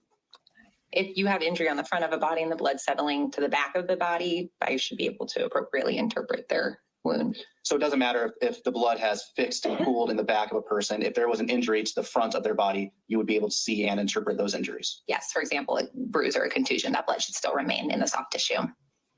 Well, I do know how cell phones work, except there's nobody at the house that I can page and say, so you just "Bring me stated my that peanut butter." lividity fixes typically in 12 hours, but it could be greater or shorter depending on a number of circumstances such as temperature. Yes. So if it's a little bit. Sorry, what was that? I said an intercom would be way funnier though. It would be. It would Like, be great. because we used to have that way back in the day. My dad got some like from work or whatever and put them in the house, and it had like an alarm button thingy. So like before you talk on it, you can hit it and it just beeps at you really loud. And he'd put it upstairs. Remember those? He'd try to like get our attention when we were like not listening to him. It's annoying. But that would be, I could imagine you just be like beep, beep. Oh no, I call my kids and then I start yelling at them through the ceiling. Speaking of the Jersey Shore, I just watched the Jersey Shore episode of South Park. I've been rewatching all the South Park, and oh my god, I forgot how good that episode is. The Snooki is like this creature. The Snooki, it's great. Anyways, yeah, she sounds Jersey Shore-ish. Cooler outside, then lividity would take longer or shorter to become fixed. So in terms of lividity, that one's Greiger might be more so slow down with the cold and the hot. It's just really hard to say because there are those external factors saying like the outside environment, the outside temperature, and then you have internal factors as well. I don't know what temperature a person's body was. I don't know what kind of clothes they were in, things like that. Dr. Cruz, do you have any experience in your career dealing with decomposition of a body? Let's just say that it's been exposed for more than 36 to 48 hours post-death. Do you have any experience in that? Yes. How many cases do you think you've had in your career where you've had, for lack of a better term, a body with advanced decomposition? I've had many, I would say. I don't know an exact number, especially in my training. We even had just rooms where people were just decomposed because we had so many. So I've had people who are decomposed inside, outside, all different sorts of environments for extended periods of time. So while it may make interpreting your findings a little bit more difficult, it's not something that you have absolutely no experience with. In fact, you're quite experienced in that. Is that correct? Is Erie's in the There was US? a point made during my training to make sure I was at least exposed to as many decomposed people as possible because She's never seen an episode of South Park? I mean, Come on. I've seen a couple. I mean, or I've seen most of the I don't know, my dad loves it too. So. Well, but you've seen an episode, right? Oh yeah, because my dad loves it. And he does that to me every time I go over there. He'd be like, "Oh my God, did you see that South Park episode?" No, Dad, I have to watch it. It's a great show. they're difficult cases. All right, so I'll stream it for you so you can Dr. watch Cruz, it I'd like not to on your move TV. on How's that? to talk about strangulation. Can you describe a typical case of a strangulation of one person on another against another? So in terms of manual strangulation? Manual strangulation and any constellation of injuries you anticipate to see. So in terms of manual strangulation, there are a number of findings that I look for and most often see in cases that I've had where there's been strangulation. In terms of external findings, there should be injuries on the neck because that manual strangulation involves pressure on the neck. They can be abrasions or contusions. There can be contusions and abrasions from the person scratching themselves, trying to remove the other person's hands from them, or it can be from the person's hands or their nails on that other person's neck that they're strangling. I often see contusions from the pressure. Contusions occur when there's pressure on the skin and it causes the adjacent blood vessels to break. So you get bleeding into the soft tissue. I will say the South Park movie, sorry to go on a tangent. South Park movie is one of the greatest musicals that's ever been created. Just is. I have seen that, but obviously not in a long ass time. In line with that, we have contusions or bruises that are visible externally on the surface of the skin, and those will correspond to contusions or bleeding into the soft tissue or the I started in muscles like of the season neck, 10, which is why season I did that 9. careful layered dissection in this case, looking for any sort of injury to those neck muscles. The pressure is often pointed in the way of like it's a single finger. So there is, at least in my experience, usually bleeding within those muscles of the neck. And that's how our training has taught us. It's something that we look for. In addition to just those neck findings, we look for the petechiae on the face. I often see petechiae in the mucosa of the mouth. I'll see them in actually the whites of the eyes and then on the insides of the eyelids. I'll also see them in the periorbital region of the face, so around the eyes, really anywhere above the neck. So those are kind of the classic constellation of findings that we have when we're looking for someone who has been strangled. Would you anticipate to find, in addition to all those injuries, you would anticipate to see any fracturing of a hyoid bone, any fracturing of cartilage in the neck area, or any injuries to the larynx? So in addition to those the muscles of the neck, you have a number of different structures. The hyoid bone is this bone really up high on the neck below your jaw. And then you have cartilage within the airways of the neck. Those can become injured or fractured as well. So out of the roughly 15 to 20 things you just stated, did Ms. Gowan have any evidence of any of those injuries? No. Why are all the women on TikTok taking off their clothes? What are you watching? TikTok popped up. It's just always just women taking off their clothes, and then like scenes I'd of like to talk a little war. bit about the state's direct examination with their bilateral. What? So what algorithm are you on? I don't know. I just flip through videos. Occlusion. What's that? NPC stuff lately because I stopped on one because I wondered what the heck she was doing, and now that's like my algorithm. I do get a lot of cat videos for some reason. Usually, maybe that's it. Maybe I stop on it and like show my wife, and then Yeah, if you stop on it and show, like if you stop on it, then you start getting it in your algorithm. I see. So. Okay. Wolfie of said, the why are you complaining? carotid and jugular artery and vein. Can you explain I'm that just a little wondering, bit like, more why clearly they're to all the taking jury, off their just clothes so we on understand what the state was TikTok. talking about?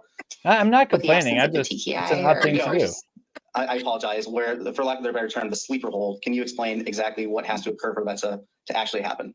So I'm not trained in jujitsu, so I'm not entirely sure what the sleeper hold entails. However, consciousness Going down the can be road to the lost sleeper hold. whenever the blood flow to your brain is affected negatively in some way. So when you have pressure on the neck, we have that little bit of pressure we were talking about with the petechiae in the eyes because the vessels become engorged and they burst. When you have a little bit more pressure, that's when we're affecting the blood flow actually to the head. And once you have stopped or reduced that blood flow to the head, realize you're that's reducing an the always oxygen sunny thing. delivery, and then that can. I'm sorry, what? I said, you realize that's an always sunny thing too. What's that? They're trying to find that one lady, and then the one. Oh, guy, yeah. They're like, the where, what lady's website like, is that? "Put all That's those-" horrible. Give me the website. www.what? He said that's horrible. Where? Yeah. Is it on multiple sites? I think I know the one. I think I know that one. Cause a person to become unconscious. They can regain consciousness. So that's why if someone were to die as a result of it, that pressure would have to continue for longer than just a few seconds. So if I'm understanding you correctly, if a person was doing this sleeper hold incorrectly or maybe took off pressure for a moment, Now I'm you would not worried to anticipate stop. a person losing consciousness I don't or want to dying stop within those few on a seconds. video because Within then a I'll few get only seconds, those. unlikely. It can occur considering what happened leading up to that, but that person would regain consciousness in the very least. Can you describe how long it would take for a typical person to be strangled manually, not in this bilateral occlusion of the arteries and veins?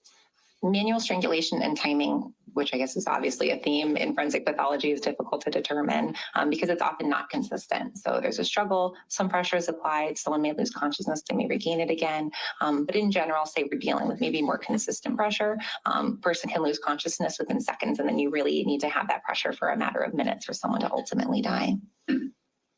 Are we talking 2 minutes, 3 minutes, 5 minutes? Is there a generally accepted timing within the medical community? There have been a number of different studies. It's difficult. It can be less than 10 minutes from what I can tell. But 10 minutes is not an insignificant amount of time Because to of be the applying pressure to implications. someone's neck manually, correct? Correct.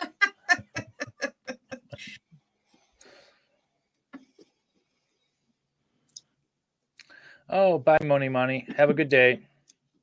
We're still on verdict You watch, talked by a the little way, bit for on the direct Armstrong case. examination We about go live the with changes something. in We'll switch the over. liver to Ms. Gowan. Could you explain to the jury what you would expect to find for a person who is a alcoholic or chronic alcohol abuser if they were to not have any alcohol in their system and they would end up suffering from alcohol withdrawal? So alcohol withdrawal occurs with someone who regularly ingests a significant amount of alcohol and then abstains suddenly from alcohol. It can happen within a matter of hours and then over a course of a day or two. The way alcohol works on your system is that it's a depressant. So it depresses your brain, your central nervous system. Once you take away that depression, your nervous system gets overexcited, and that results in some changes within your body that nervous system affects your heart rate, your blood pressure, can cause seizures, sweating, things along those lines. So people who are withdrawing can have hallucinations, they can have seizures, they can have really high blood pressure, they can have a really high heart rate. Most times that happens and it's a bad experience, but the person can survive. If they progress to something that's called delirium tremens, that's the most serious of all of those symptoms that occur with the alcohol withdrawal. That involves hallucinations and seizures, and you can have actual tremors. I think there are differing opinions on what the mortality rate is, but dying is definitely a possibility with delirium tremens. If you have someone that you actually know to have died from delirium tremens, is there any physiological changes in their body that you can note during autopsy? No. So you couldn't say, look at their brain or look at their lungs or their liver and say that person died from alcohol withdrawal? No. 62 degrees So how do you out, determine Jimmy. that when you're doing an autopsy? And so in terms of complications of chronic alcohol abuse is tend to how we will write it down or put it on a death certificate. That's what we call a diagnosis of exclusion. So you often have someone who's at home alone and they're dead in bed or just on the floor of their house. And I do an autopsy, may look at histology, do full toxicology, whatever I think necessary to essentially rule out every other cause of death. And then that's ultimately with what I'm left with. Sometimes you can have competing causes, and that's where my training comes in, what I think is appropriate as a doctor. But really, I need to rule everything out with a full autopsy. See, she sounds extremely thorough, and I like Dr. this Cruz, when you come to cross-examination. your It's almost like a ultimate direct. opinion, what standard do you use, and what standard is used in the medical community when you're giving opinions, conclusory opinions? So in terms of the standard, it's really based on my opinion, my training, my medical expertise. What I personally think it's appropriate at the end of the day, it is an opinion. People say within a reasonable degree of medical certainty. What that really means is kind of person dependent. We also have National Association of Medical Examiners guidelines that we may follow in certain cases to help us out. So you personally, Dr. Cruz, what amounts do you give within a reasonable degree of medical certainty? What type of emphasis or meaning does that have to you? It's tough. I mean, there's people have asked me percentages and things like that. I don't have a percentage. I like to be sure. And I like to base a lot of what I determine on my autopsy. I mean, that's really my role in everything. Yeah, I was grading It's her important on to consider investigative findings. her direct examination, which is usually when they shine, but it's a hostile witness. Opinion. So, But I'm liking her more and more on this cross. expanded toxicology to make sure I don't miss anything. Did you have an opinion in the case of Eileen Gowan to a reasonable degree of medical certainty as to her manner of death? No, I did not. Did you have an opinion as to a reasonable degree of medical certainty as to Eileen Gowan's cause of death? No, I made it undetermined. So for both of those conclusions, you stated undetermined. Yes. I like Your Honor, this may I approach? cross. You may. It definitely weakens the state's case. Upgrading her to an 8.4. I'll go with that. I like her hair. Her voice is, you know, when she's like Dr. Cruz, I'm definitive handing about you what has something, been it's less marked by whiny. Court order as Defense Exhibit 100. Do you recognize that? Yes. What is it? So this is a quality yeah, that's assurance true, too. I form forgot about that that. was signed by one of my colleagues Hang on, in let's the do an office. experiment. As part of our standard office protocol, Normal we speed. have these forms and our autopsy report and photos and everything findings are reviewed by one of the other medical examiners for cases of homicide, and then when both cause and manner of death are undetermined. And is that a fair and accurate Nope. depiction of the document as it sits in front of you? Yes. If we could Your speed Honor, somebody up in defense real officer, life, proposed Exhibit 100. No objection. she might be worth taking a run at. is received. The other thing is back on. So I'm watching not it gonna right now. publish I don't this see to the jury. anything. They'll have it back in the jury room, Dr. Cruz. But this quality other assurance thing? form Nikki was Blue. signed by Dr. Thompson. Is that Let me know. correct? Yes. Dr. Thompson is the deputy medical Her examiner for voice the needs to be Iowa sped State up. Medical Examiner's Office. Is that right? That's correct. He is the second in command in your office. Yes. Do you know how long Dr. Thompson has been a practicing pathologist? I think I think he's been practicing at least 10 years longer than me, which would put him at 15 years about. And Doctor, can you tell us what Dr. Thompson went over when he filled out this quality assurance postmortem examination report? So as part of the quality assurance form, he goes through different parts of my autopsy report in terms of, was my scene description accurate in terms of the information provided to me? We have a system where all of that's documented, so he had access to law enforcement reports and things like that. How I identified the person, if that's appropriate or not. Identification is one of the most important things we do. When he looked at the photos, if I accurately described clothing or medical. Okay, you know what? Normally I don't watch the Law and C-Word chat, but I've been streaming the Armstrong to see if they go live. And I just looked over at the chat, and somebody in chat said the jury proved it, so she's guilty. That's the quality of the Law and C-Word chat, people. Therapy, if I missed anything. Does everything seem accurate? Do my photos seem to accurately depict what was seen at autopsy? Are my organ or an internal injury descriptions appropriate? Did I do appropriate ancillary testing, like appropriate toxicology or anything else additionally? And then it looks at my conclusions and say, did I come to an appropriate conclusion? Is it consistent with everything that I had? Was it done in a timely way? Things like that. So this quality assurance postmortem examination report is really a second opinion on your findings. Is that right? I object to that. It's not a second opinion. It says that she's. Excuse me. Who? Crazy counsel. Ooh, little spat. Yeah, no, the quote is literally that where is it? The jury proved it guilty. The jury proved it guilty on Law and C's chat regarding Armstrong. That is from JJJ. No, Dr. Cruz's answer is Ed F. Next question. I'm calling you out, Ed F. So these quality assurances are done, you said, in cases involving manner of death as undetermined. Where both cause of manner are undetermined or where manner is homicide. Okay.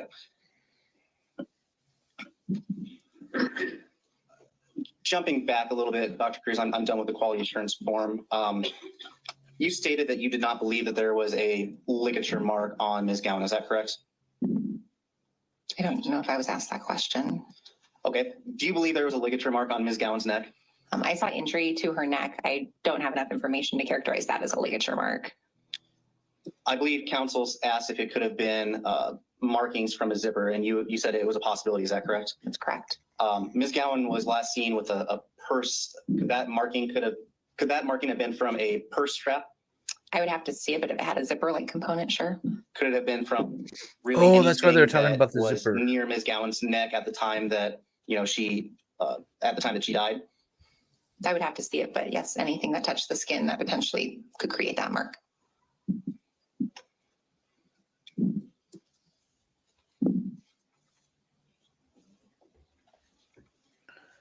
Are we pausing for dramatic effect? Dr. Cruz, is it fair to say that Dr. Bodden reviewed the same items that Dr. Thompson reviewed? Yes, they had Window he may not lickers. have I haven't heard access that to term all in of the things, but, forever. yes, the same report, the same photos. And you ultimately, you've read Dr. Bodden's report and opinion, correct? Yes. And you ultimately disagree with Dr. Bodden's findings as to manner of death and cause of death. Is that correct? Yes. No further questions. Hey, redirect? Yes, Your Honor.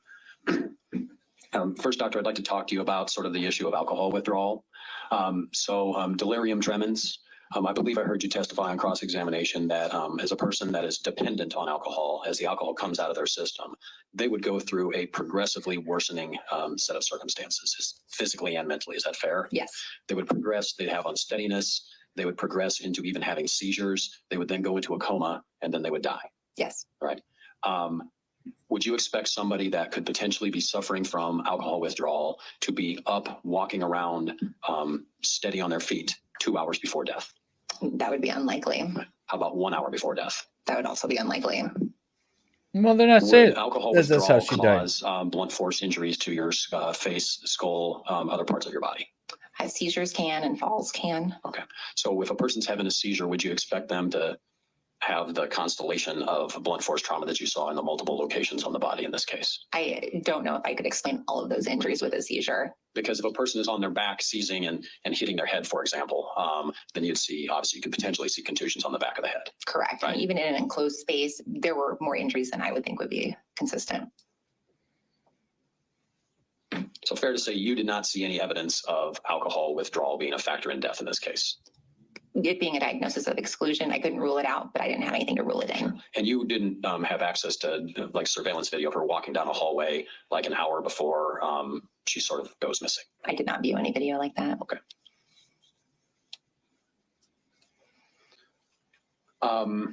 So you would agree, it sounds to me like after listening to the discussion about manual strangulation, because of honestly the lack of Jimmy, did you hear? Would you say you would? The chat saying in Armstrong? Ed F says that she's guilty because the jury proved it. This is in the Law and C Word chat on Armstrong. You're muted, but that's okay. I can see you laughing. Agree with Dr. Bodden. Yeah, the jury proved it. I wait until I switch over screens. I got it pulled up so I can show everyone that's what they're saying. That manual strangulation did not occur in this case. That it did not occur. Did not. This is not a case of manual strangulation. It's something I could not completely rule out. But you don't think that's what happened? I don't think I had enough information for me to say that's what happened. Sure. Because there's no strap muscle damage. There's no larynx issues. There's no hyoid bone fracture. There's no fingerprints. I mean, all the things that you would see from somebody putting their hands around the throat, they just were not present for you. Correct. Right. So if Dr. Bodden says he also agrees this is not a manual strangulation case, you two would not have a difference of opinion about that. No, then we would agree. Okay. Did you see any evidence of healing on the contusions and abrasions in this case? Dating of contusions is difficult. I did not do any evaluation other than looking at them with the naked eye. So it's not really something I did mute her. She depth. muted herself. How about the laceration? No, there was significant drying to it from that postmortem interval, but no, I did not investigate, say, look under the microscope for any evidence of healing. Okay.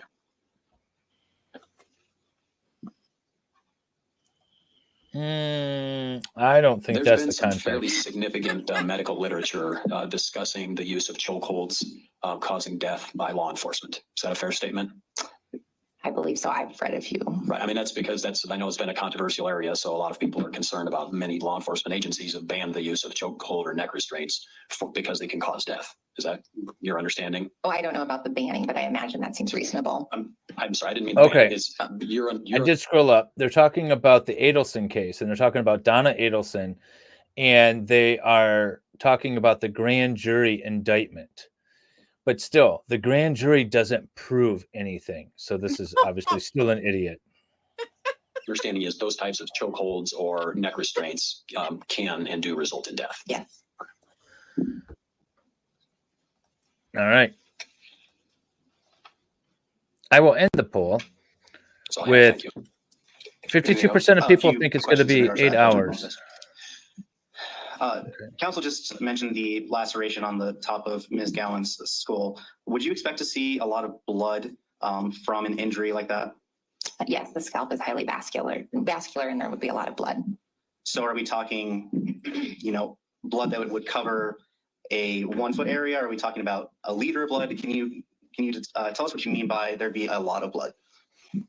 Technically, you can kind of die of any sort of laceration from bleeding out. There you go. scalp New even poll more is up so. just for you, Jacob. Over a long period of time, it could be enough blood that could potentially account to someone's death, if that helps describe it. But I've seen people fall downstairs and just be completely surrounded by a pool of blood from a scalp laceration. Would you expect to see blood on a person's clothing with that type of laceration? It would definitely be possible.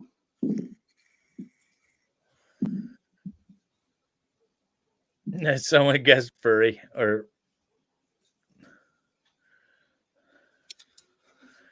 I'm watching the poll. Dr. Cruz, do you agree or disagree with the following, that Ms. Gowan's injury was caused by the forceful compression of her beige jacket zipper's teeth against her neck with sufficient force to be imprinted on her skin, which interfered with her ability to breathe and caused her to die from asphyxiation and interference with blood flow to her brain? I do not think I have Could be a major enough fight. information to support that or agree with that. So you disagree with that statement and conclusion? It's difficult because I did say that cause and manner were undetermined. I didn't put the I did obvious not one have down. enough for my autopsy to even come that close. Thank you, Dr. Cruz. No further questions. Anything else? Just based on that. But you're not suggesting that that is not why she died. You're saying, in your opinion, you do not have enough information based on your training and experience to issue that opinion. You do not feel comfortable. You have no opinion. Your opinion is undetermined. My opinion is I do not have enough information to determine how she died. Thank you. Nothing further. Thank you, Dr. Cruz. You are excused. All right. Done with that witness. Ladies and gentlemen, I'm looking at the clock, trying to determine how we're going to proceed through the rest of the day. And I think it's best that we take another early lunch. So we'll be in recess. And I'd ask you to try to come back 1 o'clock. I love this defendant. I love the way he looks. Look at that glorious, like walrus-like mustache. Yeah, I zoom know. in on him. Hi, Val. Hi. I got You hay all over. out of breath. Did you just unalive someone? No. Yeah, Just sure. unloaded a whole truck full of hay is what I did. Look at you. Loaded and then unloaded. For all the little goats? Yes. You kept your thing up, so you should see the private chat. I looked. I saw. The Iowa case stream and then the Anderson stream I put in there. Yep. Okay, cool. What are you leaving? Is that what's happening? I'm leaving. I'm leaving it all in your hands. Oh no, why are you doing that? You've got everything in your control. Uh-oh. I'd give it to Jamie, but she doesn't want the responsibility. Oh. With great powers, comes the responsibility, and she doesn't I want don't that. want All right. it. I don't want it. That's Just what coming she back said. from lunch. All right, I gotta. Well, you said you're leaving at 4. Well, but I asked if he could come back at 3:30. The sooner I Oh. can get there, the better, because then I can clean the horse up a bit before the farrier comes. Oh. Valhalla has controls. He does. He just comes and goes as he pleases. And now it's like Dad's leaving the house, and I'm hoping he doesn't have a party. Oh, we'll clean it up afterwards. Yeah. That's all. That's all Wait, that why really did matters. I gotta take this banner down. There we go. Was he yelling at him? Or is he just being serious? Look at him. What is? I was talking to him about the medical examiner's testimony and how great it was. And okay, we still got to combat the other medical examiner, who's probably coming up next, I would imagine. No, that one needs to be. Oh no. Yes. Well, I got to milk the horse before the farrier comes and reshoes it. Giggity. Oh God. Why am I looking at a different screen than what you? Oh, you're behind. Yeah, I'm behind. Okay. You gotta back up. I'm about an hour behind. Because we had, like whole closing arguments. We actually caught up quite a bit. We were 3 hours behind when we started back at this trial. Yeah. So now I'm 59 minutes behind. So Why is it? Tab audio. There's supposed to be some big time ME coming in. Yeah. No. There you go. All the way to the right. There you go. There we go. Now you got it. That's what I'm looking at. Well, that's current. You got to back up. You got to go an hour back. We missed a bunch of testimony. Oh, you should see the judge sitting on the bench right after lunch break. Back it up to an hour, you said? 59 minutes. That's where I'm at. Right there. Yep. So the judge just came back on the bench after lunch now. I'm going to close down my stream. And the other one, you could just bring live. It's just the live view flashing back and forth. If they go with something for like a verdict or anything like that, that'll pop up. So I've been just watching that. All right, I have so many blessed windows open right now. Don't need that. Don't need that. Yeah, Baker's always looking and watching.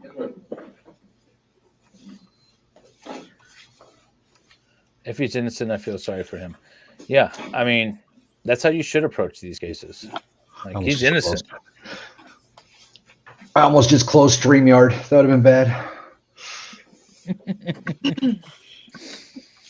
Valhalla. He's new to this. You got to give him a break. I'm a little Hey, you noticed I got some shout outs on a certain stream? Yeah. I noticed I didn't. Dang it, McKinley. She shouted out MLS, making law simple so many times. And then she's like, oh, I forgot to Didn't say Valhalla once. That's okay. She gets a pass. She's got a cold. I was in the chat too. Were you in the chat?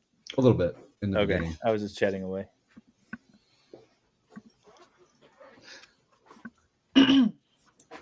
Thanks, Baker. Appreciate it. Were you watching the medical examiner, the rest of her testimony? Yes, I was. Well, it was on in the truck. I wasn't paying super close attention. I was driving.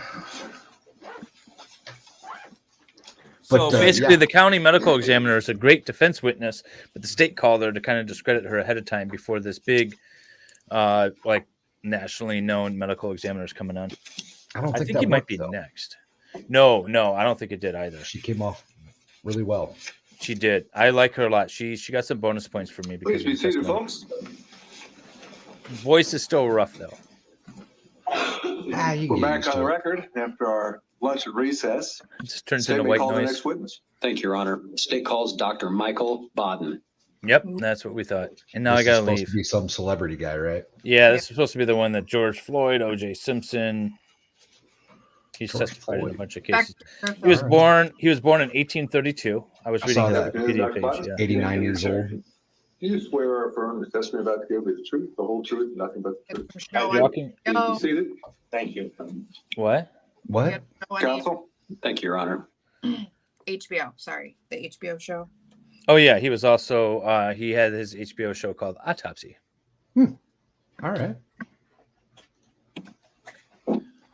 Weird. So by that Go in and fact, grab some of those it's from clear the that he doctor. just says whatever the person that's paying him wants to say. You have to have water. Yep. Thank you. Wasn't that kind of what professional witnesses do? No, not good ones. We'll get some up there Sometimes for you have to shop around. Can you state your name find and the spell way. your last name for the record, please? Michael, Baden, Baden, Baden. All right. And He sounds rough. Yeah. Dr. Baden, can you tell me a little bit about your educational background after high school? Was he an officer in the Confederacy? Yes, Oh, damn it, I I was graduated from the City College of New York, NYU funny. Medical School, where I received an MD degree. This And guy's gonna then pontificate My for hours. education I'm out. in medicine I'll be back, was guys. at Bellevue Later, buddy. Hospital All right, in New York thanks. City. Bye. Absolutely. First studying in internal medicine and then in pathology. Look out, y'all.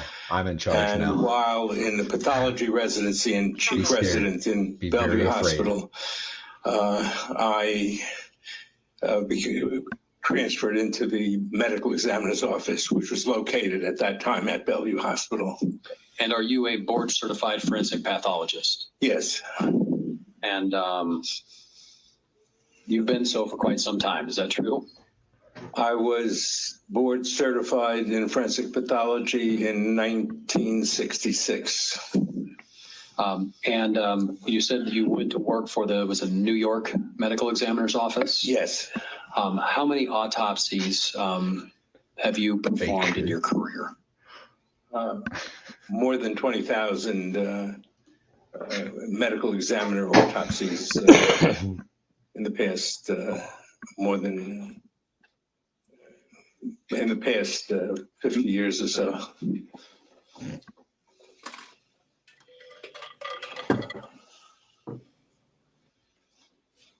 Thank you. This man is 50 years older than me, y'all.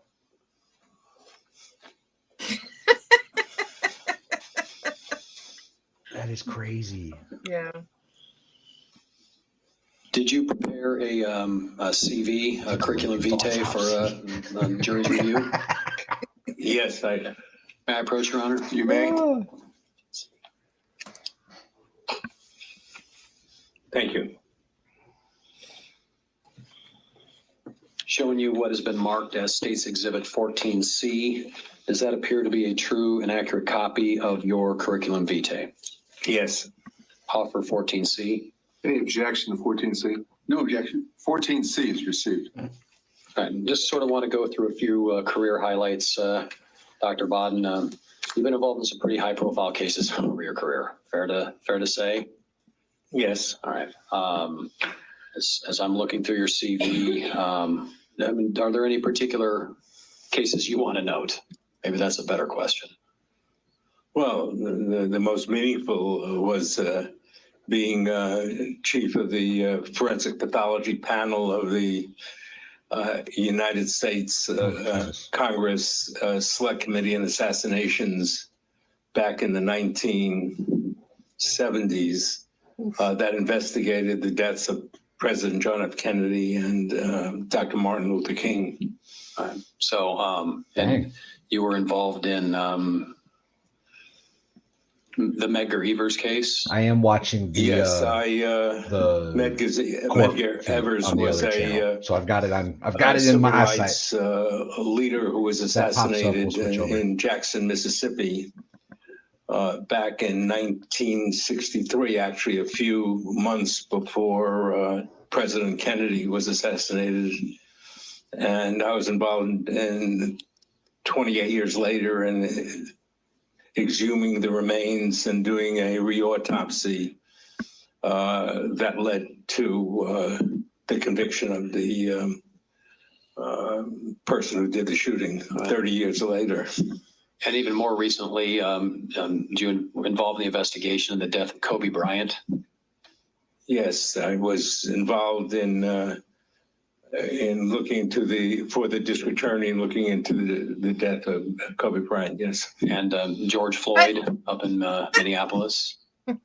did a second autopsy. Yes. Okay. I think the rest of your highlights, I don't probably need to talk too much. Wasn't You've the written- second is it fair to say autopsy you've written of George Floyd the one numerous that found books, many fentanyl articles, to be at a lethal level? taught can't really forensic hear you. pathology. Yes. Okay. Say that again. I said you're a lot quieter than the court, so I can't really Oh, hear you.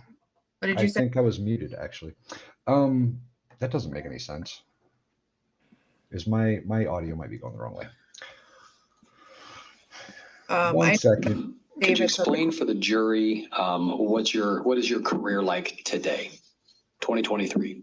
Well, I spent actually 25 years working in the New York City Medical Examiner's Office, rose to being chief medical examiner, then No? 25 years as. Is that better, Jamie? Can you hear me now?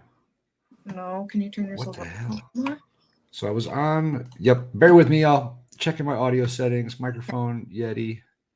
Well, since we have Vealhammer's new media here, it's really good audio, so we're really low. I guess I could turn the volume. Is the court feed too loud, y'all? Or is it good? The chief forensic pathologist for the New York State Police, and the past. What was that? I said you could probably go down a little bit. All right. Let's get fine-tuned here, you guys. Let's get fine-tuned. Yeah, I mean, just to me, you're really low, but maybe you're good to everybody else. But Sound fine. It's good. Okay. what were you saying though? Well, I had my microphone on the wrong thing somehow when I got back. I don't know how that happened. Nobody's been in the house. Oh, now you're loud. There we go. Better now. No, it's good. Okay. So we're gonna roll with this. Tell me if it needs. Did you say that? Was it the second autopsy of George Floyd? What were you saying? About George Yeah, Floyd? yeah. He said he did the second autopsy. Wasn't that the one that they decided that he had a lethal dose of fentanyl in his system? Oh, I mean, good question. I don't know for sure. But what does he have to do to be the ME for Kobe Bryant? I thought it was their foul play. Well, it was a helicopter crash. I know. If I recall correctly. I don't know how much. Just a helicopter. Maybe Thanks. somebody choked him on the way down. 10 years, I've been in the private practice of forensic pathology. So when you're in a private practice, forensic pathology, fair to say you get contacted by either individuals or government entities and asked to perform a review of cases? Yes. All right. Okay.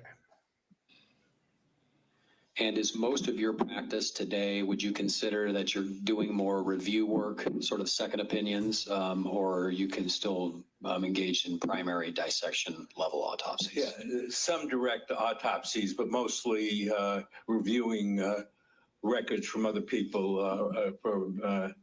that have been previously examined or autopsied. Okay. And, I'm not pulling can you that up. explain- know we I talked like about life, Cruz earlier but today. that's Can funny. you explain a little bit about the importance of good photography and good documentation in the field of forensic pathology?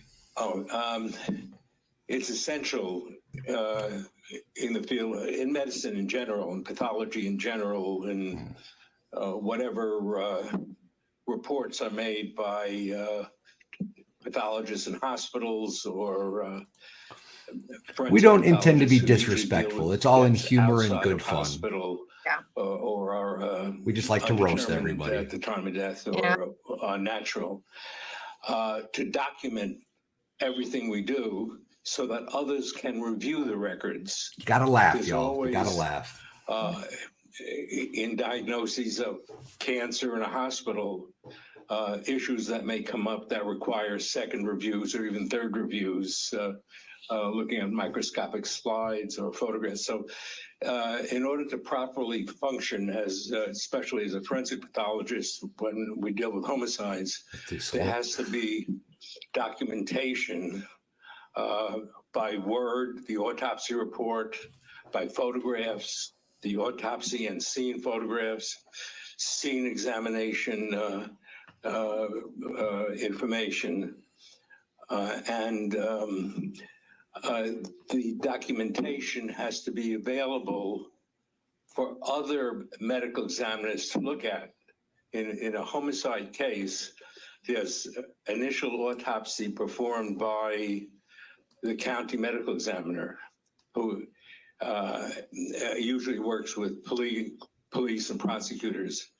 There's going to be another medical examiner reviewing it for the defense, that to make sure mistakes haven't been made, to make sure that get a second opinion. But that's built into the law enforcement part of forensic pathology, that we have to provide enough information for others to review, to make their own independent opinions. And normally we welcome, if we're doing an autopsy, to have another pathologist come and watch or participate, so that we are clear what the findings are, and then the interpretations are up to maybe other information also individually. However, most of the time when the first autopsy is done, there isn't another pathologist that comes to be at the first autopsy, because they don't know who the suspect might be. They don't have a lawyer to come and immediately get a second forensic pathologist. So usually it's customary for all homicides to have a second opinion done from the medical records that have to be kept. Sure. Autopsy report and the material I discussed. And would you say your work today is primarily prosecution side, primarily defense side, or a mixture of both? It's about, my work now is about 50-50 prosecution, defense, or in civil cases, defense or prosecution. Okay. How'd you come to get involved in this particular case? I was involved just a few months ago, in June, actually, early June of this year, because I was called by a brother of the decedent.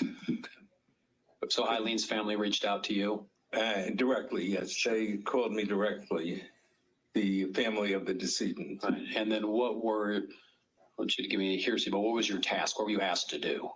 Well, they explained, which the reason he called was they were concerned about that the family thought that Not yet, the sister atheist. We're still on verdict watch. Died as a result of injuries sustained by somebody else, and that the cause of death was homicide, and that the medical examiner was unable to determine the cause of death. Okay, and so you were asked if I could review the matter. Okay, and so did you agree to review the matter? I did. All right, and what sort of information? Hey, there's a verdict. There is. Well, I listened to what the. Ooh, there it is. We got action in the court, y'all.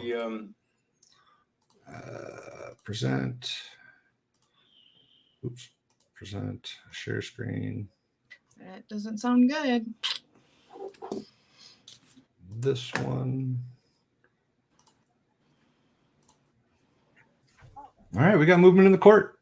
All right. Dave's missing it. Oh, too bad, Dave. Yeah, here.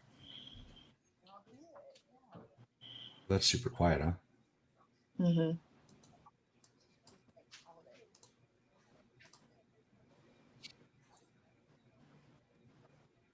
Yeah, how long was that? It wasn't that long. I think they broke at like 2 o'clock, roughly, less than 2 hours. Oh, wow. I think I left at 2 o'clock.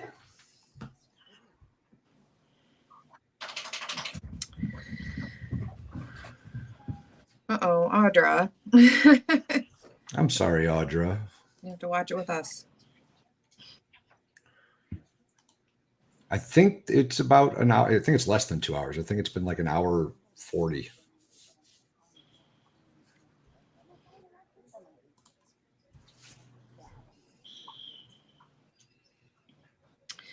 Yep. Ziggy Not, says less than 2. not a good sign. I'm sorry you're missing this, Audra.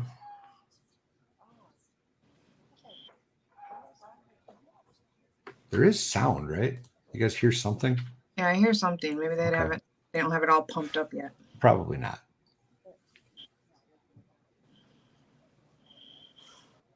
Yeah, you can just hang out with us, Audra.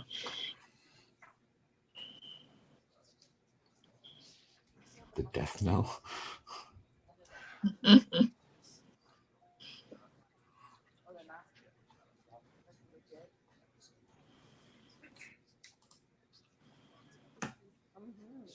I should probably put this out. Oh yeah. Good idea. I've got them on occasion.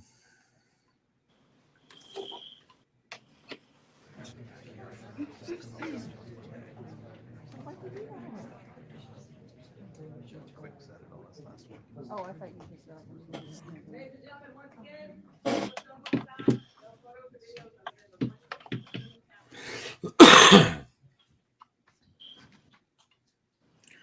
And it's the verdict, right? You said you got a verdict alert? Oh yeah. Not just okay. Yeah. The verdict reached.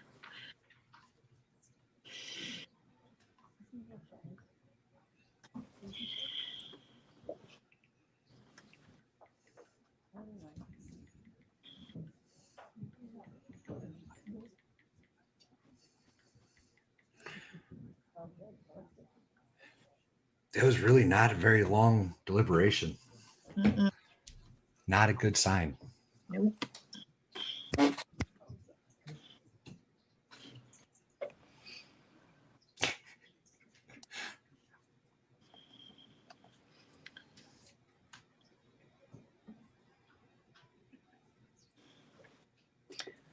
I don't think she's gonna last.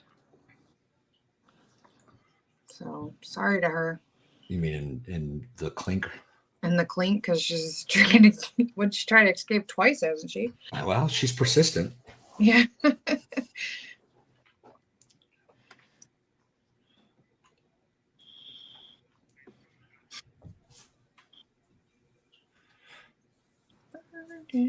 Yes, special shout out to Audra for providing us notes and sitting there every day and dealing with the craziness of this courtroom. McKinley as well.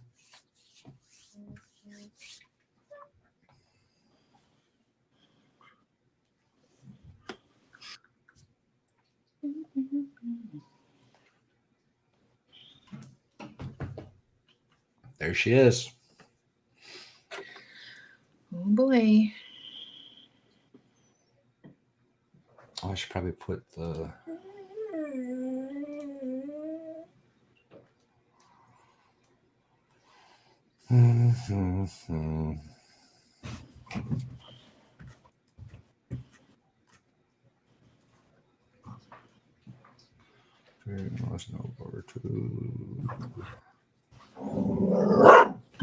Yikes.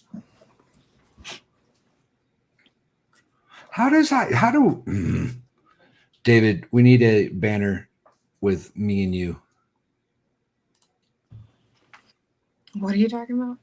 It's the banner to cover up the lawn cuck. Oh, He's got one for Chandler. He's got one for Nick. Not me, though. I'm not special. I see how it is. Oh, that ain't it. Oh, you know what, though? Baker did make me one of a sheep. Aw. Yeah. I refused to use it because it wasn't a goat.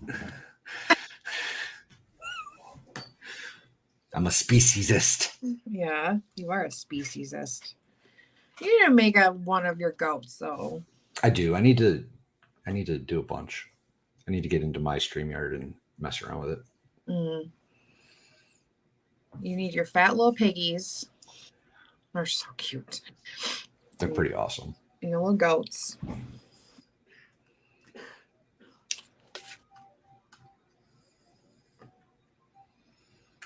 Focus, camera guy.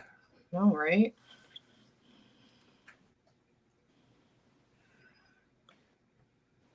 Is that true? What? What Audra put in there? That was alleged. Yes, it was alleged that she was getting beat up a little bit after her escape attempt. Vice isn't here, so we can distinguish goats and sheep. That's true. That's true. I got to take this. Give me 1 second. Okay.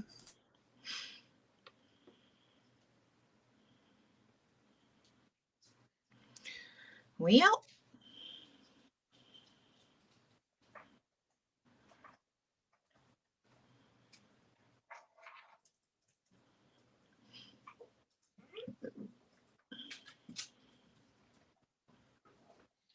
Oh, they did?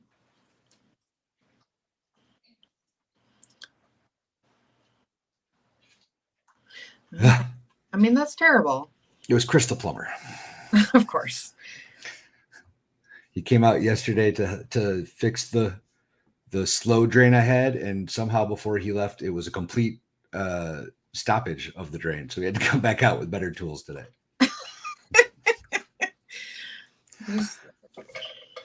Sounds like you need to make him a roommate. Hey, let's not get crazy now, okay? I like my privacy. Yeah. Acknowledge you, goat cheese. Are you calling me goat cheese, Jude? I didn't acknowledge you.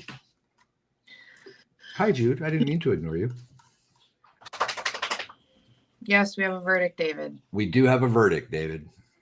At the moment, we're just looking at the back of some bald guy's fuzzy head.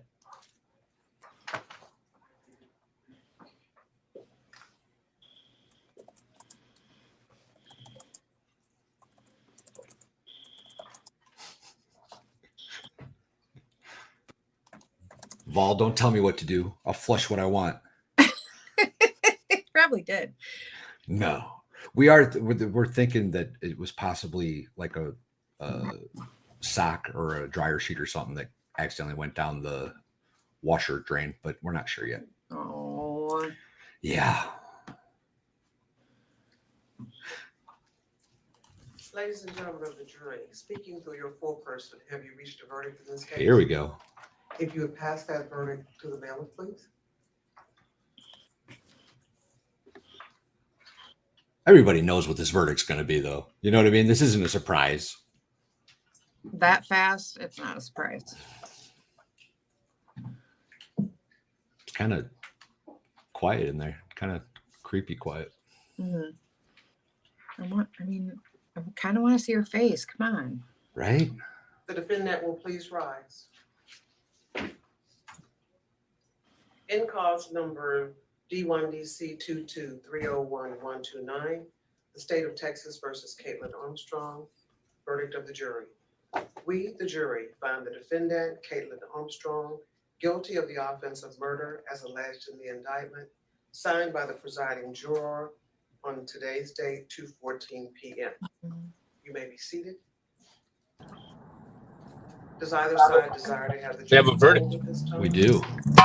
They just found her guilty. Guilty. Damn it, I missed it. Yeah. Ladies and gentlemen of the jury, I will ask each of you individually, and you can just answer yes or no, whether this verdict that your jury has Did she rendered cry? represents your individual Can't tell. verdict in the case. They haven't as showed her well. face. The alternates do not need to speak as to that right now. Well, First juror. I have to agree with the jury on this Go one. ahead. Yeah, I do too. Like I was saying, nobody's surprised by this verdict.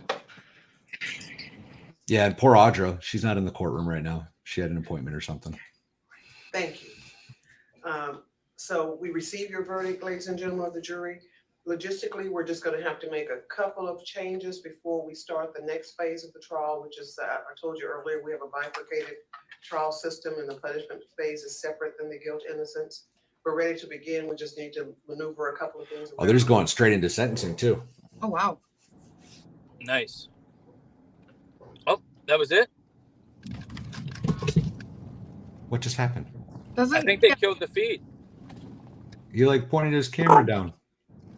Well, She the said- cameras are allowed for opening, closing, and verdict watch. And Not for sentencing. Get out of here. Really? Audra, get in the courtroom. Yeah, because Texas normally does sentence them right away, don't they? That's what I remember. Yeah.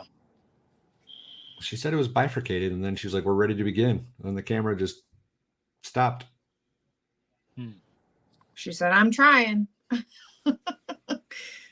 Oh, she in chat? Yeah. I gotta pull up my chat. Oh, okay. How far did we get with Dr. Geezer? Not very. Yeah, he told us all of his lifelong dreams and things he's done. And then all we got was the victim's family actually reached out to him for a second opinion. Ooh. So that's all I got from that so far. But no, they said they had some things they needed to do. What is that in reference to? What? She said they had some things they needed to do. The judge, maybe? Yeah. Yeah, I'm watching the phone while I'm driving. Yes, Josie. Because I'm here for you. I put you guys before my own life and safety.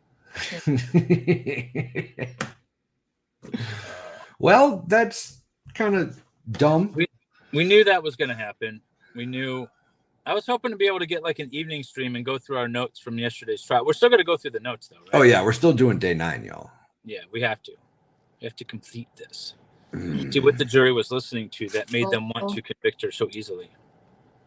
Well, I mean, despite the prosecutor's attempt to confuse and mislead the jury to the point of reasonable doubt, they still found reasonable doubt, or they still found her guilty. So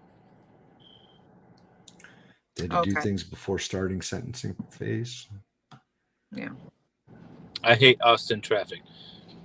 Audra says. Well, sometimes it's the judge and sometimes it's the jury. They have, I mean, in a couple of cases I've watched, they've had the option to say the jury will sentence them or the judge. So I don't know how it will be. Well, this is not a death penalty case. So no, they don't have the whole, like, let's redo the trial now and determine if she deserves death. Like no, I watched one where it wasn't a death penalty one, but the person wanted the jury. So they had to like present the information, you know, the whole stuff for all the people to determine sentencing. Yeah. Whoever voted for the 2 hours in the poll won because that was about 2 hours. What did they win? Pride and a little bit of Pride. ego. Pride in knowing that they were right. Is there a better gift? I don't think so. Is there? I will not be answering any questions. Well, I've stopped driving now. I was like going down the road, and so I'm almost to my horse. Oh, Andy's gone. What happened, Dave? No, my phone is ringing. Okay, now I got it. That makes sense.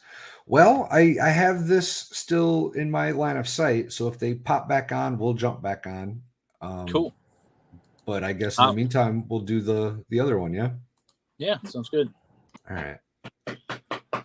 Stop screen. Okay. Present. Yeah, get back on the road. Go do your horses. You guys have fun. Hurry up. Bye. Oh, whoa. What happened? I don't like actually, he's gonna be mad. Hold on. Uh-oh. What am I looking at here? Tough enough. Stop it. What you got here? Well, it's the ad because I'm a cheap ass and don't pay for premium. There we go. The rare occasion when it's ordered by the judge, the judge can order. Oh wait, how did that happen? What? All right, they killed their feed and just went straight into this. Okay, so the bifurcation of the sentencing phase is apparently going to be a little more spread out. Good deal. In that case, we will do this and go back to where we were a second ago. Woohoo. Yay! Look at me. I'm almost like capable. A real YouTuber. Oh, look out, y'all.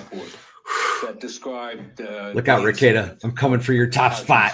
Right? Why they were suspicious that this was a homicidal death. Mr. Beast, I'm on my way, bro. And he then contacted the medical examiner's office and Dr. Cruz, who had done the autopsy. And We just watched it, she Lisa. and the Thank you, office though. sent We did me just directly watch at the that. request of the family, the autopsy report and the photographs that were taken at the time of the autopsy. Okay. And did you feel like, with the information that you received, that you had enough information to render an opinion in this case? On the basis of the police report, the autopsy report, toxicology report, and the photographs, I felt I had enough information to have an opinion, yes. Okay. And once you decided you had an opinion, did you put those in a letter report that was ultimately sent to my office? Yes, I did speak to Mr. Haven, who called me. I told the family what my opinion was. Is this a little better, And Legendary? then he asked me to send Hopefully. that opinion to you. Sure. And did you also contact Dr. Cruz and let her know that you were going to be issuing an opinion? Thank you very much, Audra. After reviewing material and I believe before I sent you a letter, which is a few days, I did call and speak to Dr. Cruz, and she was very professional and very forthcoming. I told her truthfully that she had done, I was very impressed with the extent of her autopsy and the way she did it, which I see lots of cases, and oftentimes they aren't. Rarely are they as good as Dr. Cruz. And I did tell her that I thought, in my experience, from the material that she had developed in the You just autopsy mist the verdict, and the Jenny. photographs, that She was I found thought there guilty. was, information there that persuaded me that that I could arrive at a cause of death. Okay. And so you would consider that a professional courtesy to note, if you're given a second opinion, right, as a doctor, you would consider that a professional courtesy to at least let the doctor know that you're going to be issuing an opinion. Is that fair? Yes, and also to discuss with her to what extent I agree or disagree, might disagree with the findings on a professional level. Certainly. And It was very fast. They did you have basically any came in, issues said guilty, with and then cut the feed Dr. Cruz's almost autopsy immediately. technique? No, I think she went beyond what the average competent autopsy would be. It was an excellent autopsy. Okay. And any issue on her procedure? No. Did you feel like you had adequate documentation as a result of the autopsy that she conducted? Yes. Okay. And again, then you ultimately provided. I feel like you should maybe take the propane tank out of the back of your car. That seems like a safety risk. Aren't lawyers supposed to be good at making risk assessment? It sounds like a bad idea, bro. I do. Is that a copy of the report? Yes. You should carry around a box of dynamite back there too. That's a good combo. Mr. Forney, who's working with you. Sure. The handsome fellow.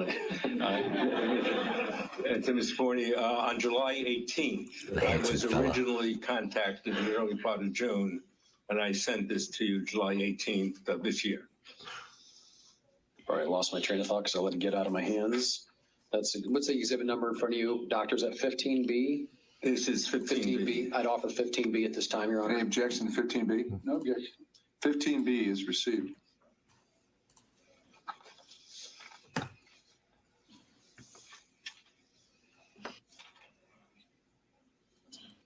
In a moment.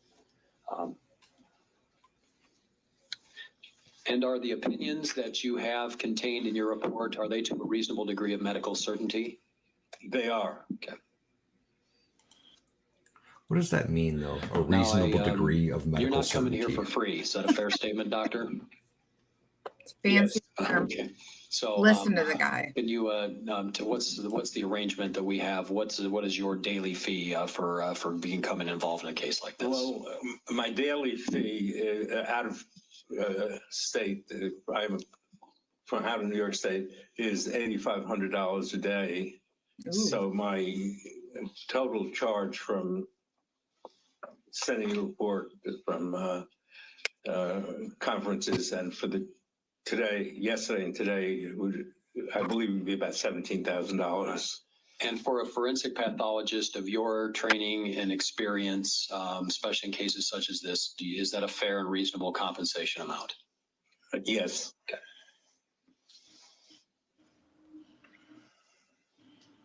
So, do you have an opinion as to cause of death? Yes, I do. And what is that opinion? My opinion, as I expressed in my letter, my opinion letter, was traumatic asphyxia due to neck compression. And do you have an opinion as to manner of death? Yes. And what is your opinion? Homicide. Okay. Why does he say it weird? Homicide. Now, I want to take you through, can you put up 8? Take you through some photos. So sort of warning everyone, we're going to have some autopsy photos coming up.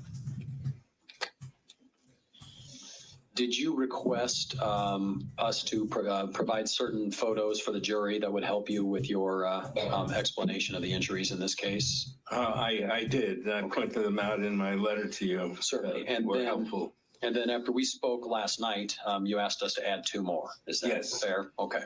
By the way, when was the first time you and I met? Last night.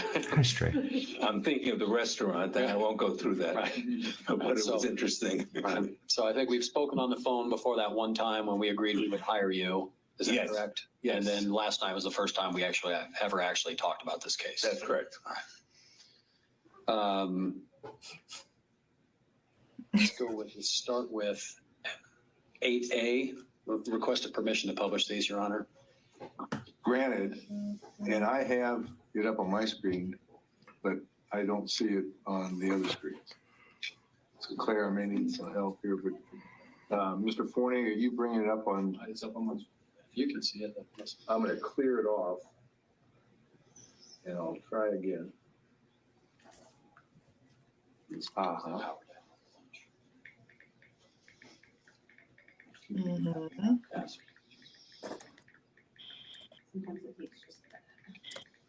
There we go. Thank you. Please continue, Mr. Wilbur. Okay, so we're now looking at photograph 8A. What of significance do you note in this exhibit? May I? If you need to stand. Get out, and I don't have a good view from here. Certainly. Your Honor. Can I don't know if this is going to help. Can I stand up and? You can certainly stand up, or you can view them. If it's easier to stand, go ahead and stand. Yeah, I think it'd be easier to stand. Thank you.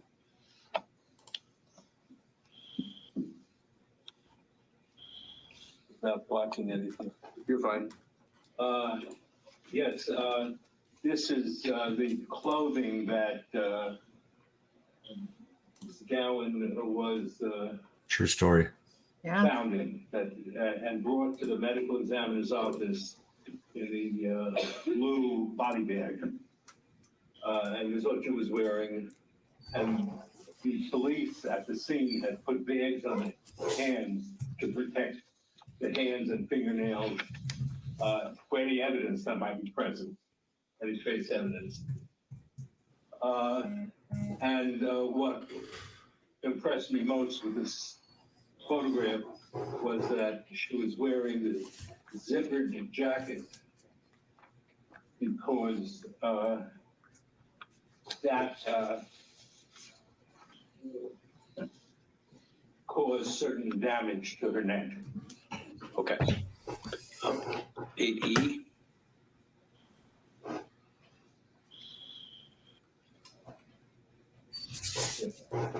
All right, so I think Can we see? Oh, probably not. That's 8E, so we're looking at a portion of her neck at this point? Yeah, no, we can't show autopsy photos. Pretty close here. No, The it's weird greenish that- discoloration is kind of early decomposition. What? I said it's weird that they're just fixated on the judge. That's why I was thrown off a minute. But That is a little odd. I'll give you that.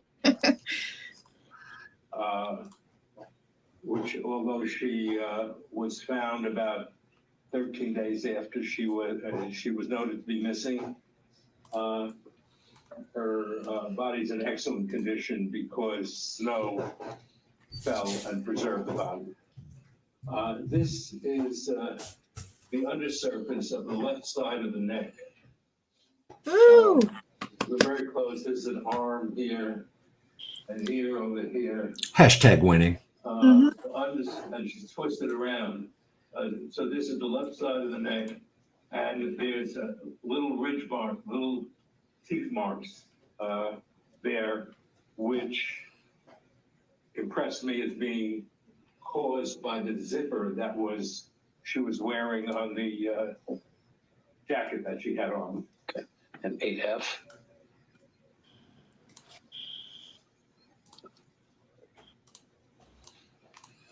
This is better perspective. This shows the left side of the face. What exhibit we look at? 8F.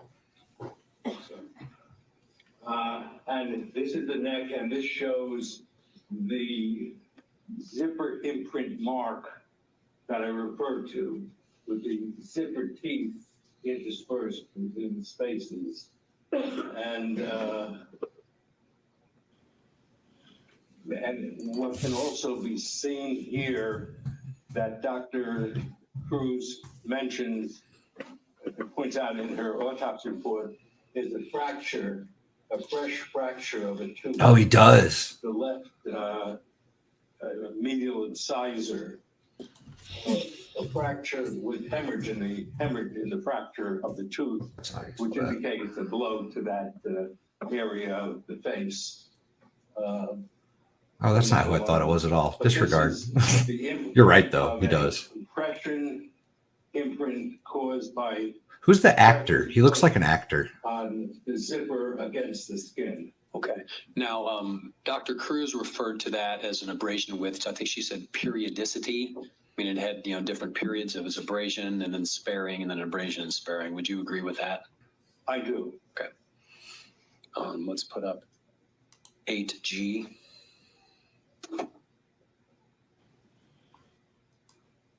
Okay. This is kind of rough. I know, doctor. We'll get through this quick. This is how she appeared after the clothing was taken off. This is about 14 days now after she died. So Why wouldn't they have it on the witness Except or the defendant? Why the judge? I know. marks on the right cheek. It's just awkward caused staring at by this guy. rodent activity while she was in the outdoors. And the fracture of the tooth, have you seen? And the I could kind of see Kevin Spacey, but that's not where I was. That's not who I'm thinking of. People kept saying Bo Bridges. Bo Bridges? Previously. And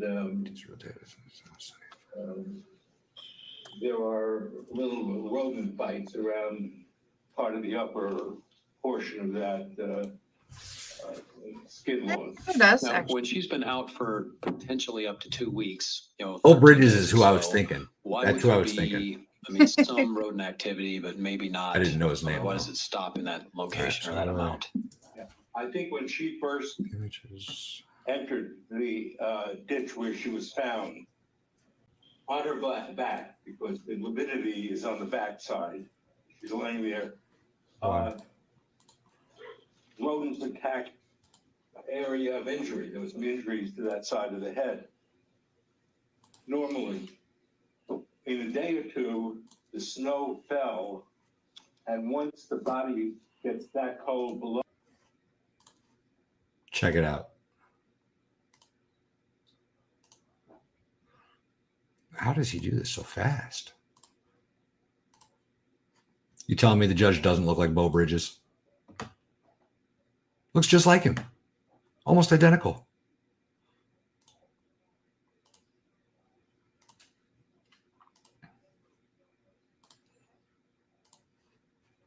Below 39 degrees.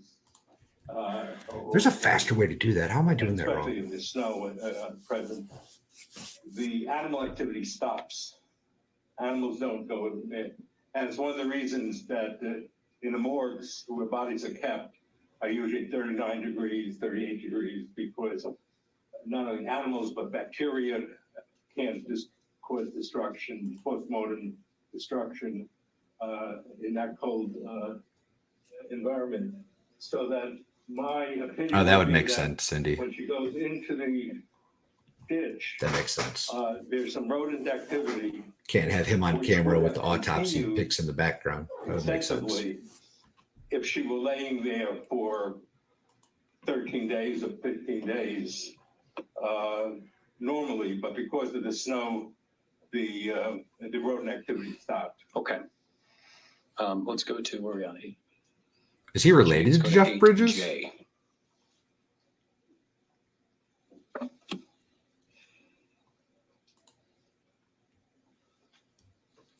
I had no idea. Give us 1 second, doctor.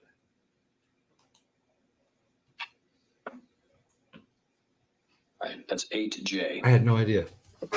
J is a close up. Chat, you teach me new things every day. You're amazing. Abrasion injury on the left side of the neck, and I think was made by the tightening of the pressure on the zipper part of the jacket against the skin. Brooklyn Bridges. It showed severe compression pressure on the neck. Had no idea. 8K.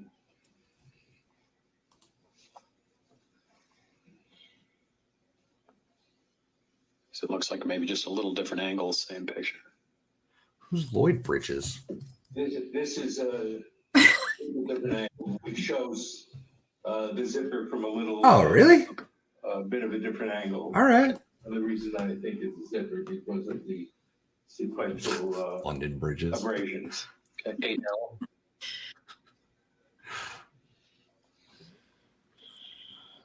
This is another example of the zipper imprint. I'm going to ask you. I remember I'm not sure this is him one you'd ask. vaguely, but I don't 8N. remember like him, if you know what I'm saying. what Like does he looks this familiar, but I couldn't indicate to you? tell you a movie he was in or anything.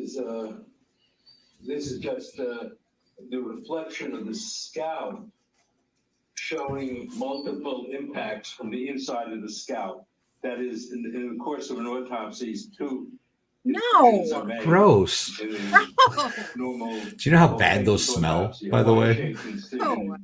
They're horrible. That permits opening up of the abdomen and chest so they have all the internal organs, and an incision from the back of the head. Peace Peony, I'm not sure. That permits reflecting the scalp. Jamie forward might and know. She's been paying backwards attention to this forward better than me. To be able to study the brain. Are these the prosecutors on screen right now? Are made so that when Yeah? the body is sewed up and shown to the family, those incisions are covered Jamie. up, can't be seen. I don't trust. No.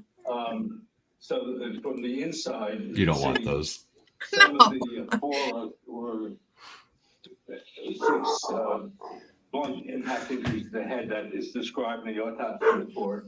And there's 1 laceration of the scalp. That's the inside of the laceration on the left side of the scalp. That Give me a second, Doctor. right side. Yeah, we'll put up another picture of that so you can explain that to the jury. That is 8M. Yeah, Oh. the inside. Oh, Why? Leave me out of this. I can't think of a nastier smell to make a candle scent out of than horse hoof trimmings. Showing the laceration in the skin and showing a fracture of the outside of the skull. This is the left side of the skull. Sentencing is now going on in the Indicates a powerful, Armstrong trial. blow to the That head does suck. caused They didn't televise it. laceration and a fracture of the outside of the skull. Oh, The that inside of the sucks. skull didn't show it. There are 2 layers to the skull bones. And then 8P.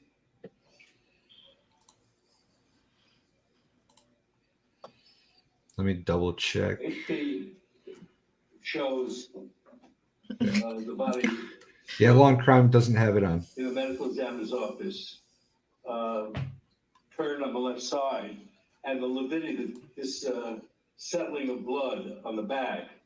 Maroon with beginning decomposition changes, green and yellow from the bacteria underneath. Shows that she was laying on her back the whole 13 days. So that the pressure on the neck was not caused by being against the ground, it was caused by something pressing from above. And on the upper back, there's a groove-type imprint that I think shows up better in the. Oh, it's AQ. That Dr. Cruz took a photo of. This groove here with discoloration that matches the collar. I think Chris the plumber just walked in. I'll be right back. The collar of the sweater that Ms. Gowan wore underneath the jacket that she had on. So this is different color and matches that. You close that down for me. Okay, I think that'll conclude our. Give me pictures. like If you want 5 to take minutes, your y'all. seat, Doctor. I'm going to be watching on my phone, so if you need me, yell. Go ahead. Your Honor, we haven't yet published Exhibit 9, which is the coat. May I do that at this time? You may.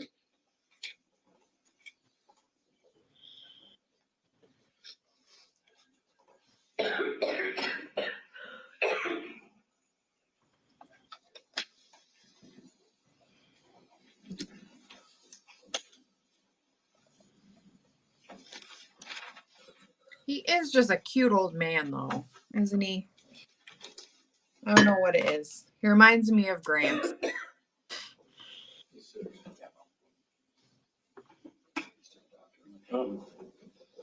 Thank you.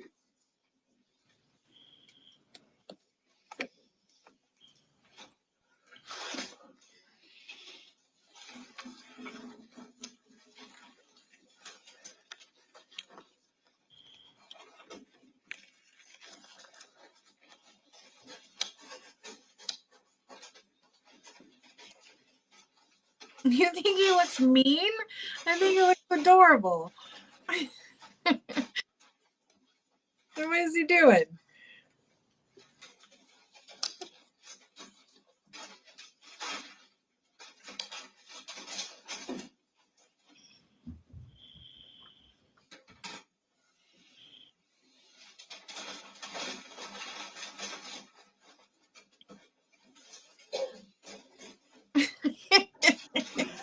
I think he's cute.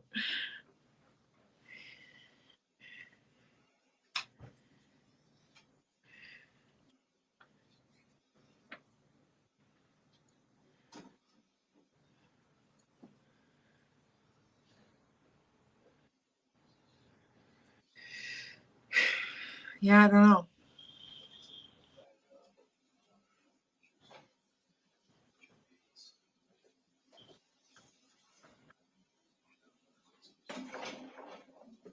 I mean, how old is he? Was he like 89? I mean, isn't he stray? He's just a cute little old man. Examine Exhibit 9. You may. Thank you. Examine Exhibit 9 and compare it as we're looking at Exhibit 8K. Is it your opinion that that zipper is consistent with the injury that you see on her neck? Yes, I think these teeth made those marks on the neck that are seen in the various phrases, images. And well, show it. By twisting and pushing up under the chin, which also, with also the sweater underneath, that caused some pressure against the back of the neck by the twisting motion of grabbing and pushing this up against the skin and compressing the neck and compressing the zipper against the skin of the neck hard enough to cause the serial bruising. So if you Yeah, had, but this is I a, don't. would you agree this is a fairly puffy collar on this? Yes. Doctor? So if you had a coat that was being twisted, one side zipper in, one side zipper out, and it was being twisted, would that explain to you why you would show zipper marks on one side of the neck and no marks on the other side of the neck? That's correct. Although the pressure of the coat would be on both sides of the neck, the zipper mark would only be at the point where the zipper touched the skin. And in fact, have you seen in your experience, Doctor, other imprints of items as when somebody has had a shirt, sweatshirt, or an item compressed, kind of imprinted into their skin? Yes, usually in a neck compression. When I say neck compression, not necessarily fingers, which is manual strangulation, but in pressure with a forearm or the forearm or the elbow around the neck, the chokehold, carotid sleeper chokehold, especially with the forearm, which is wide. Anything that gets trapped underneath, like a chain on jewelry, or different kinds of clothing, will be compressed against the skin and show that at the time of the autopsy. But if there isn't anything underneath, usually with that kind of blunt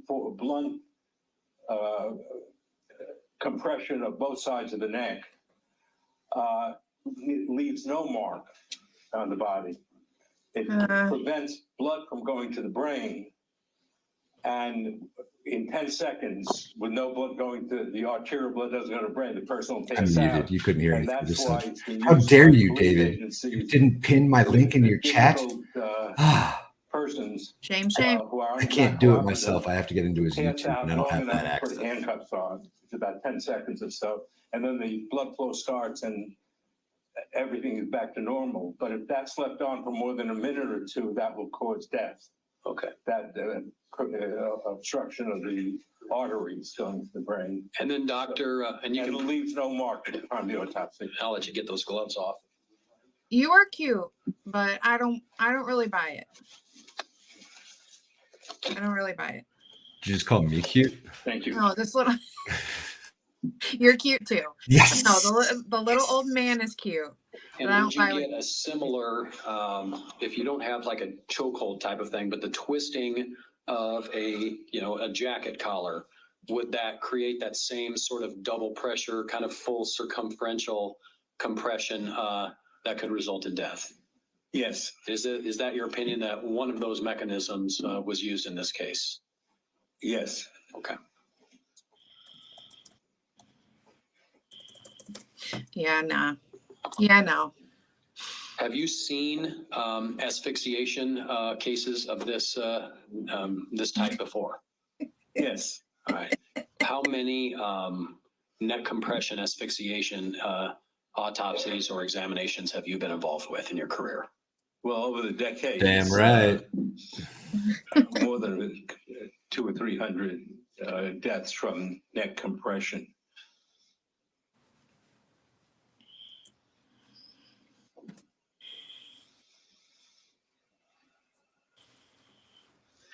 And as a result of this, I believe, just want to make clear, your opinion is that the cause of death was traumatic asphyxiation by neck compression?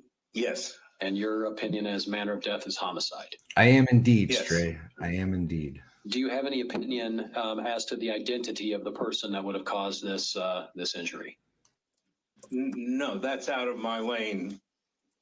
Medical examiners determine, forensic pathologists, the cause and manner of death, Here's what I can do.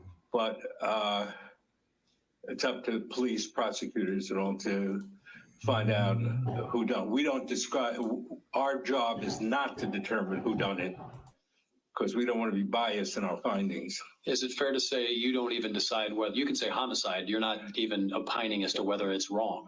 Yeah, if somebody dies of capital punishment, we call that a homicide. Electric chair or gas. What?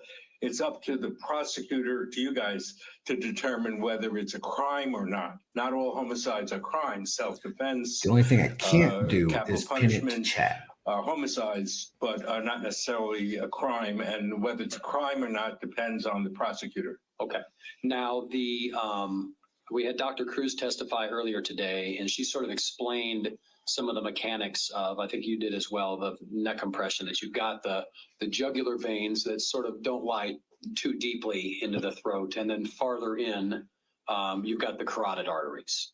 Yes. All right. So I think that's why she explained that petechial hemorrhaging you'll frequently see in manual strangulation cases. Can you explain why you would see petechial hemorrhaging in a manual strangulation and where you might not see that in a neck compression case? Yeah. Yes. The petechial hemorrhages occur when capillaries burst. Tiny little capillaries. That's why they're tiny little dots, like a period on a newspaper or something, size. When there's manual strangulation, so that there are 10 fingers that are compressing the neck, usually, in most of the cases, not all, it compresses all the veins because they're low pressure, but not all of the arteries. So arterial blood keeps going to the brain. The petechial hemorrhaging really gets you giggling, Jamie. And it backs up. Oh, he's the just veins like, back up yeah, his until little they get to finger. the capillaries and they Such a start little old man. to break and cause petechiae. Now, if the compression is firm enough and to cause the arteries to collapse. Yes, it does. Then I need there's no to petechial adjust hemorrhages. my information on this Petechial stream. hemorrhages and I hanging didn't when realize the I was going to be arteries are streaming collapsed by the weight of the body. after There's the no verdict, petechial but here I hemorrhages am. in the So carotid, I'll update it. Thank you, McKinley. sleeper hold when the forearm and the upper arm collapse the carotid artery. So the carotid artery And actually, would you like a link? pumping blood. Then there Do you want to come in and tell us petechial about hemorrhages. the And would you Texas expect to process for see bifurcation marks to or trauma sentencing? to the strap muscles with that type of compression? No, manual strangulation will cause hemorrhage in the skin underneath, in the muscles underneath the skin, and fractures of the Adam's apple and the larynx, the higher bone there also, from the hard pressure of the fingers. They do not cause, there's no damage when the forearms press just the sides of the neck, the carotid arteries, and not the front of the neck, as in carotid sleeper holds, or often when there's a bulky object causing pressure, like the arm, or bulky clothing causing pressure, doesn't leave a mark, whereas a thin ligature would leave a mark, but not a bulky piece of clothing. And I think that's exactly what we heard Dr. Cruz testify to, that if you have a thin ligature, you're going to have a distinct ligature mark. But as the item that's causing the compression gets wider, it dissipates force. So you would have less distinct up to no marks, depending on the material or the width. I would agree with the way she described it, yes. Okay.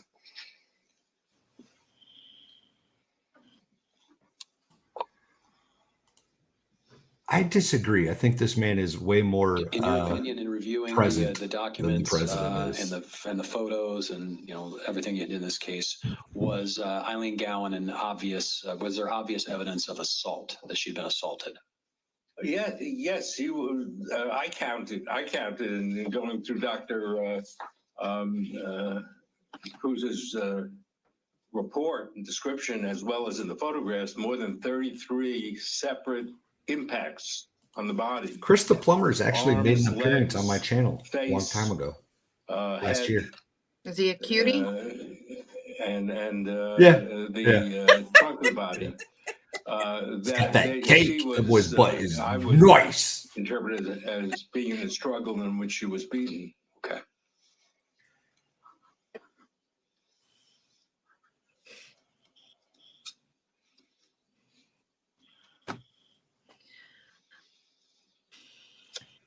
Yeah, I'm not There buying. she is. either. Hey, McKinley. Hi, I'm so confused By what? because this is making law simple, but We do things weird over here. I'm okay. using his StreamYard. This Okay. is his stream, but he had to go get his horse's hooves trimmed. So I'm just running things while he's gone.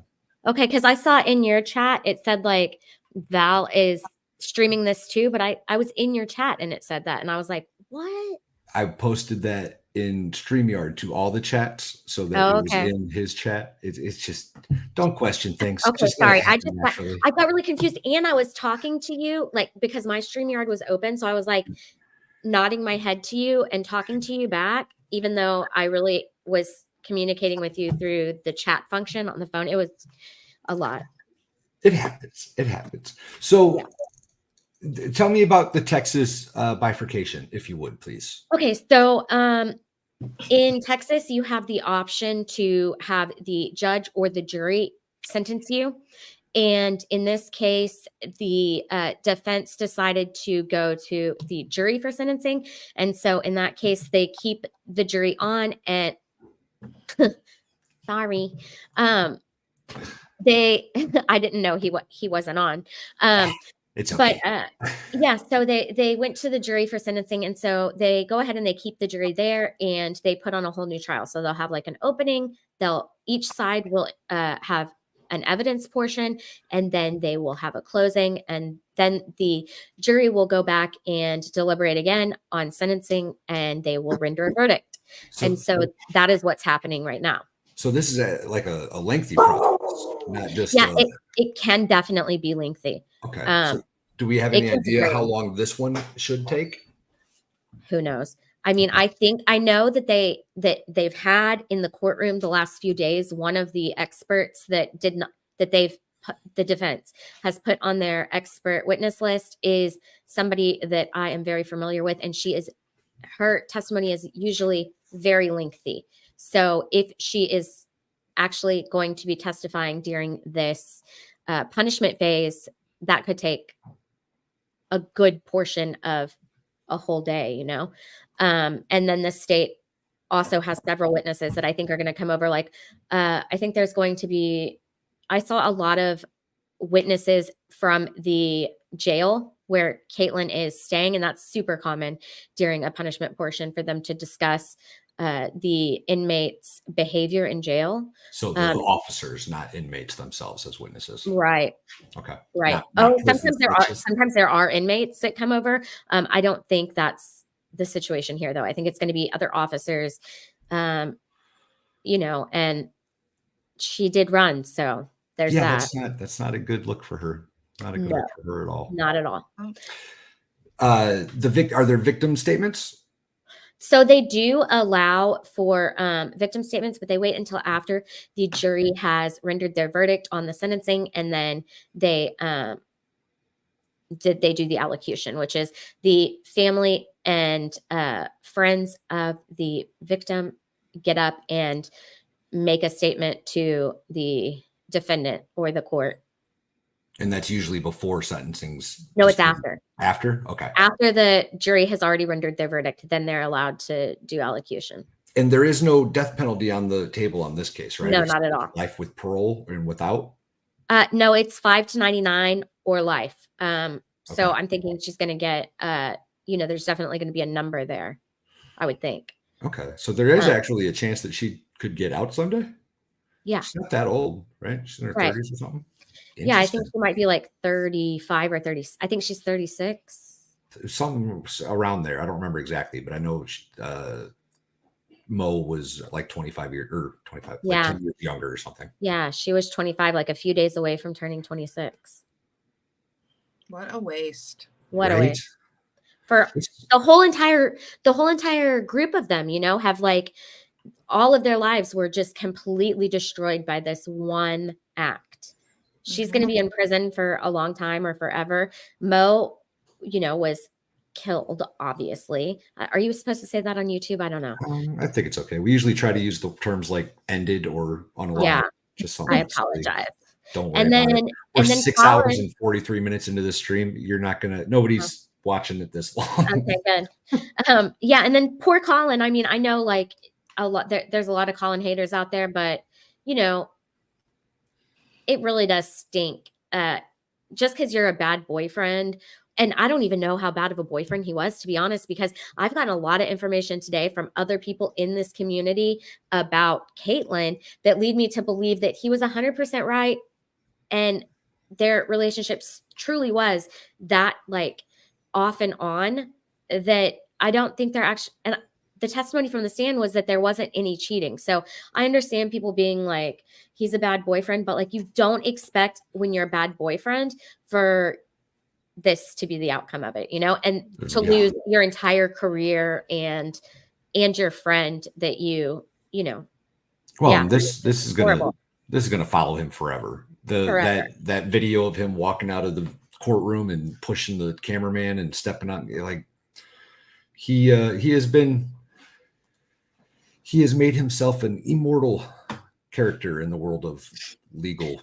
Well, I mean, they said she did it, but if she really did do it, because we still don't. I mean, you can say she's guilty, but like we don't. Well, she is guilty now. She is factually guilty. But I'm saying we don't really know because nobody was there. But if she did that, like over this guy, though, that's what I'm saying. Like when I say, like, my God, you ruined your life over some dude.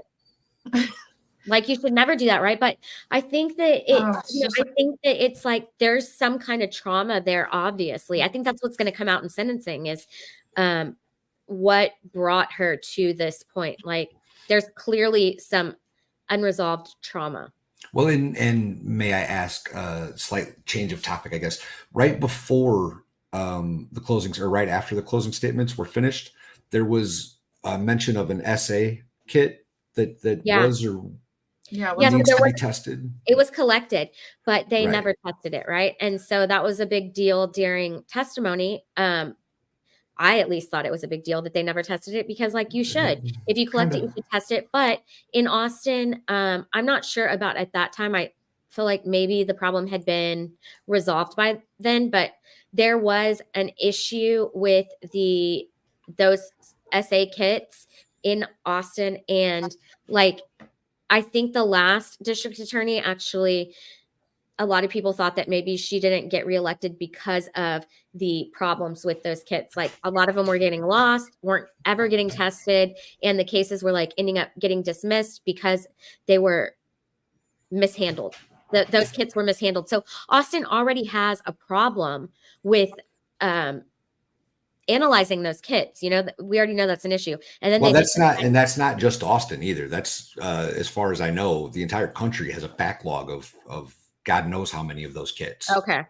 A lot of them don't get tested. A lot of them sit and so that's probably evidence. Why they didn't do it here, you know, because the state was like, well, you didn't have any evidence of that occurring, but it just seems like, well, could you imagine? They didn't have any evidence of it, but they didn't have any evidence that it wasn't the case, really, at that point. Could you imagine? And this is total speculation or whatever, but could you imagine if they test that and it comes back positive? Like it comes back with a male's DNA involved in that? And that's why I think they didn't test it, to be honest with you. I think they didn't test it because they were afraid that it might come back with his DNA, but that's because there was nobody's going to like me saying this, but there was a gap of like 15 minutes from when he got there until they left that place, you know? And so like, there is a chance, like I said the other day, he's the only one who is alive from that situation to give his version of it.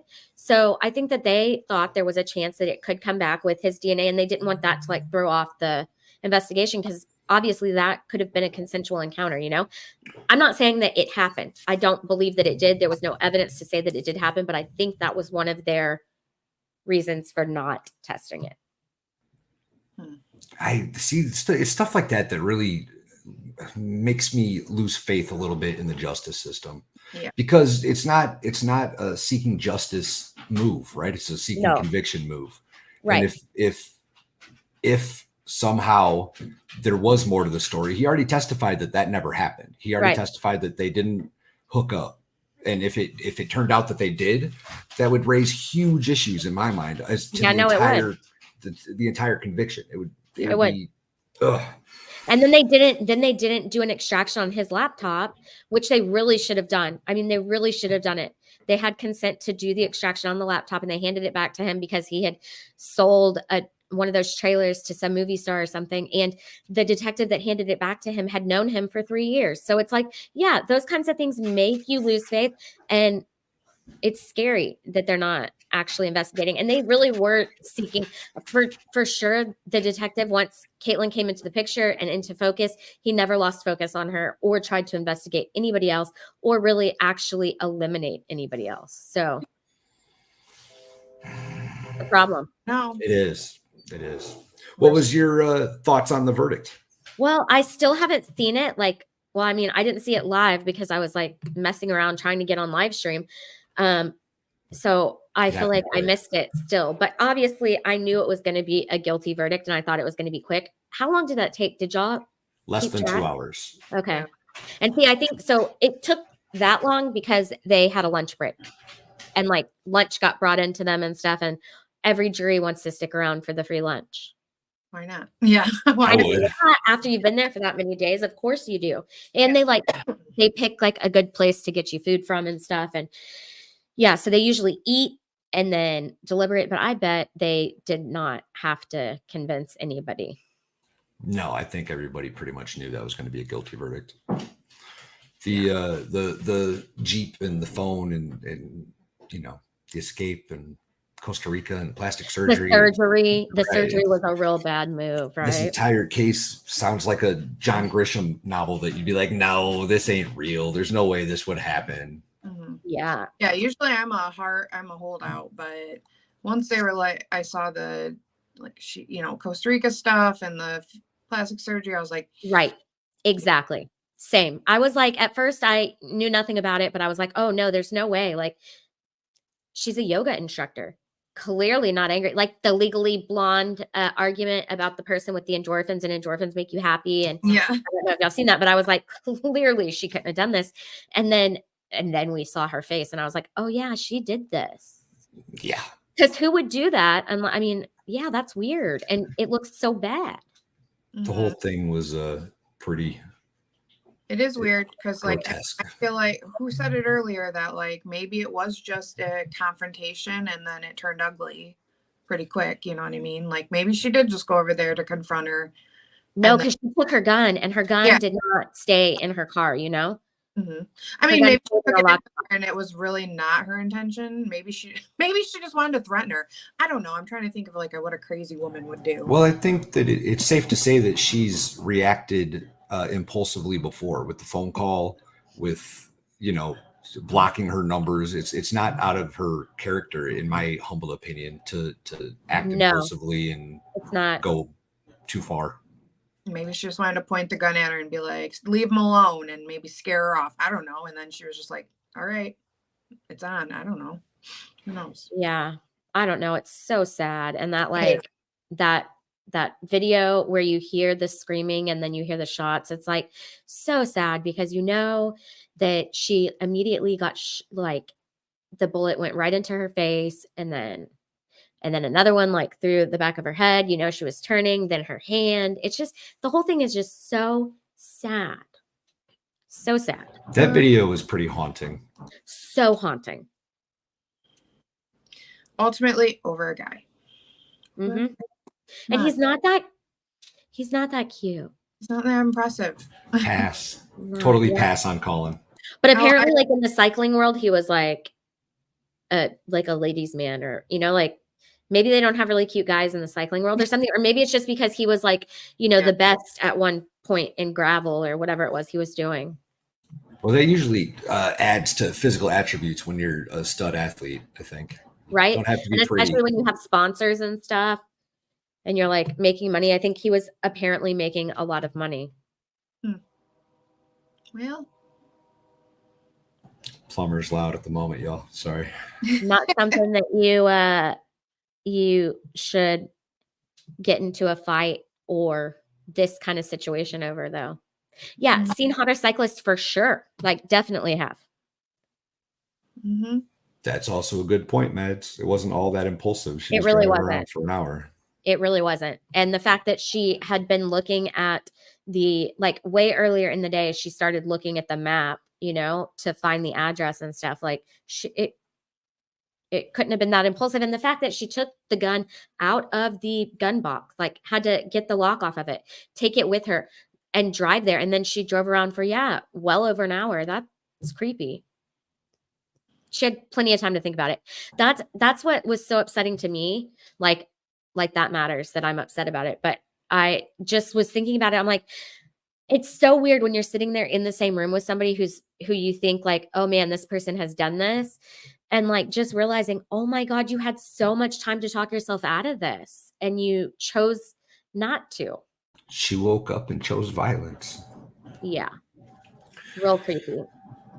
Well, do you have any other thoughts that you'd like to express on the Kaitlin Armstrong verdict or No, not case really. in general? No, I don't. I'm interested to see what they're saying on X, I guess is what you call it now, about what's going on in the courtroom. Is Audra there, I wonder? She's not at the moment. She had to go to an appointment or something, and Okay. she was trying to get back. Okay, cool. Yeah, I don't know. I'm interested to see what the sentence is. And no, I don't have anything else to say about it. But thank you so much for having me on during this trial. I have thoroughly enjoyed my time over here, and y'all are awesome. Well, I can speak for Dave on this as well. You're welcome anytime, and you're awesome, and I'm glad that we got to meet you. That being said, you have a stream coming up today, tomorrow. I'm gonna put one out like in a little bit here as soon as but I wanted to add into the description y'all's like your channel links. Okay. So will you text me text me your channel link? Because you know me, I was trying to figure out how to like copy a link. I can't do it. If you can just send it to me, I can show you how to do it. It's easy. I can show you how to do it. Yeah, I need help with a lot of things. So we'll get you there. We'll get you there. Right, thank cool. you again for helping with the notes and giving the feedback for your courthouse that you work in. It's a neat thing to have you on for this trial, and we appreciate you. Thank you. You're more than welcome to stick around if you want. We're watching Iowa versus somebody. And of course, Jamie's gone. However, I think I'm going to finish those. I'm going to try to finish some more of those trial recaps so I can get them done before my child gets back. Cool. I'll check back in when I'm done. Sounds good. All right. Bye. Thank you very much. Thank you. We'll talk to you later. Okay, bye.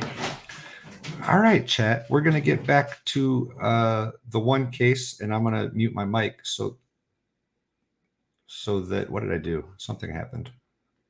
That was weird. Oh, I stopped it. That was dumb. We'll get back to this, and I'll mute my mic because the plumber's really loud.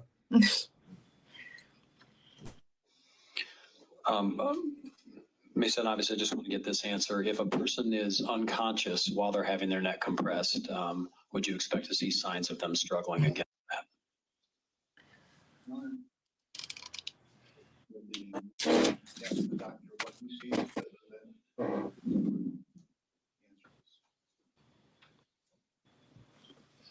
And yes, everybody go make sure you're subscribed to McKinley.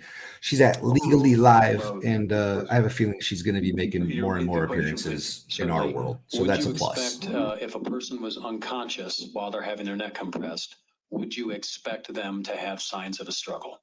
I mean, I'm sorry, like clawing, or would they be able to struggle against that? No, that oftentimes in ligature strangulation, the finger marks on the neck could be from the perpetrator or from the decedent trying to remove the article. But if somebody loses consciousness very quickly, as can happen in less than a minute, well, in 8 seconds or 10 seconds with a proper carotid pressure, then there's no struggle. And again, have your opinions today here been to a reasonable degree of medical certainty? Yes. That's all I have for you. Thank you, doctor. Thank you. Can I say, counsel, just real quickly?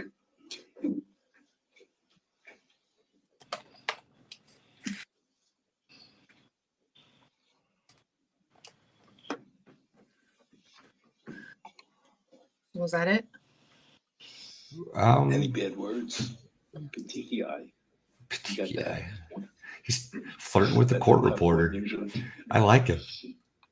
Get it, old man.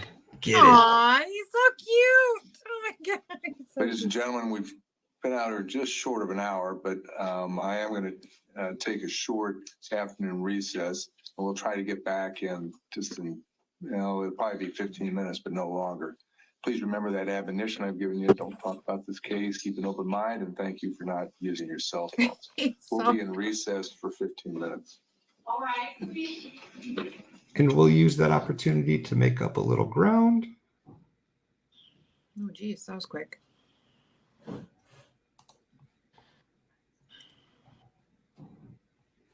He is just adorable, guys. Jamie's about to adopt him as her new grandpa. Yeah, he's gonna be my second grandpa. He's simping. I don't think he knows what that word means.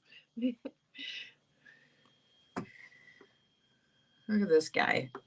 Look at They that. almost look like they could be related, actually. Like this is his son or something.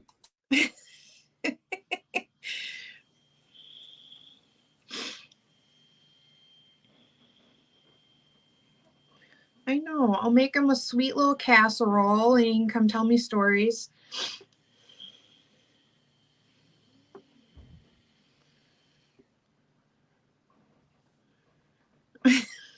We can share him straight. Is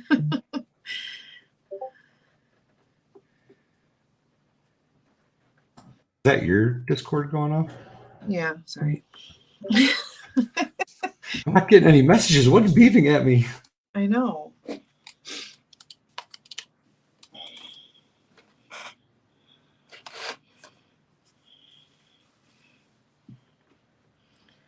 Yeah.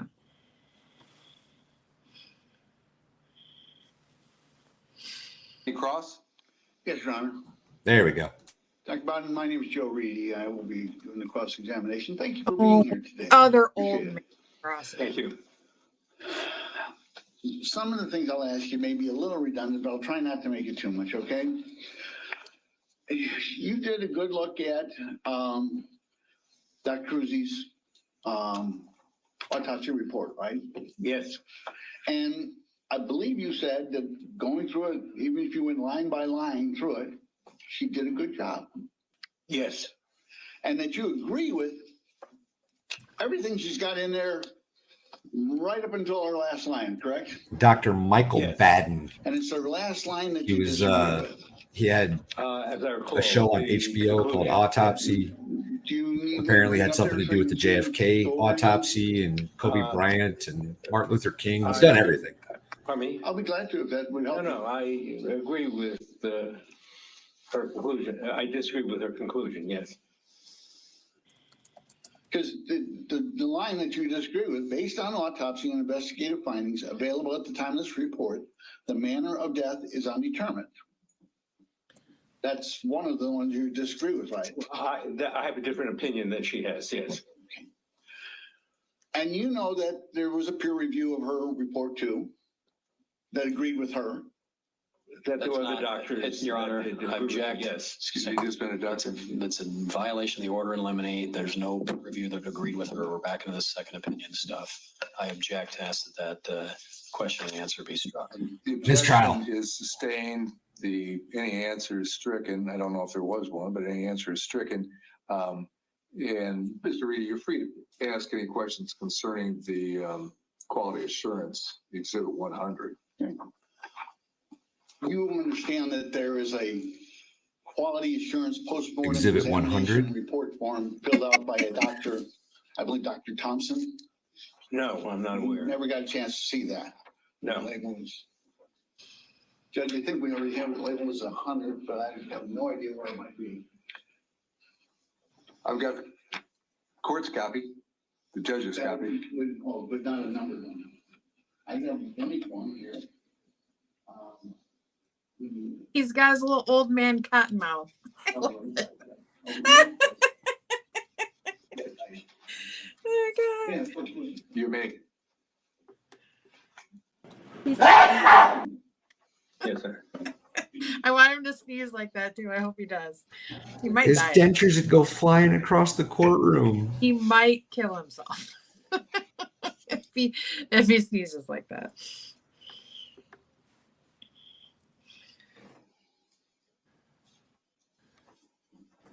You know, this does look a little familiar. It may have been attached to the end of her report, the autopsy report. I would have to look at the autopsy report. Okay, whether it was attached or not, you're looking at it now. Yes.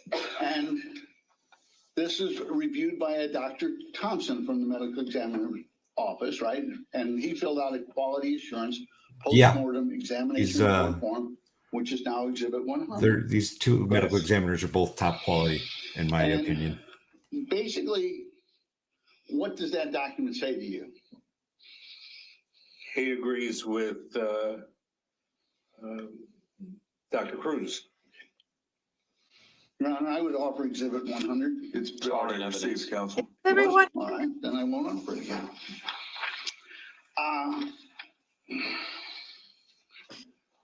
And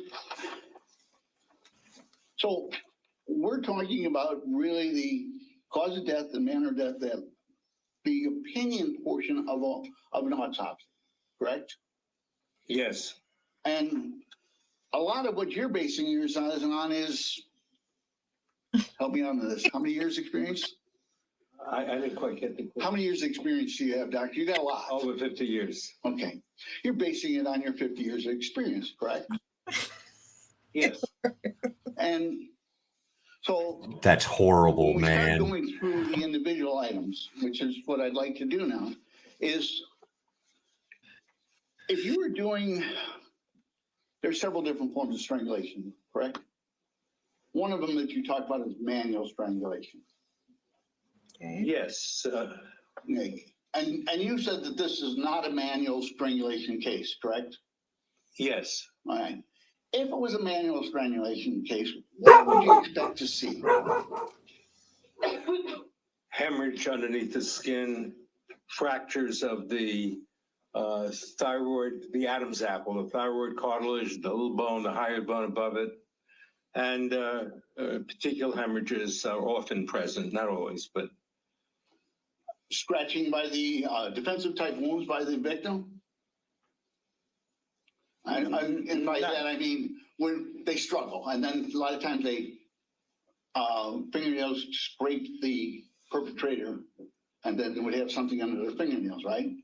Oh, if there's a struggle, sure, that there might be something under the fingernails. It's not often found, but can happen. Because manual strangulation, as in most forms of strangulation, is very it's hard for the victim, correct? It's they're kicking and screaming, basically, if they can. Speculation. Often happens, yes. We have none of those, right? In this case.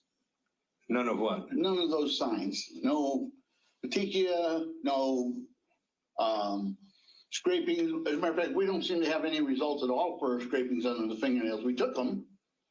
Dr. Cruzzi told us we took them, but where they went to, I don't know. Is that a fair statement, or did you see anything? Well, I saw the fingernails on the photographs. Didn't see any evidence of, with the naked eye, of anything under the fingernails. But that's correct. Yes, to your question, we don't see. Normally they scrape them. They take the fingernail thing and they scrape them, and then they send that scraping in to the lab, and they try and see if there's any DNA from the perpetrator. Yes. Right. To your knowledge, was that done in this case? To my knowledge, the specimens were taken because I could see in the photographs that the fingernails came in intact and then were cut off, which is done to send to the lab, but I did not see a result. So they took the samples again and didn't test them. I've already made a couple mistakes about what's been offered and stuff, but I don't believe there's any exhibit that I might have missed that had those in there either. You weren't. I didn't find any either. That's correct. Yeah, so apparently this guy was hired by the state, gave his opinion, and it doesn't seem like the state liked what he had to say. We don't have the things. So they brought in the other Dr. Cruz lady. You want to have in there, right? That's right. There's no evidence of manual strangulation. Manual strangulation always causes injuries that can be found at autopsy. There weren't any. And is the big difference between manual strangulation and the other form of strangulation is that you're using some kind of device or clothing or something? What's the difference between the two? Well, there's neck compression. Not all neck compression Other way is around. strangulation. I'm an idiot. Don't listen to me. The Vice versa. difference Fair. is in the If you couldn't tell, I haven't pressure to paid the much neck is attention to this trial as of yet. prevent blood from Sorry. going through the carotid arteries to the brain. So there is no pressure on the Adam's apple. There's pressure on the sides of the neck, preventing oxygen from going to That the makes brain. more sense, Because I if you guess. can prevent oxygen going to the brain, the person will pass out within less than 10 seconds, which is the basis of the police carotid sleeper hold. And if the handcuffs are put on and the pressure is released, the brain comes right back to normal within 10, 20 seconds. If that pressure is left on for too long, less than a minute though, it can happen. The brain cells can die and the person can be dead. And it's therefore it has to be done very carefully. Can we have exhibit 8P put up? Doctor and I. Less than a minute? Excuse me, Kinda counsel. crazy. Excuse me, counsel. I don't mean to interrupt, but do you have exhibits on your laptop? Yes, sir. And I think we got them.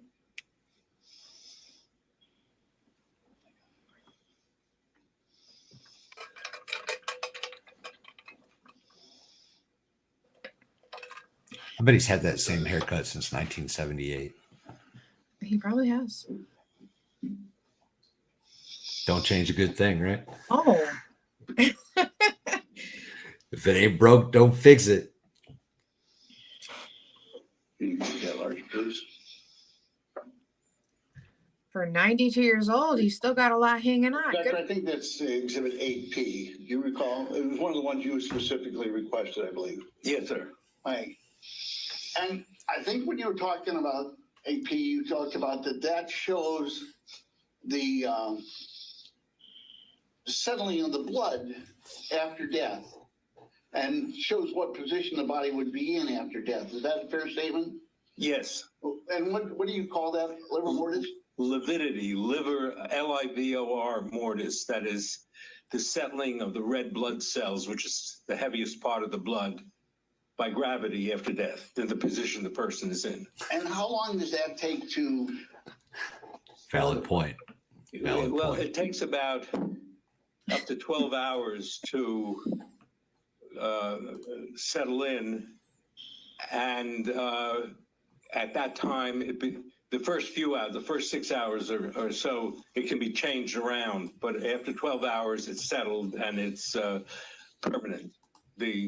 As opposed, it's like a snowball going down in a jar, and then you turn it over and the snow goes the other direction.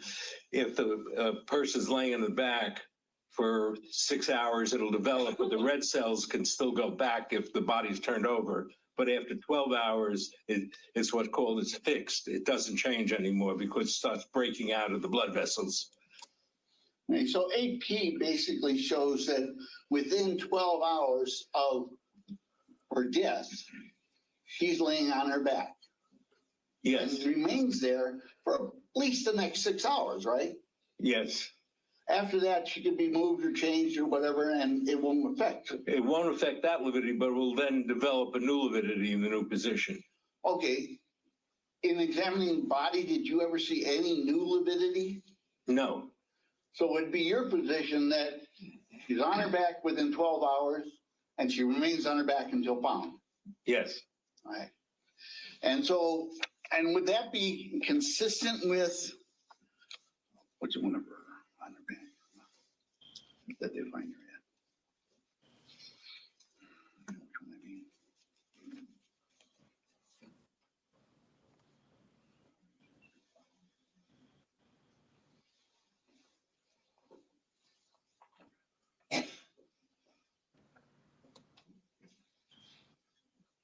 probably 2A. Yes. What is on?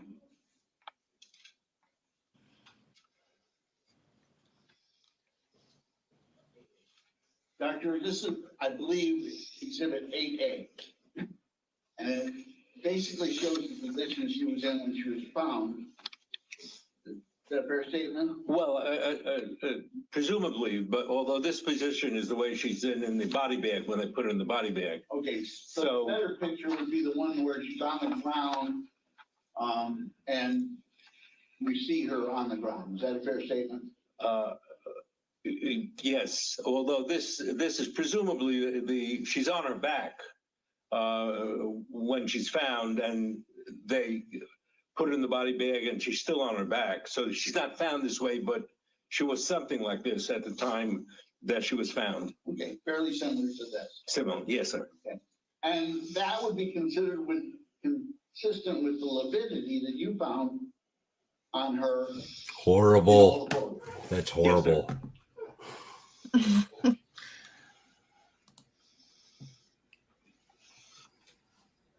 Oh my God. You're terrible. He is a gem. Were there any observations that Dr. made that you disagree with, other than the final opinion? Well, there was some minor thing that she concluded that he had hypertensive heart disease due to high blood pressure. And I found in reviewing the record that her heart appeared to be perfectly normal and high blood pressure. This has nothing to do with the cause of death, but it was just a slight difference of opinion on whether there was heart disease or not. She listed it as heart disease, but I didn't find evidence of that. Doctor, I know that when we're in accident cases and other types of things, they always talk about the treating physician as being the better person. Would that be similar in an autopsy situation? A person who does the autopsy has the better look at things? The person who does the autopsy has the best look. The interpretation of the findings and the role that a second review brings into it is more information than the autopsy physician had. And the reason a second review is done is because issues have been raised or new information has come in that permits a review to give more information of interpreting the findings.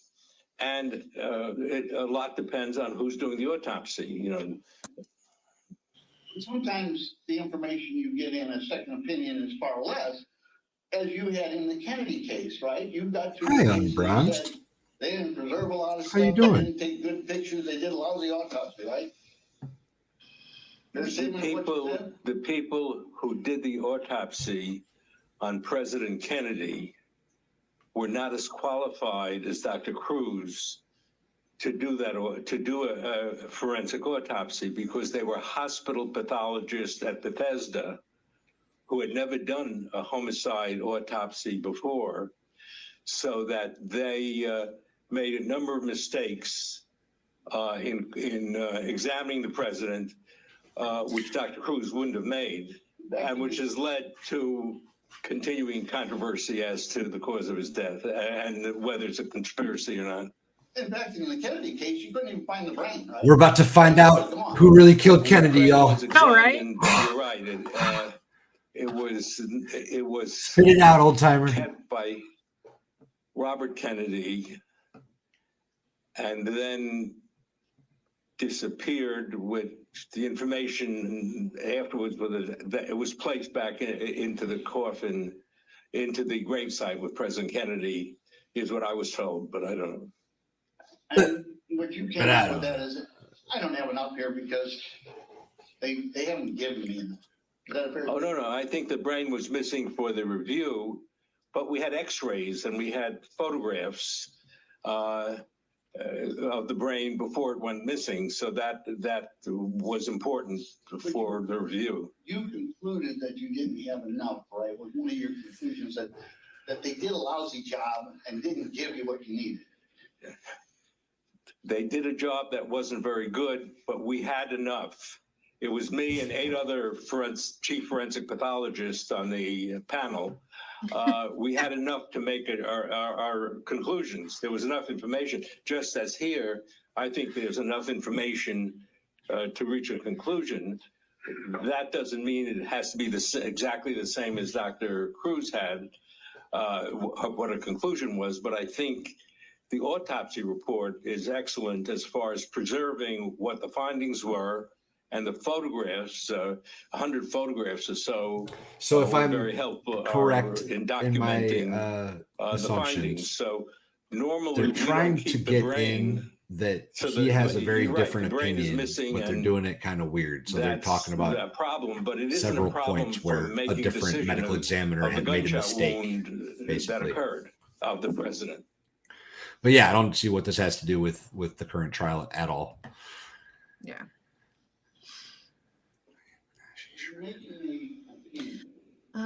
What case did Diane do that he was in? Yeah, I don't know who Diane Menashe is. I've only seen her in one trial. Beyond a reasonable certainty, yes. What does that really mean? That's a very good question, because different people have different views. Beyond a reasonable certainty in some jurisdictions means 51%. To me, beyond a reasonable certainty means more than 95% accuracy, because if it's only 51% accurate in determination of the cause of death, then you're wrong 49% of the time, and that's not good. I prefer to keep more 95% at least, but up to 99%, because I don't want to call something a homicide that isn't a homicide, because it has all kinds of ramifications. But I don't want to call a homicide not a homicide, because that also has ramifications. So I want to be 99% sure in criminal forensic pathology cases. What's the standard in the state of Iowa? The standard may be, I don't know, maybe 51%. You don't know what the standard is in the state of Iowa, do you? Not specifically. Because you're not licensed in the state of Iowa. That's correct. And you could not have done this autopsy in the state of Iowa, could you? No. I could do the autopsy after the medical examiner is finished with the autopsy, because once the medical examiner is finished in Iowa and in all other states, the body then belongs to the next of kin, and the next of kin can have a second autopsy done without getting permission from anybody. They're the persons who control the autopsy. So whenever we talk about second autopsies in the media, whatever, it's always done at the request of the next of kin, except in the rare occasion when it's ordered by the judge. A judge can order a second autopsy, even if the second of kin, for example, if there's a possibility that the husband killed the wife, the husband is the next of kin, he doesn't want an autopsy, but a judge can order it, overrule him, but that happens rarely. Because it's a little confusing to me in that an autopsy is considered a medical procedure, right? Yes, except there are some states and some conditions where, see, medical procedures, you can do medical malpractice. It's hard to do medical malpractice charges on somebody who's already dead. Doctor, So that, on this stuff, I appreciate if you'd limit your answers to I'm the state sorry. of Iowa, okay? Because we're talking about whether you could do it here in Iowa and whether it's a medical procedure here in Iowa. It is a medical procedure here in Iowa, is it not? Objection foundation. I don't know the laws. Excuse me, doctor. That objection is sustained and any partial answer is stricken. You're free to properly lay a foundation. I know, exactly the opposite, Doctor. You don't know what the standard is in Iowa, do you? That's correct. Do you even know what the law is here in the state of Iowa? That's correct. Wolfram, I think it's safe to say we know what his kink is.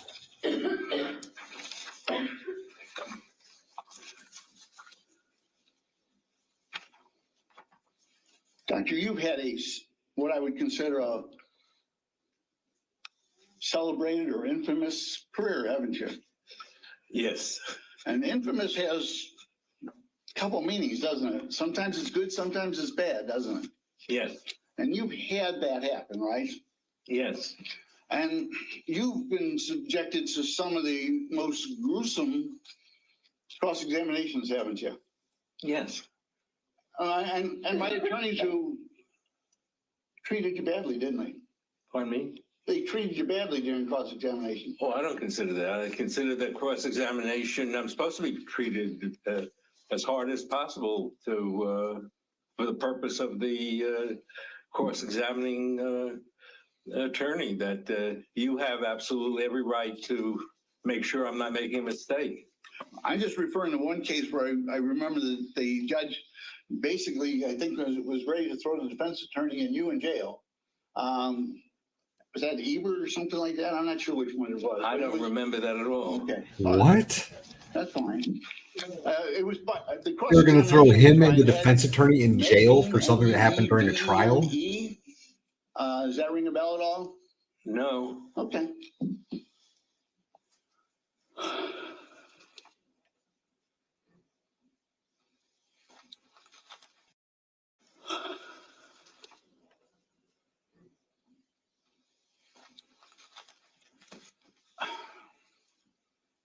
Tell me about the OJ case, OJ Simpson case. You know I was going to ask that, right? Well, somebody mentioned something about it at the... I gave the heads up to the county attorney that I was going to ask that. I told him that I was going to ask it, and if you wanted to ask it first, that was fine. Yes. It was not the best thing for you ever, right? As a matter of fact, you made statements of you wished you hadn't ever taken that case. No, that's not. I've never said that.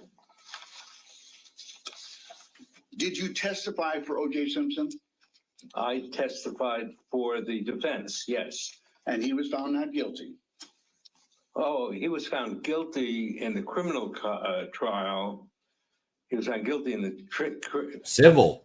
He was found not guilty in the criminal trial and guilty in the civil trial. But it was in the civil trial where you told... It's like, don't get that messed up, man. Cross-examination, you said you had made a mistake in the original trial. Have to go through the whole trial over again? That'd be horrible. No, I didn't. No, I didn't. Unless there's a specific point that was raised. Well, it was concerning the timing on the stabbing of Nicole Brown Simpson versus Mr. Goldberg, who was stabbed first, and how long they survived after they were stabbed or their throat slit. Why are we talking about any of this? What does this have to do with this current trial? My opinion it was It's the all same in both completely cases. irrelevant. In both the criminal case and in the civil case, but my opinion was the same.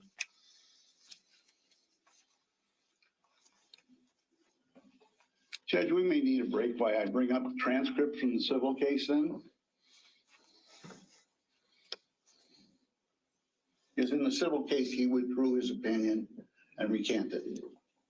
First of all, Your Honor, I'd ask that the comments of Mr. Reedy be stricken. At this point, he shouldn't be allowed to testify that. If he's got something to impeach him with, he should impeach him with it. If he doesn't, he certainly shouldn't be making comments like that in front of the jury, so I object. I apologize, Your Honor. I accept counsel's apology and remind the ladies and gentlemen of the jury, statements made by attorneys, whether they be statements in the opening, arguments at the end, or statements to the court during the trial, are not evidence, and you should not treat them as such. I want to keep moving here, and I certainly want to allow you to do whatever cross you have. Can we let me show you at least one thing, Judge, I could show. Maybe it would refresh his memory. I'm with You Mads. can certainly do that. I get y'all impeachment. I get it, but come on, this is a little. You can always, much, yeah, as part I think. of cross-examination, you can always try to refresh witnesses' memory. In fact, you can do that on direct. Doctor, I'm looking at a Los Angeles Times article, and it's titled "Witness Backs Off Theories Helpful to Simpson Defense." Once again, Your Honor, I'm going to object. If he wants to show it to him and see if that refreshes his recollection, then that's proper. But reading the article out in front of the jury at this point would be hearsay. That objection is sustained. It's not appropriate. Cross. Then I'll need to operate. Judge, I need to mark it. Or you could simply show the witness, Dr. Bodden, and see if it refreshes his memory. Is there a point to hear? Okay. And if it does refresh his memory, then you can take the statement back and ask him a question. Hi, Jamie. Hi. How are you? Good. Good. Just making some dinner. Ooh. You refreshed my memory, and that may I comment on it? And that it says at time. Don't read it. You can't read it. Attorney Medvine, throughout the course examination, at times becoming so combative. Not supposed to read it, man. That judge rebuked him. Yeah, that I was rebuked. I wasn't. How about the line before that? Michael Bodden, always an animated witness, argued with the attorney. Backed off his testimony. We're still in the same boat, Your Honor. They're both reading out of the document that's not in evidence. If it refreshes his memory, thank you. Get him, counsel. Oh, okay. I'm sorry. Excuse me just a minute. If he's reviewing the document to refresh his recollection, then allow him to read the entire document. If it refreshes his recollection, then if it's a yes, then you can take the document back and ask him a question. If it doesn't reflect his recollection, then you need to move on. Would you look at it? Yes, Specifically the first few lines. Yes, I apologize. May I read from it? Not at this point, Doctor. You can't read out loud from a document. Okay. Mr. Reedy, do you have a question for the witness? I'd like him to read it first, Judge, because he keeps wanting to read it to us. If he just read it to I'm himself, sorry. it'd be fine. I thought you meant read it aloud. Oh, Mustang. Yes, I read through this. Yeah, poor guy. And does that help you recall that there was some issue concerning your testimony? Yes. And go ahead. I don't remember it, but that seems correct that I backpedaled on portions of my testimony. Thank you. That's all I want, Doctor. That's all I So want. you agree that you did backpedal? As best as I could remember 30 back years ago. 30 years or 27 years almost. Yes. Okay, I agree. Finds it as Yes. funny as I do. Yeah, that one time 27 years ago, I misspoke here and had to backtrack slightly on my testimony. I apologize. You got me. You got me. Oh my God. Brown Simpson family and Goldberg family took Oh, God. against O.J. Simpson, right? Yes. I have never heard someone say so many wrong things, one after the other, consecutively in a row.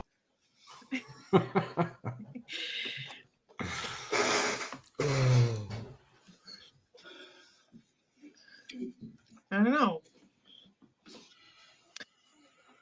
Describe a sleeper hold to me.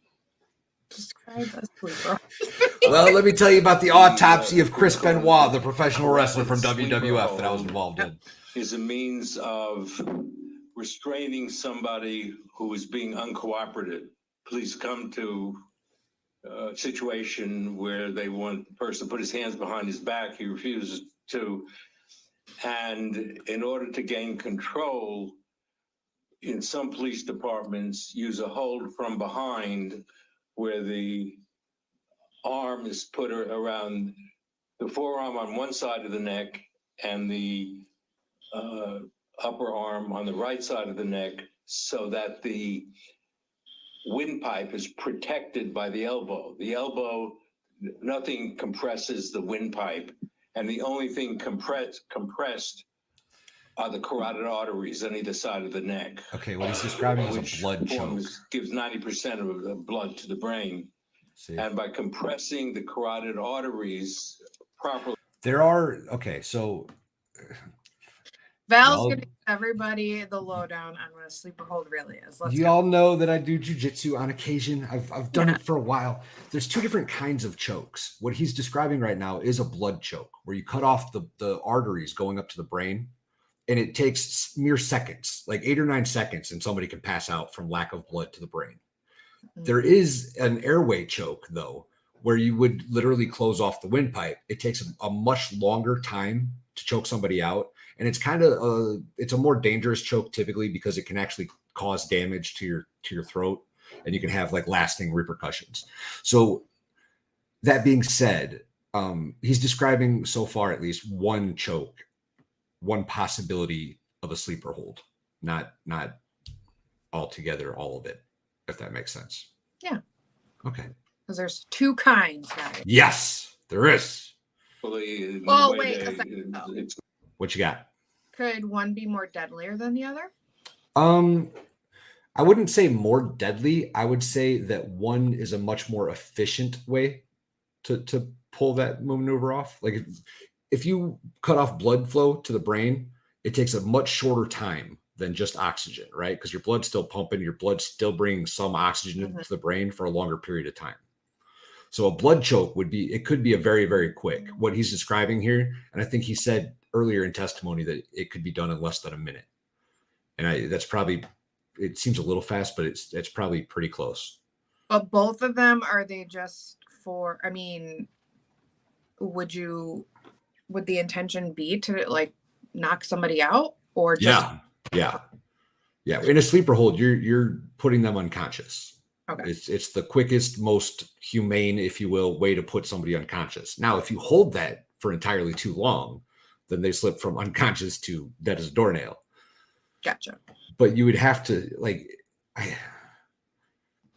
it would take a little while. Like you're holding a unconscious body for a while before they're, excuse me for a second. Okay. Meant to be. The reluctant individual would pass out in less than 10 seconds, about 8 seconds. Give me just a couple During minutes. that I'll be back. time, The police can then put handcuffs on and blood flows back, and the brain is not injured by that brief period. But if the pressure is left on too long, then the brain cells start to die. Couple questions concerning that. You talked about it that they would come from behind, correct? Yes. And is that really the only way you could put a sleeper hold on from behind? Yes. That specific hole, the carotid sleeper hole, which is used by many police agencies. Well, other than the carotid sleeper hold, is there any way to get pressure on both the carotid arteries at the same time without leaving marks? Well, you can do that by a ligature around the, or by hanging, because the weight of the body is sufficient for a ligature being encircling the neck to cause collapse of the carotid arteries. So somebody hanging, a free hanging, will pass out very quickly before he dies. I thought in cases there was usually damage to the esophagus or to the front neck area where it was cut off from the oxygen.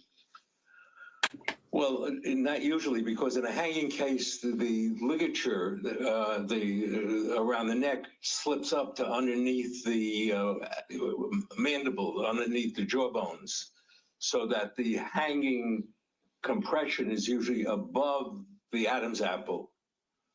Now, if it's a very wide, if it's a wide belt or something, it can extend down and cause damage. But usually the ligature mark in a suicidal hanging is above the larynx above the Adam's apple so it doesn't cause fractures. In this case, I believe it's your position that the coat is somehow used to help with the strangulation, is it not? With the compression, yes. Right. And I know Mr. Wilbur got up and twisted the coat some. Would the coat have to be off the person then to do that, or on? On the person. And they would twist what, the back portion of it then? No, the front portion to twist it around, and that also would raise the pressure under the jawbone. Where this is this mark from the zipper is above the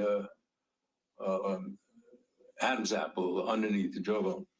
Okay. Well, part of what you just told me a minute ago was that on a wide thing, it wouldn't slip up.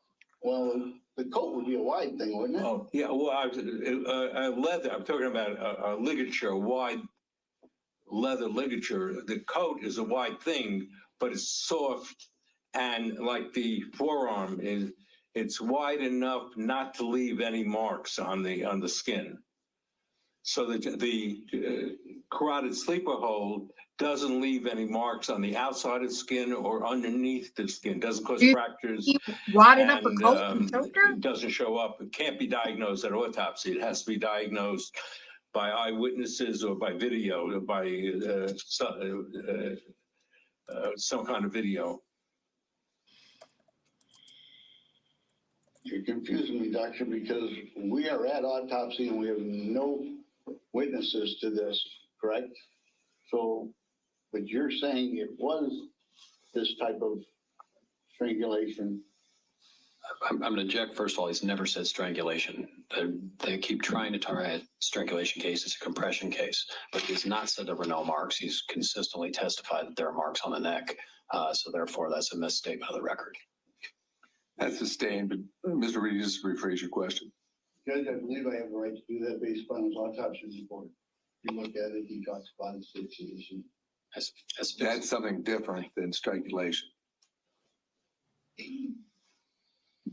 We've heard a lot of testimony from both Dr. Cruz and Dr. Bodden today. Is that a hint, Judge? You talked about this being something that would be from behind. Would it be something that you could do to another person while in a vehicle together? Yes. Easily? From behind, that's the carotid sleeper hold, but the forearm can be used against the neck from the front. But it would have to, well, let me try to, the grabbing of the coat from the front could cause pressure on the sides of the neck that would prevent the carotid artery blood from flowing.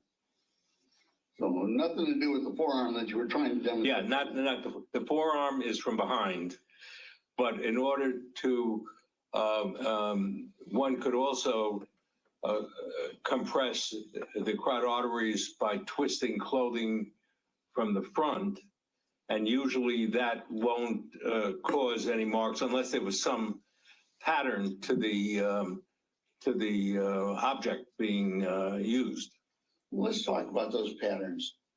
In an autopsy, doesn't the physician usually take the object and try and line it up and see that it matches? I mean, at least on CSI, they always are doing that. Yeah, no, they never do that in real life, because if you take the object and you hold it up, you can contaminate.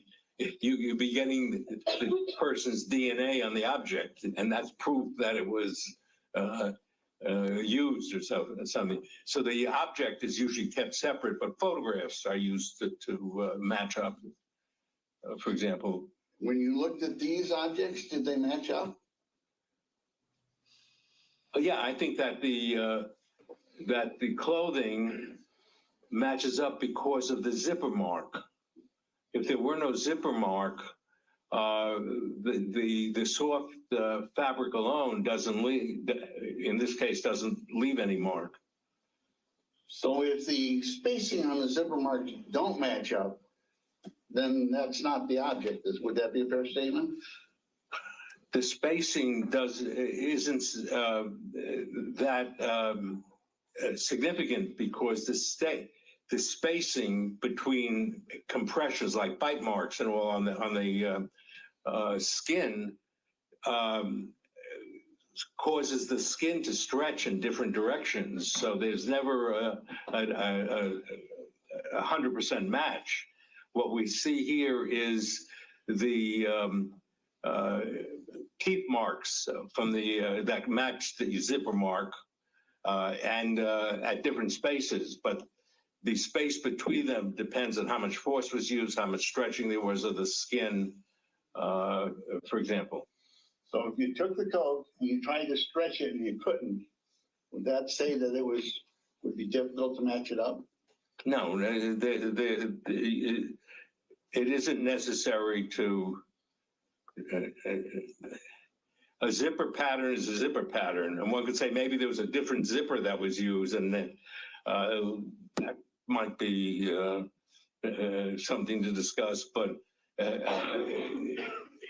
you can't eliminate this zipper from being the zipper that caused those marks, in my opinion. So when you're 95% certain of something, you don't even know that that's the object that you said caused the damage. In my opinion, beyond 95%, I like to be up to 99%. You just testified that maybe it's not that zipper, right? No, I'm saying that what your suggestion would be that maybe another zipper could have caused it. Yes, I can. I'm not matching the zipper to the mark by measurements. I'm matching the zipper to the mark because that's the zipper that's next to the mark. Yeah, I don't buy it. What'd I miss? They're just arguing about the zipper. Now, you agree with Dr. Cruzy that there was no internal damage to Kaitlin in this case, right? No internal damage on her neck. Good news. Chris the plumber fixed it. Yes. Are you good now? I hope so.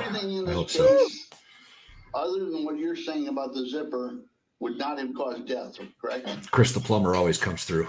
That's everything. He rebuilt my well house last year when it all froze and exploded.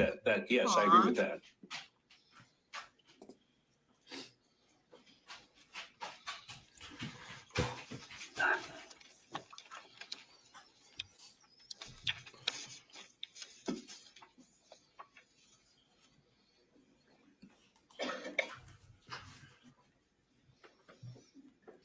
It was always safe to flush this way up our kitchen sink. And it's it doesn't make any sense the way my plumbing is run. So we had to You said the do family things. contacted you and told you thought it was murder? Yes.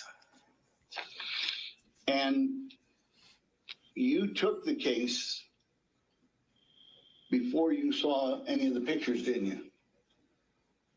That I agreed to review the case for the family. Yes. What, David? What a mark on a body be consistent with both a zipper in the front end of a motor vehicle.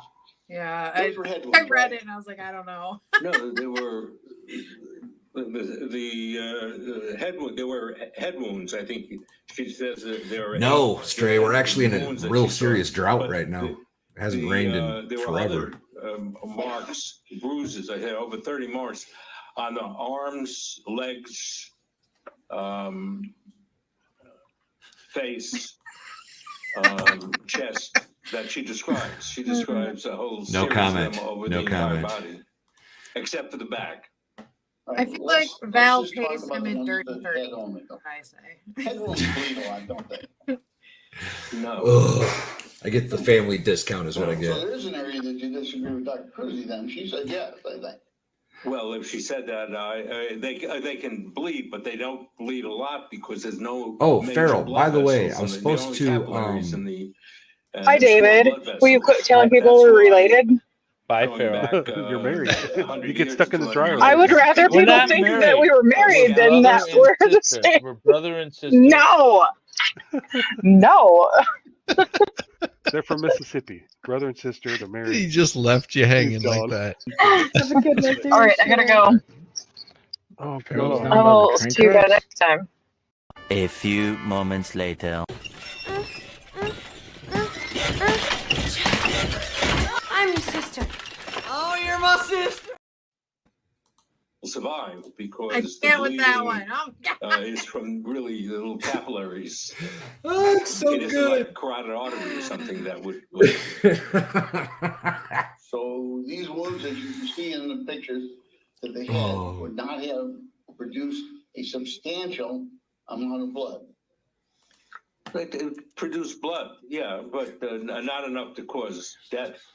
No, I'm not talking about that. I'm talking about visibility. Oh, that is, there would be enough blood certainly to be visible, yes. No, there's one laceration, the laceration of the scalp would produce bleeding. The one tear in the scalp that caused a fracture of the underlying bone. Alone? But the other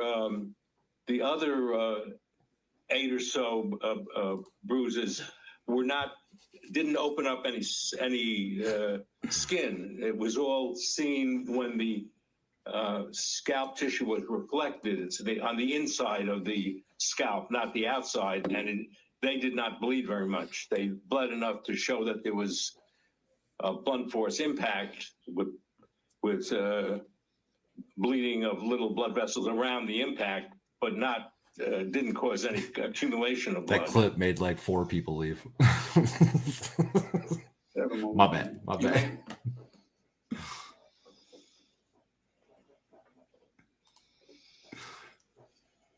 Giggity.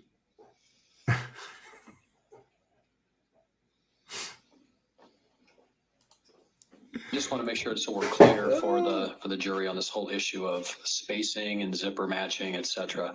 My recollection of your testimony on direct examination is that the zipper that is in Exhibit 9 is consistent with the marks that you saw on her neck. Yes, that's my opinion, yes. Okay.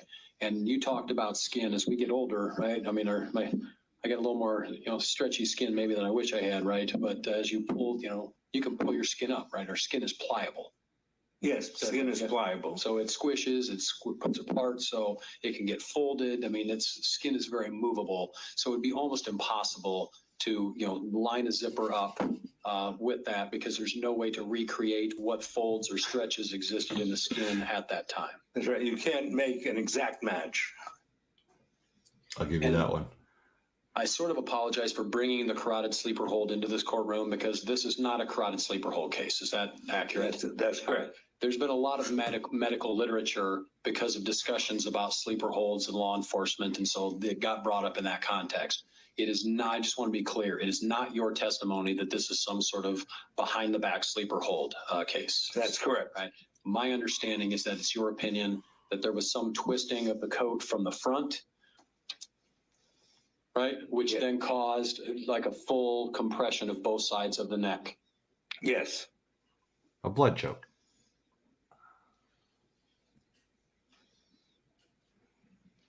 And as far as like the blood on the head, I just wanted to ask if this scenario is consistent with what? Does that seem? I don't know. It just doesn't seem because they're driving in a car. Mm-hmm. Like you see him like twisting up her jacket so hard that he knocks her out. Not if like he would really have to know what he was doing to pull That's what I that mean. off. But the only thing that I could like, if I suppose if he like grabbed the seatbelt, if she was wearing a seatbelt and he like grabbed it and twisted it around her, that could have done it. But that's just speculation on my part. There's no testimony to indicate that that's what happened, right?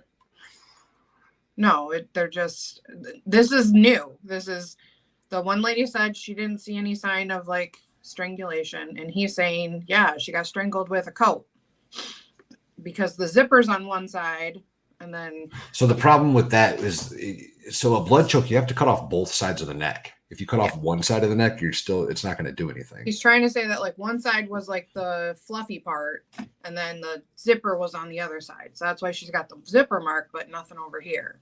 So he would, it just sounds stupid, right? And I can't. It's possible, but it'd be a somewhat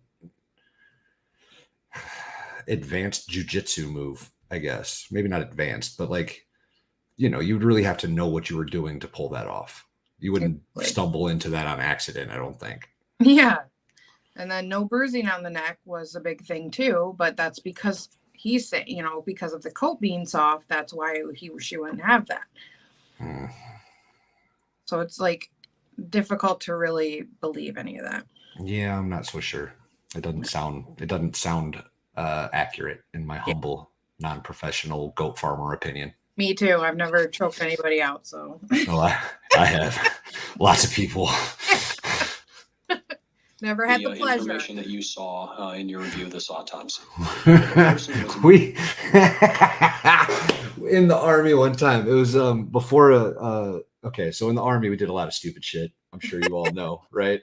Shocker, yeah. And I remember this one time we choked a kid out right before formation, and it was just kind of a picking on him, messing around. Wait. He let us do it. It was like we choked a kid out just for fun. Yeah. We did a lot of stupid shit. We choked him out, and as he was passed out, he pissed himself. And then they called formation, right? So we had to all run downstairs. We're all dying laughing. This kid's so out of it. He just comes downstairs, gets in formation. He's got piss all over him, all running down his legs. The first sergeant looked at him, and he just looked at him, looked at the platoon sergeant, and said, "Fix him." Platoon sergeant had no idea what was going on. Turned around, saw this dude just piss everywhere. He's like, "Go change your clothes now." Oh my God. I love it. He said, he let us though. He did. It was a consensual chokeout. It was a consensual choke. Knocked over the head hard enough to do what it did, right? He's on redirect and he's leading the witness. He needs to ask the witness for questions, not give a scenario and then ask him if he's correct. This is an expert. So if you were to take hypothetical question, your jacket, right, and just twist like this in the front a bunch, the pressure is going to be on the back and the sides, not on the front. Based on your so I guess it's possible, but it's not very likely. On this issue. And but Mr. Wilbur, you need to ask it as a hypothetical. Hypothetically, right? If a person is knocked over the head, that causes that laceration, which would have some bleeding, and that stuns them or knocks them unconscious, right? I mean, I think we can all agree gravity goes down, right? So if a person falls down, they're going to be bleeding. Leaving a mark from the zipper, though, would indicate to me that wasn't the them case. with their coat. Well, I shouldn't say choking. You can compress their neck with their coat, leaving no blood on the head, no blood on the coat, all injuries consistent. Is that hypothetical scenario, is that consistent with the findings that you had as you reviewed this autopsy? Yeah, I'm not saying what the position of the body is, but yeah, one can have death and the injury, and especially if the body is in the snow for, Yeah, it doesn't seem likely to me. That the blood can be, the first thing the animals do is lick away the blood. They like the blood, so blood may not appear at all when the body is seen. But yeah, a person can be compressed, and that can be compressed, lose consciousness, being hit in the head. I don't know which comes first. Exactly. I'm not putting them in order. Exactly. You're not going to give an opinion that you can say order of bruise. You can't say this was bruise 5 and this was bruise 17. That's correct. I'm not giving an opinion on the order of injuries. That's all I have. Thank you. Anything else? No, yeah. Thank you, Doctor. You are excused. Thank you, Your Honor. And released from any subpoena. Your Honor, the state rests. Whoa. I mean, ladies and gentlemen, it's only day 4. We're going to take another afternoon recess, and we'll try to keep it at around 15 minutes. So 25, 20 till. We'll try to get back on the record. It may be a little longer than that, but it should be in that ballpark. Please remember that admonition I'm giving you. We'll talk about this case and keep an open mind. We'll be in recess for 15, 20 minutes. All right, please.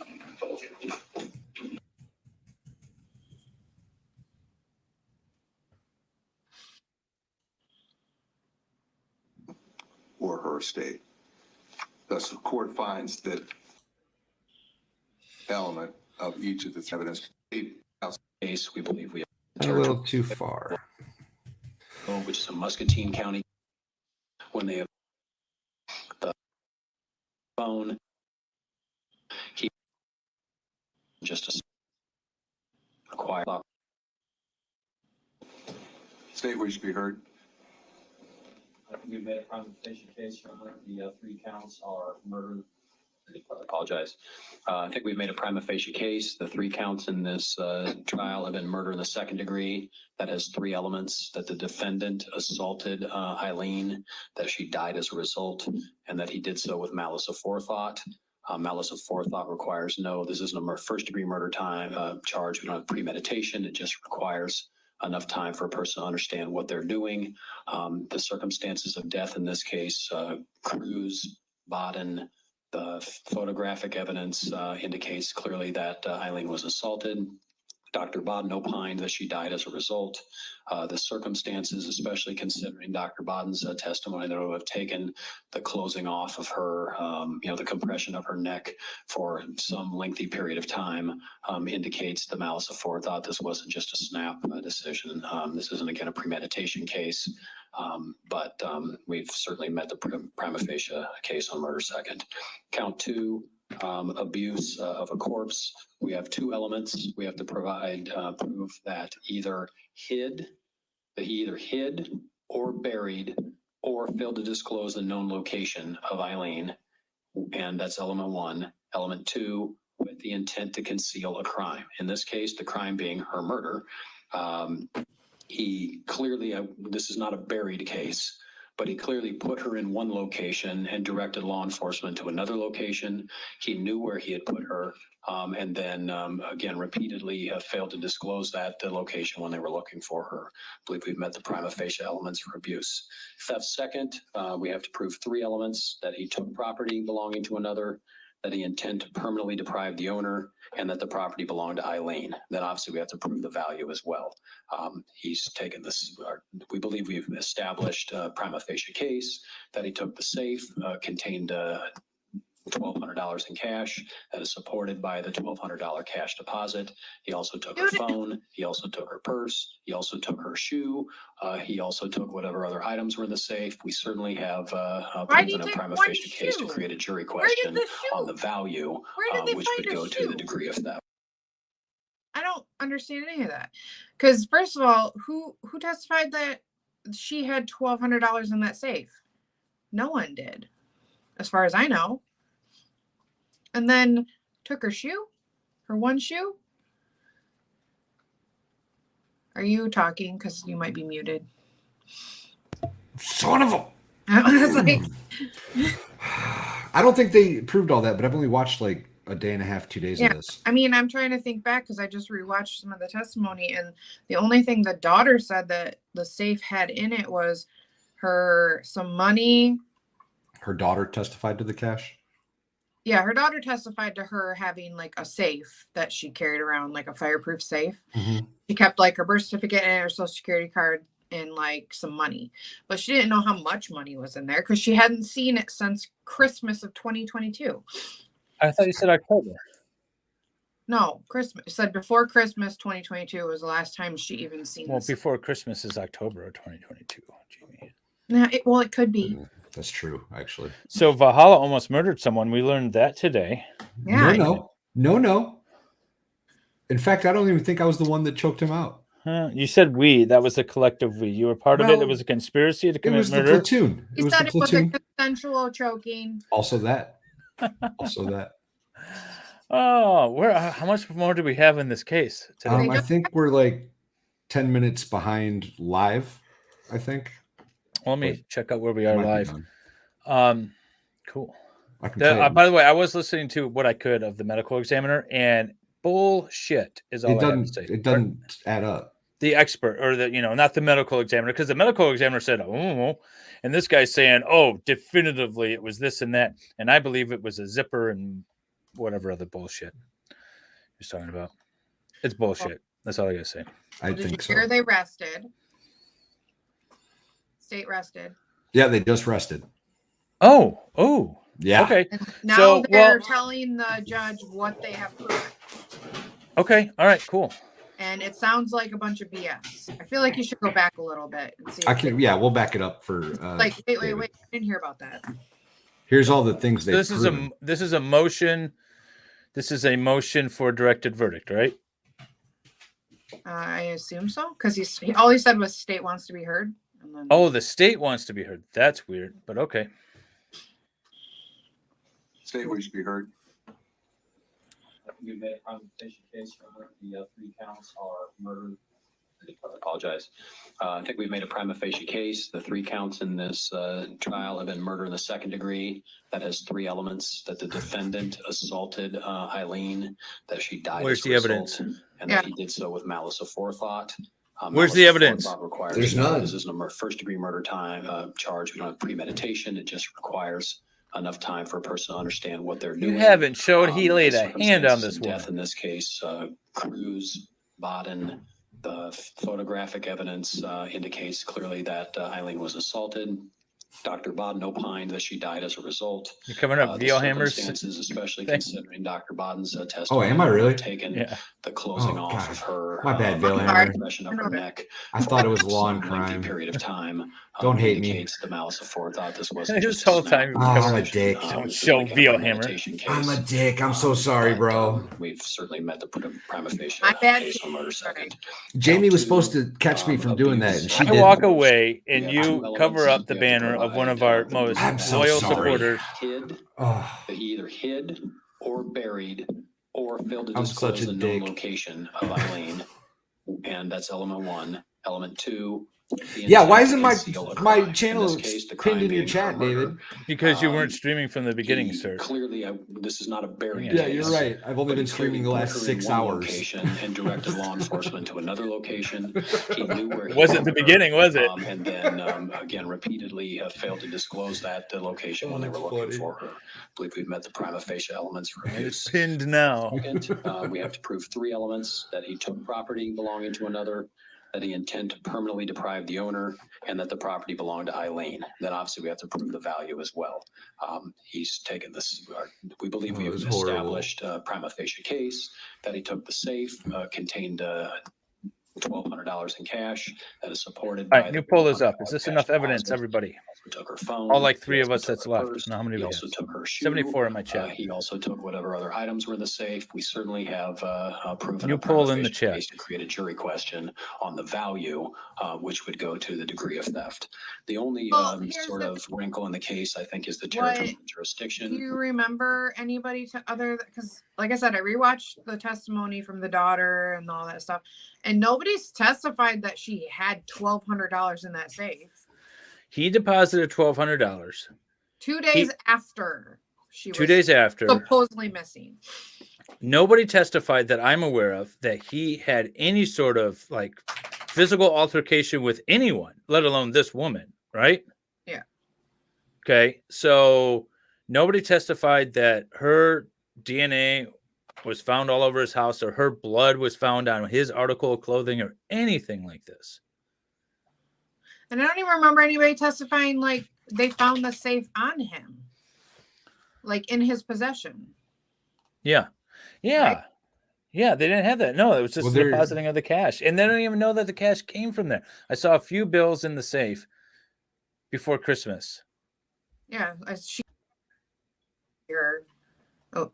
She kept money in the safe was her testimony. Okay. And then they said that he took her shoe. Where's the shoe? Did somebody testify that they Why would you deposit? They're saying that he took money from not the dead woman's safe, the dead woman's mother's safe, and deposited it into his bank account. But they have no proof that the money came from the safe. They have no proof as to what was in the safe. The dead woman's mother isn't saying, I had $1,200 in the safe and it's gone now. None of that is being testified to. Why would you not call the mother and say, yeah, there was $1,200 in there and I don't know what happened to it. My daughter took it and I didn't see it last. Nothing. This is dumb. Agreed. With the FBI cast agent indicating that, for a 45-minute period of time that the phones show that they're right around the state line, probably on the Nebraska side. Yeah, how do we know that she didn't take it and the guy that hit her on the side of the road took the money? Section, of course, but the territorial jurisdiction code section, it's either 8032 or 8023 or whichever one that is. Indicates that the state has jurisdiction over any crimes when they occur wholly or partly within the state of Iowa. And the subsection of that is that if one element occurs in Iowa, then the state has jurisdiction. State versus Serrato, Serrato, which is a Muscatine County case, was a case that the court ultimately found jurisdiction to lie in Iowa, where the only element proven to have occurred in Iowa was the malice aforethought. And that was enough to establish an anchor for criminal prosecution. In this case, of course, it's different. In Serrato, the body was actually, I believe, found in Illinois because Muscatine's on the Mississippi River.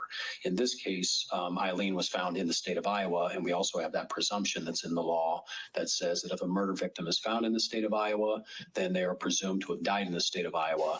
And so when you take a look at the territorial jurisdiction, the presumptions, and all the evidence that came in this case, we believe we have met our burden to get this case to the jury. Thank you. Thank you, counsel. The state. Jude with the 1 month membership chat over on David's channel. Jamie, go to bed. On each I know she's always streaming of each of the three counts. She streams almost as much as you do. It's 6 o'clock in the Count evening. of I'm not second-degree Sal. murder. There's three elements. Or Flux. You know, Flux is already in pajamas. Oh, she absolutely is. Has she been in chat at all? I haven't seen her. Gallon died as a result of being assaulted, and 3, defendant acted with malice aforethought, and the court finds sufficient evidence on each one of those elements. Where, Judge? Where? Point to it. Question. Fucking judge. With respect to abuse of the course, there is evidence of the 2 elements required in that. That is the stupidest fucking thing I've ever heard. Evidence The only thing I can think of course was is hidden by the defendant. maybe he said something in the interrogation that I haven't seen that part. Yeah, we need that. That's true. We do need that. Inform. I'm gonna download that damn thing and try to enhance it if I can. And 2, I haven't heard from Veilhammer if he's doing it. To conceal. We'll stream it a little bit tomorrow. And finally, or I'll put it up, and then you guys can grab it later because Baker's streaming it in the morning. Generated jury interrogation. Defendant took possession. No, he's streaming the trial in the morning. I'm gonna download and enhance the interrogation tonight. That the defendant did so with intent. I will not guarantee it'll be as quality as Veilhammer. He's good, ain't he? And that the property, the time of the taking belonged to Eileen This is Gallen. live. He's doing this live. He's enhancing it live. That's amazing. It's impressive. And I was covering up his watermark like generated a on dick. each one of those. You are a dick. I owe you one, Veilhammer. My bad, brother. And thing sucks. Before I bring the jury back, Mr. Munger, obviously when the jury comes back, I'm going to be looking at you and having the defense present their case. There's been some discussion that I've had with you and counsel, and obviously fair. I did not press. Hasn't started yet. That's all I'm going to say. She's taking a nap right now. I was going to elect to test. Hopefully she wakes up in time. If he's not, I would like. This to isn't make even some circumstantial. the jury. This is like seeing the guy walk in with a wet raincoat and an umbrella, and then assuming that it's dry and hazy outside. You'll be resting. Yes, Judge, we intend to rest. That's and the if opposite the of court would like circumstantial. to go over the rights that Mr. Brammer is waiving by not testifying, the court may, or I can do Yes, he so if does. the court wishes as well. Well, you have a colloquy with your client because I imagine it's something that you've discussed with him already. And if he'll be familiar with that discussion, and if there's something else I think we need to talk that's about, exactly what happened. I'll do that afterwards. Thank you, Your Honor. What? I covered it when Brammer, we you were and I on have had the other stream. conversations And it just about the stayed up. right to testify in a trial I didn't against even you, realize correct? it was Valehammer. And had we've anything to do had with a it. fair and full discussion about all the pros and cons that Thanks for having my would be back, Sue. available to I appreciate if you you. were to choose to testify. Is that correct? He still kept it up, And though. it was also the advice I of counsel know. that you do not testify on your own behalf. Is that correct? Correct. And you have been made aware that it is your decision, and it is your decision alone, and you have been fairly. I predict closing arguments with no defense. You have been fairly and fully advised of this right, They and did- you are we're electing gonna not to rest. testify by your The own. defense is going to rest? Yeah. Yes. Okay. No further questions, Your Honor. Thank you, My counsel. prediction came true, Jamie.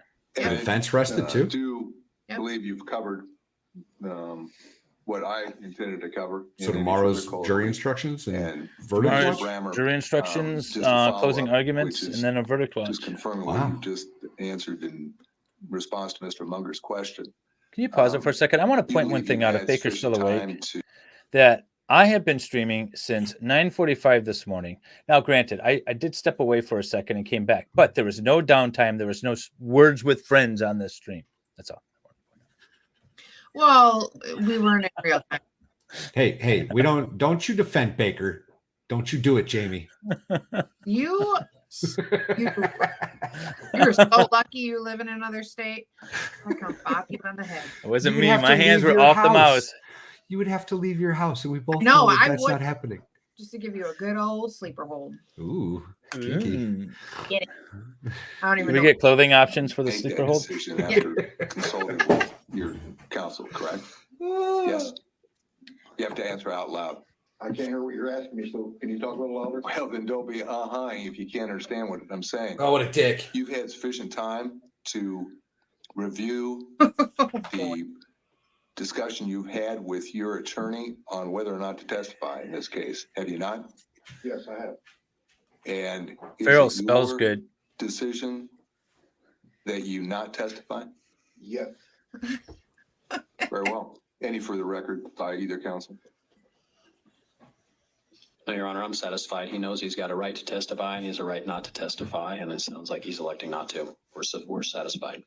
And again, Ms. Mugger, it's my understanding that the defense has no evidence to present today. Is that right? That's correct, Your Honor. Very well. We're going to have the jury back momentarily. When they come back, I'll be, I will confirm that the state has rested and concluded their case, and then I'll be turning to Mr. Munger and ask if there's any evidence, and you can respond to me at that time.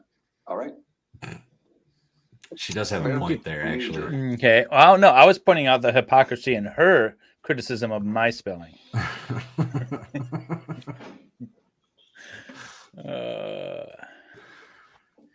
Maybe he should testify. You don't put your lying guilty. No, I always say that, like that's the rule, right? But you don't ever want your completely innocent defendant testifying either, because it can open up a whole can of worms unless there's absolutely something that needs to come out. And, you know, I said this at the end of Zachariah Anderson, too. I was like, I don't know if the defense needs to put on a defense because it's so weak of a prosecution. Now, they did put on a defense and he was convicted anyways. Hindsight, if they hadn't put on a defense and if they would have literally said, like, the case is so ridiculous against my client, we don't even need to offer a defense, would that have worked in Zachariah Anderson? So, you know, we don't know, obviously, but the question is it going to work here? I think if they said, this case is so ridiculous that we don't need to put on a defense. That's what I was thinking. It might work. You know, there is such a thing as, you know, don't cross-examine a witness that doesn't hurt you because it makes you look scared of them, even if you're not, right? So don't present a case unless you have something really to be scared of, maybe. It could be a valid defense strategy. Don't say evidence. It makes it sound like the defense should have evidence. He should not say evidence. Who said evidence? Did I say evidence? Please be seated, folks. Well, I mean, no, there's evidence. Evidence is something that tends to prove or disprove a fact, right? On the record, after our the judge said it. I know. recess of Yeah, the yeah. afternoon, immediately before that most recent recess, the state had concluded its case and rested. I'm now turning to Mr. Munger on behalf of the defendant. Do you have any evidence? Your Honor, at this time, the defense rests. The defendant has now rested. Yeah, as I well. don't like the way he said that in front of the That jury. means, ladies and gentlemen of the jury, you have heard and received all the evidence. And we're going to take an evening recess. I know it's 3:45 and you're thinking, Judge, we could still work for another 45 minutes. But I know these attorneys well enough, and Did I the don't judge know just if roll that's his sufficient eyes? time to take care of Did he? summations. And I don't want to keep you here too long. Do we want to back it So up? I mean, we're not we're missing going much. to recess until tomorrow morning. He's when looking he's up at the clock, and Oh, he's looking up at the clock. Okay. Yeah, he's looking has at the now clock. rested as well. That means, ladies and gentlemen of the jury, you have heard and received all the evidence. Well, I guess I didn't have to back it up then, did I? We're going to take Yeah, he's looking at the clock. evening recess. I know it's 3:45 and you're thinking, Judge, we could still work for another 45 minutes. But I know these attorneys well enough, and I don't know if that's sufficient time to take care of summations. And I don't want to keep you here too long. So we're going to recess until tomorrow morning, and it'll be the same time. If you all could be here at 9 o'clock, I'll try to be in the building at that time as well. All right, And, hold on, y'all. We got if like can be on 2 the minutes record at left. Let's 9:15, finish it, and it's then I'll gonna go be back and look 9:10. for the eye roll. Please remember that admonition I've given to you. Don't talk about this case. Keep an open mind. And thanks again for not using your cell phones. We'll be in recess until 9 o'clock. All right.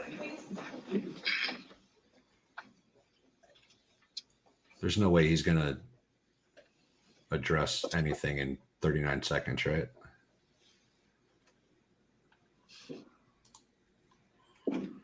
It's not still live, is it? No, it's done. Oh, okay. Okay, he looked at the clock. He looked at the clock. I just went back on my stream. He looked at the clock again. He wasn't rolling his eyes. It's clear he looked at the clock. He asked if they had any evidence, and he looked up at the clock, and he's like, all right, we got 45 minutes. You can go back if you want, but that's my opinion. I think this is it. Yeah, jump forward because the jury sits down, and then he says that the state rested. Please be seated, folks. You can jump forward, and then he turns to the defense. Do you have any evidence? Of the afternoon, the state had concluded on behalf of the defendant. Do you have any evidence? Your Honor, at this time, the defense rests. The defendant. See, has he now just looks at rested the as well. clock. It's the same spot he looks at when he's talking about the time. Jury, you have heard and received all the evidence. And we're going to take Yeah, I think so. recess. He's just looking at the clock, guys. I think so. Judgment still works. All right, y'all. That was the case. That was all the evidence. I'm going to go home, and I am going to sit with all this bullshit that I listened to, and I'm going to write out my closing arguments as a defense counsel. And my closing arguments are simply going to be, there is no evidence that suggests any of these elements. 1, that he unalived her. No evidence. 2, that he even touched her. No evidence. 3, that he did it intentionally. No evidence. That he did it deliberately with premeditation. No evidence. Point to the piece of evidence. I want you jury members to go back into that room, and I want you to think to yourself and write it down. Write down the evidence, the testimony that you heard, or the document that you saw that says, yes, he had any sort of physical contact with this woman, that he had any intent to unalive this woman, that he did anything. That's what I'd be doing. Something along those lines. Yeah, because I don't see it. I'm gonna have to go back and listen to the Whatever agent of the court. Oh shit. Agent of the court. But I'm a court officer, ma'am. I'm not an agent of the court. Agent of the state. I mean, they don't even have any they don't have any video evidence of him going to a spot and then all of a sudden he comes back from that spot and she's gone. Well, Yeah. their argument's going to be the Burger King video, right? It's such a stupid video. It really is. Such a stupid. If you guys don't know the Burger King video we're talking about, I have a still image of it. This is the Burger King video. That leg of the passenger in the vehicle is said to be the unalived woman, and she is said to be unalived in this passenger seat. Why didn't anybody call this a Burger King employee? That's what I want to know. Why wasn't this gentleman on the stand testifying as to whether or not he saw a corpse in the passenger seat of that truck? Well, we also had another video where the guy parked supposedly with an unalived woman in the passenger seat and went to the store. No, this is when he was supposedly gone. Oh, she was already gone? Yeah.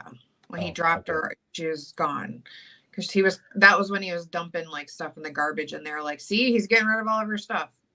That was like the whole thing. What now? What? You can't quit us. Okay, so Armstrong notes. All right, so this is what I decided with the Armstrong notes. Well, I won't say I decided. Valhalla and I talked about it. I don't think, because we already have a verdict, like our plan was, is we were going to go over day 9's testimony via the notes while we were doing verdict watch. And since we already have a verdict, honestly, I don't feel like there's going to be a lot of people that are that interested in it. But what I'm going to do is I'm going to offer it. And I already messaged Audra about it. I said, if you want to take some time and clean up, we're going to offer it as sort of a bonus in our Discord. So if you are a member of MLS and you have access to the Discord, the notes, the day 9 testimony and all that stuff, including Colin back on the stand, is going to be in the Discord. Because just because we don't have a verdict, or we already have a verdict, I think there's just going to be not a lot of interest in it. And I don't want to sit here for 20 viewers to, it's just beat a dead horse. Yeah, beat a dead horse. We tried to do that with the Whitmer case, and I'm like, I want to power through, and then there just wasn't that much interest because we already had a verdict. Yeah. So, yeah, we already have a verdict. Yep, you can go back about 3 hours. If you go back about 3 hours in this very stream, you'll see the verdict, right? About that. Yeah, it was like 2.5 hours. Like a 2-hour deliberation or something. Yeah. So local news, I think, said it was 2 hours and 15 minutes or something. It wasn't that long. My poll, I think the majority of people said it would be about 2 hours for deliberation, and we were pretty cause to that. Yeah. Then McKinley said they had lunch too, so it wasn't even. Yeah, McKinley said the jury had lunch during deliberations as well. Yeah. They had lunch. They were feasting on the government dime, and then he went chick, check, check, and signed and off. Which surprised nobody. I'm interested in the sentencing. Yeah, the sentencing isn't being streamed now. I believe Audra is in the courtroom, but I'm not guaranteeing that. I don't know if she is. Well, in McKinley, I don't know how much of that you were able to listen to, but McKinley said that it could take, it could be quite a lengthy process. It's almost like a separate trial in itself. It's Texas, right? We've seen this with Ronald Rubber, that trial. That was the 3 days of just sentencing, or Yeah, 3 days, 3 weeks of sentencing. 3 weeks? Yeah. Holy shit. Yeah. Nice Steph the alternate mug, by the way. I like that. Oh, yeah. I forgot. I got my Steph the alternate mug. Outstanding. Friend of the channel. Awesome. She is. Who's streaming right now? That's what I want to know. Ooh, we should set that up because I didn't send Yeah, right. That. That's my thought. Let's see here. Hey, well, since I'm now alive and well in Brandy's chat, no, I'm just kidding. You know what? I'm going to. You know what you guys could do? I could send you over to Ozzy, and because he's streaming this from earlier of the same trial, and you guys can drop like little, like spoiler bombs. Don't do that. Don't do spoiler bombs. Let's see. I don't know who else is streaming right now. Where do you guys want to go? You guys want to do Ozzy? You want to get his take on this case? That's what I was thinking. Mo was doing the sentencing. She's not showing up. Mo's not live. She's either not live anymore or doesn't have redirect turned on. Yeah. I say Ozzy. Okay, yeah. We're going to send you guys over to Ozzy. Let him know we said hi. Yes. And tell him we love him. Yes. And you'd be like, "Ooh, guess what? Guess what this person says in just a few minutes." You could do things like that, like when you're watching a movie that you've never seen before, but with someone who's watched the movie like a million times, you're like, "Oh, you don't want to miss this part. You don't want to miss this part." That kind of thing. This is a jerk off. I love like watching it. movies that I love with people that have never seen it. And spoil it. No, I don't want to spoil it. No. I don't want to spoil it. I want them to be as excited about the movie as I am. And so when I know something good is coming up, I get like all antsy and I feel like they can sense it and I spoil stuff. So you like to spoil it? I don't like You're the guy that There's a special place in hell. make sure you watch this. And you're like, oh, I get so annoyed. Yeah. There's a meme that I have that I send my wife like every other day where it's I can't remember what it's you're watching a TV show, like your favorite TV show, and you really want this person to watch it, but they get up to like go to the bathroom or get a drink and you got to pause it. Like, damn it, just wait. And they're like, no, go ahead and play it. And you're like, no, I want you to watch the damn thing. I'm pausing it for you. That's funny. Do not do that all. No, I'm just don't spoil anything.